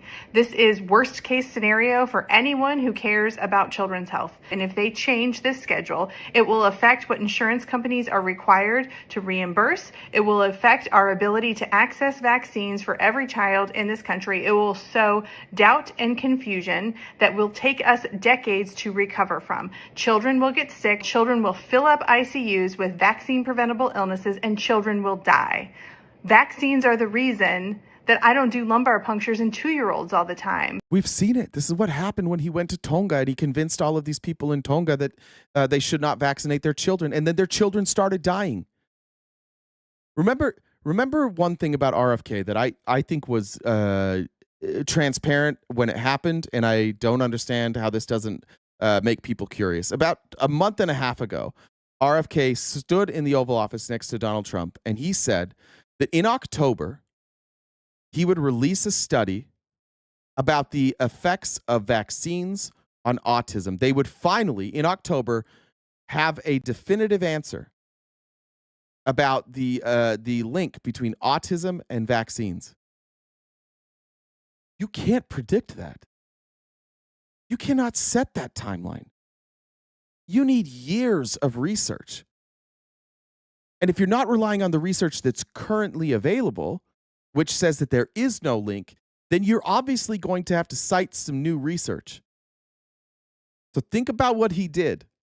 And this is what's sick about RFK, by the way. When we talk about Trump a lot and we talk about Project 2025 and we talk about their agenda for fascism, RFK's not that. RFK is just an arrogant fucking prick who will not ever admit that he is wrong about vaccines. And so now, because he's such an arrogant fucking prick, he's firing everybody with any medical expertise, and he's bringing in hacks. And he is going to release a report in October that says vaccines are linked to autism. And hundreds of thousands, maybe millions of people will stop vaccinating their children. That's what she's talking about here. If millions of people don't vaccinate their children will get more sick. And when you vaccinate less children, the vaccines that those of us who give our children vaccines, those become less effective. And that means even vaccinated children will get sick. And that means even vaccinated children will die. With all the vaccines that we've had, we've created herd immunity. Vaccines are not a magic cure. They don't make the disease non-contractable. They kill it so that it is no longer spreading. It's herd immunity. He is going to cause an epidemic if he does this. Unless by October we have convinced enough of you that this guy's a dipshit, dumb motherfucker who is just arrogant. Every bit of science in the world goes against what he's saying. There is not an ounce of scientific data that says vaccines and autism are linked. Not a bit. There is absolutely no scientific data that says that the vaccine schedule is harmful to children. In fact, the person who created the vaccine schedule where they've spread out the vaccines has admitted that he doesn't have any data to support that. He just created that vaccine schedule because there were all these vaccine skeptic parents, and he wanted to get them, convince them to still vaccinate their children. So he created a schedule based on no scientific data. The dumbest people in America are in charge. The dumbest people in America voted as a majority, and that's terrifying. Because we have vaccines that prevent bacterial meningitis in that age group. Vaccines are the reason that there aren't babies in every ICU in this country dying from pertussis every winter. Vaccines are the reason that we don't have polio wards anymore. Vaccines are scientific breakthroughs. We have smart scientists, and that's why we have a lot of vaccines. And that's why we have a lot fewer cradle graves in every cemetery. And what every senator, including Lindsey Graham, has done by confirming RFK Jr. is mind-blowingly dangerous and destructive to child health.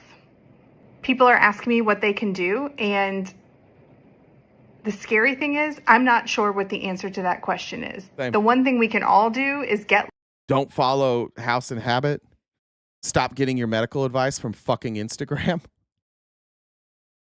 I don't know what we need to do. Stop listening to Joe Rogan for medical advice. Why if we just I don't know what happened to America, but at some point we're just you know what? We don't believe experts anymore. And even the stuff that you say look what happened in COVID. They lied about COVID. No, they didn't. You've just been convinced that they lied. What did they lie about?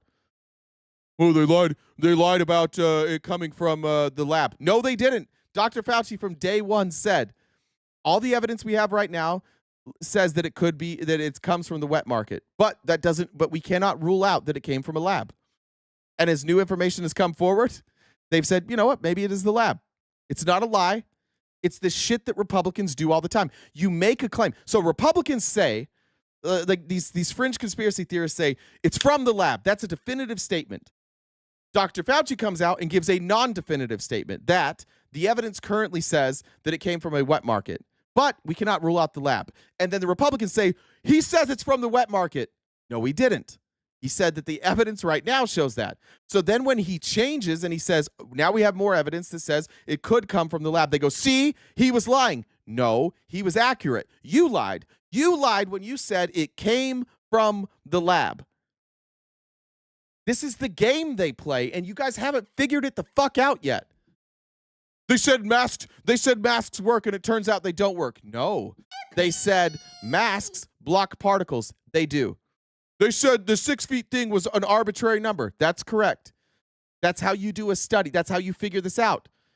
How would you know what number? How would you know if it's 6 feet or 5 feet or 4 feet or 3 feet without trying it?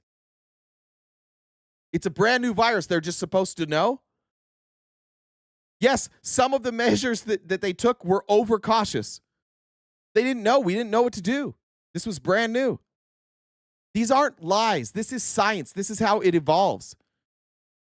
I'm very concerned about Americans who think that when science is corrected by science, that you say it's a lie. It's not a lie. Data tell you, if you are driven by data and the best available data, sometimes you will be wrong. Sometimes new data will come up and it will say you're wrong. And at that point, you should adjust your opinion.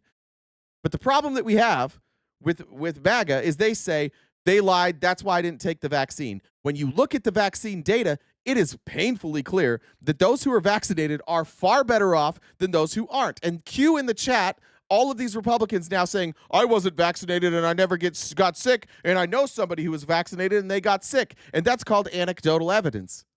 And that's how you are led to believe dumb shit. But if you look at the data in totality, those who were vaccinated were hospitalized less, they died less, they had long-haul COVID less, they had myocarditis less, their myocarditis was less severe. They do better than those who were unvaccinated. But we can't get there because the dumbest fucking people in America, for some reason, are in charge. We're almost there. I got a few more, then we'll cut it for the day.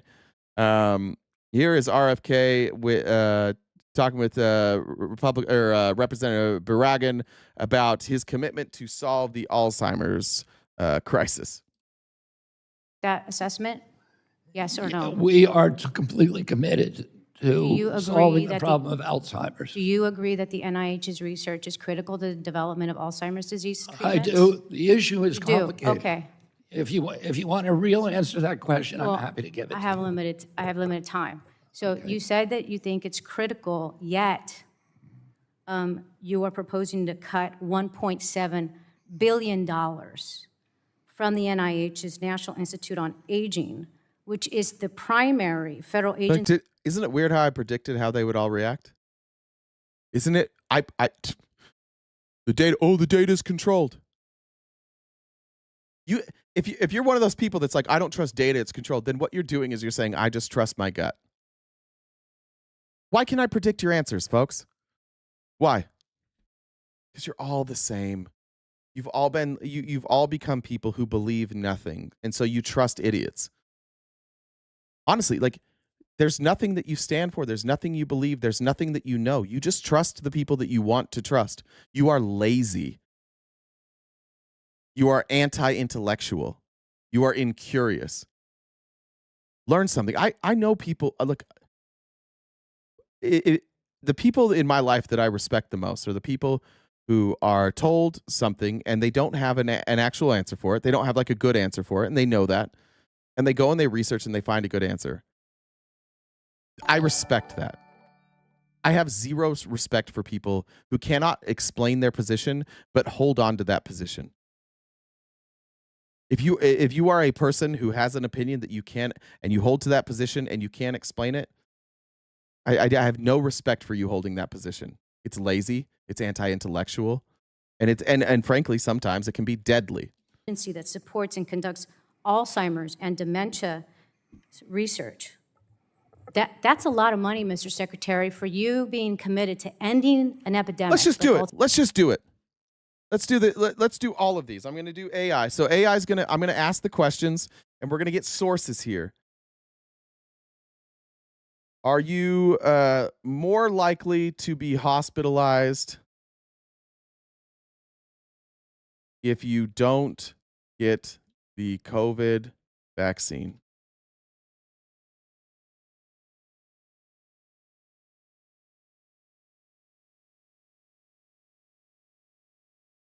Recent research shows that people who receive the updated COVID-19 vaccines have a 29% lower risk of hospitalization and a 48% lower risk of ICU admission or death compared to those who are unvaccinated and not up to date with the vaccination.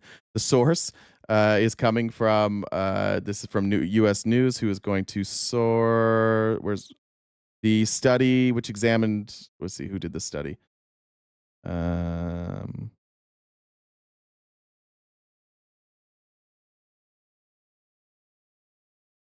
JAMA network open. Yeah, JAMA. There you go.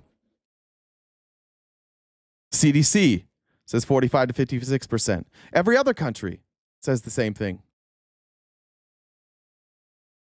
Summary table. Relative hospitalization risk versus unvaccinated. Unvaccinated adults, you have a 10.5 times a higher risk of being hospitalized.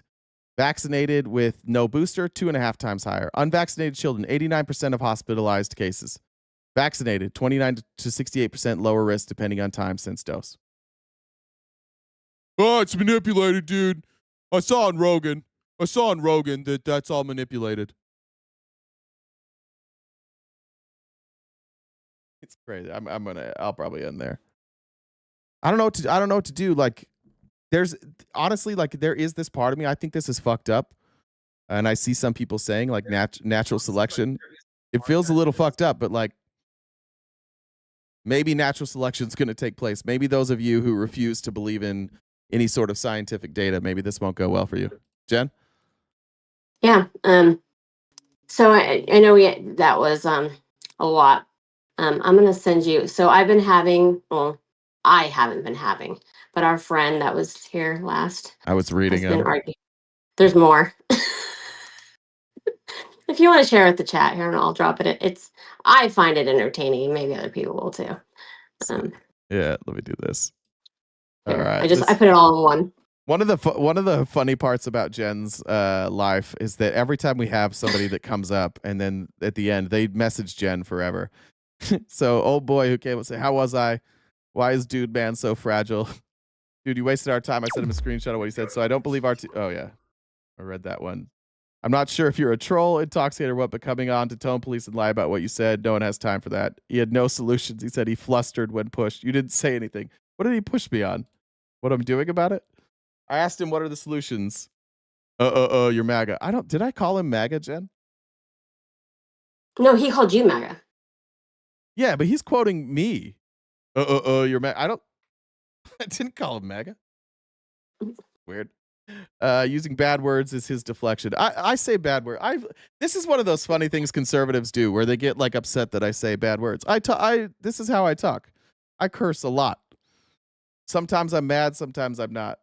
If he trumpets Trump with no solutions, yeah, he's a supporter. He used bad words while yelling over me. Classic BS. Dude, you're clueless. You're a leech. So is your employer. I love how you all tried to peg me as MAGA and far left. You're doing amazing, sweetie. Is he going to be mad at you for allowing someone to show he's a leech? I was crazy. Like, MAGA went after him. Like, the MAGA, everybody in the chat was like, this fucking guy. It was the only time. It was the only time that the chat was unified. He just kept going. And like his last one is like, a smart way to keep people passive and obedient is to strictly limit the spectrum of acceptance opinion, but allow very little debate with that spectrum. Gosh, your guy played dumb. Who knew? And my last one is, you're arguing with yourself. This has been one of those weird things of like doing content is the amount of people who think they should have a voice, who then come up and you give them a voice and they just freeze and then get off and don't realize that they froze. I don't know. That's bizarre. This is my DMs always. Yeah. after these all the time. That was cute. Well, you did great, bud. You did great. A said Fauci said not to put butter on burns too. He did? Did Fauci say that? Are you not supposed to put butter on burns? I would never think to put butter on burns. Is that a thing? Do people do that? I don't know. I've never heard that, to be honest. I'm looking up. You asked about putting butter on burns, and Dr. Fauci, it seems there's a misunderstanding in your query. Dr. Fauci's primarily associated with public health. Apparently, regarding putting butter on burns, it's a myth and can be harmful. Butter and who thought to put butter on your burn? Who thought of that? Probably the same people who thought, like, to lighten your hair that you'd put, like, baby oil or whatever to sound. I mean, who knows? This is a real thing. I can't believe this is a real thing. There are multiple articles about why you shouldn't put butter on your burns. But it sounds like something like grandma or like your really, really, really old boomer parents would tell you to do. That's crazy. All right. Wow. All right. Well, enjoy your new friend. I won't block. I finally blocked the one guy with the weird profile picture, but I don't usually block. Shirtless? So. Yeah. Yeah. Oh, is Ultima Millennial still in jail? Have we checked? I think he might still be. I don't know. Do we want to check? Do we want to check that before we go? Yeah. I can check it. How are you going to check? How do you check that? I just look up the jail he's. Are you serious? How do I check that? Well, really? I know you know how. I just don't know how. I don't know how. What I was saying. Okay. I know how. Yes. Well, I do know how. I ask you, but True. True. Butter on burns are just fried chicken. That's a good point, Amy Lynn. That's an excellent point. I always there's 2 P word jails in Florida, and I confuse the two. I have to look what the other one's called. It's called. Thanks, James. I missed you earlier. It's Pinella. He was at Pinella. Let's see if he's still at Pinella. And no. Inmate search. Okay. Who's in jail? I remember that. Remember, stay off the phone because you'll get struck by lightning. Do you guys remember? It was like on the news where people like you couldn't have your cell phone in your pocket when you were filling up gas because you might blow up. Do you guys remember when those were like that? Might have been like early 2000s. I don't know. If that always or touch your car before you touch the pump. Yeah, or you'll like blow up. Yep, he's still there.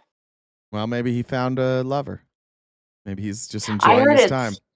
I heard he's been in custody since. I think he's got a docket number now. Oh, so there's progress. Is there a bond? Does he have a bond available? So the bond there says a bond, but he's denied bond. Oh. Do you think that's because he said he was going to flee the country? Do you remember somebody had a video of that he said like he was going to leave the country? Well, that or it's because he ran or hasn't showed up for a few of his probation appointments. Wow, damn. So could be a couple things. I mean, he was hiding when it happened. So. Before we go, I do need to make an announcement. Next Saturday, the 5th, I have a debate scheduled with Stephen Kent. Stephen he was somebody that I met on the Jubilee episode that I did. It's going to be on the Raging Tomato? Yeah, Raging Tomato YouTube channel, but we'll also stream it live on our channel. So we'll stream it together. The prompt is going to be Trump deportations do more harm than good, and I'm saying that they do more harm. That'll start at 9:15 Eastern. It is like a formatted debate, so we'll have 8-minute opening statements, then a debate closing statement, and super chats, and then there's an open panel for the rest of it. So next, I was really nervous that the guy you were debating was that American guy that was on the live last night.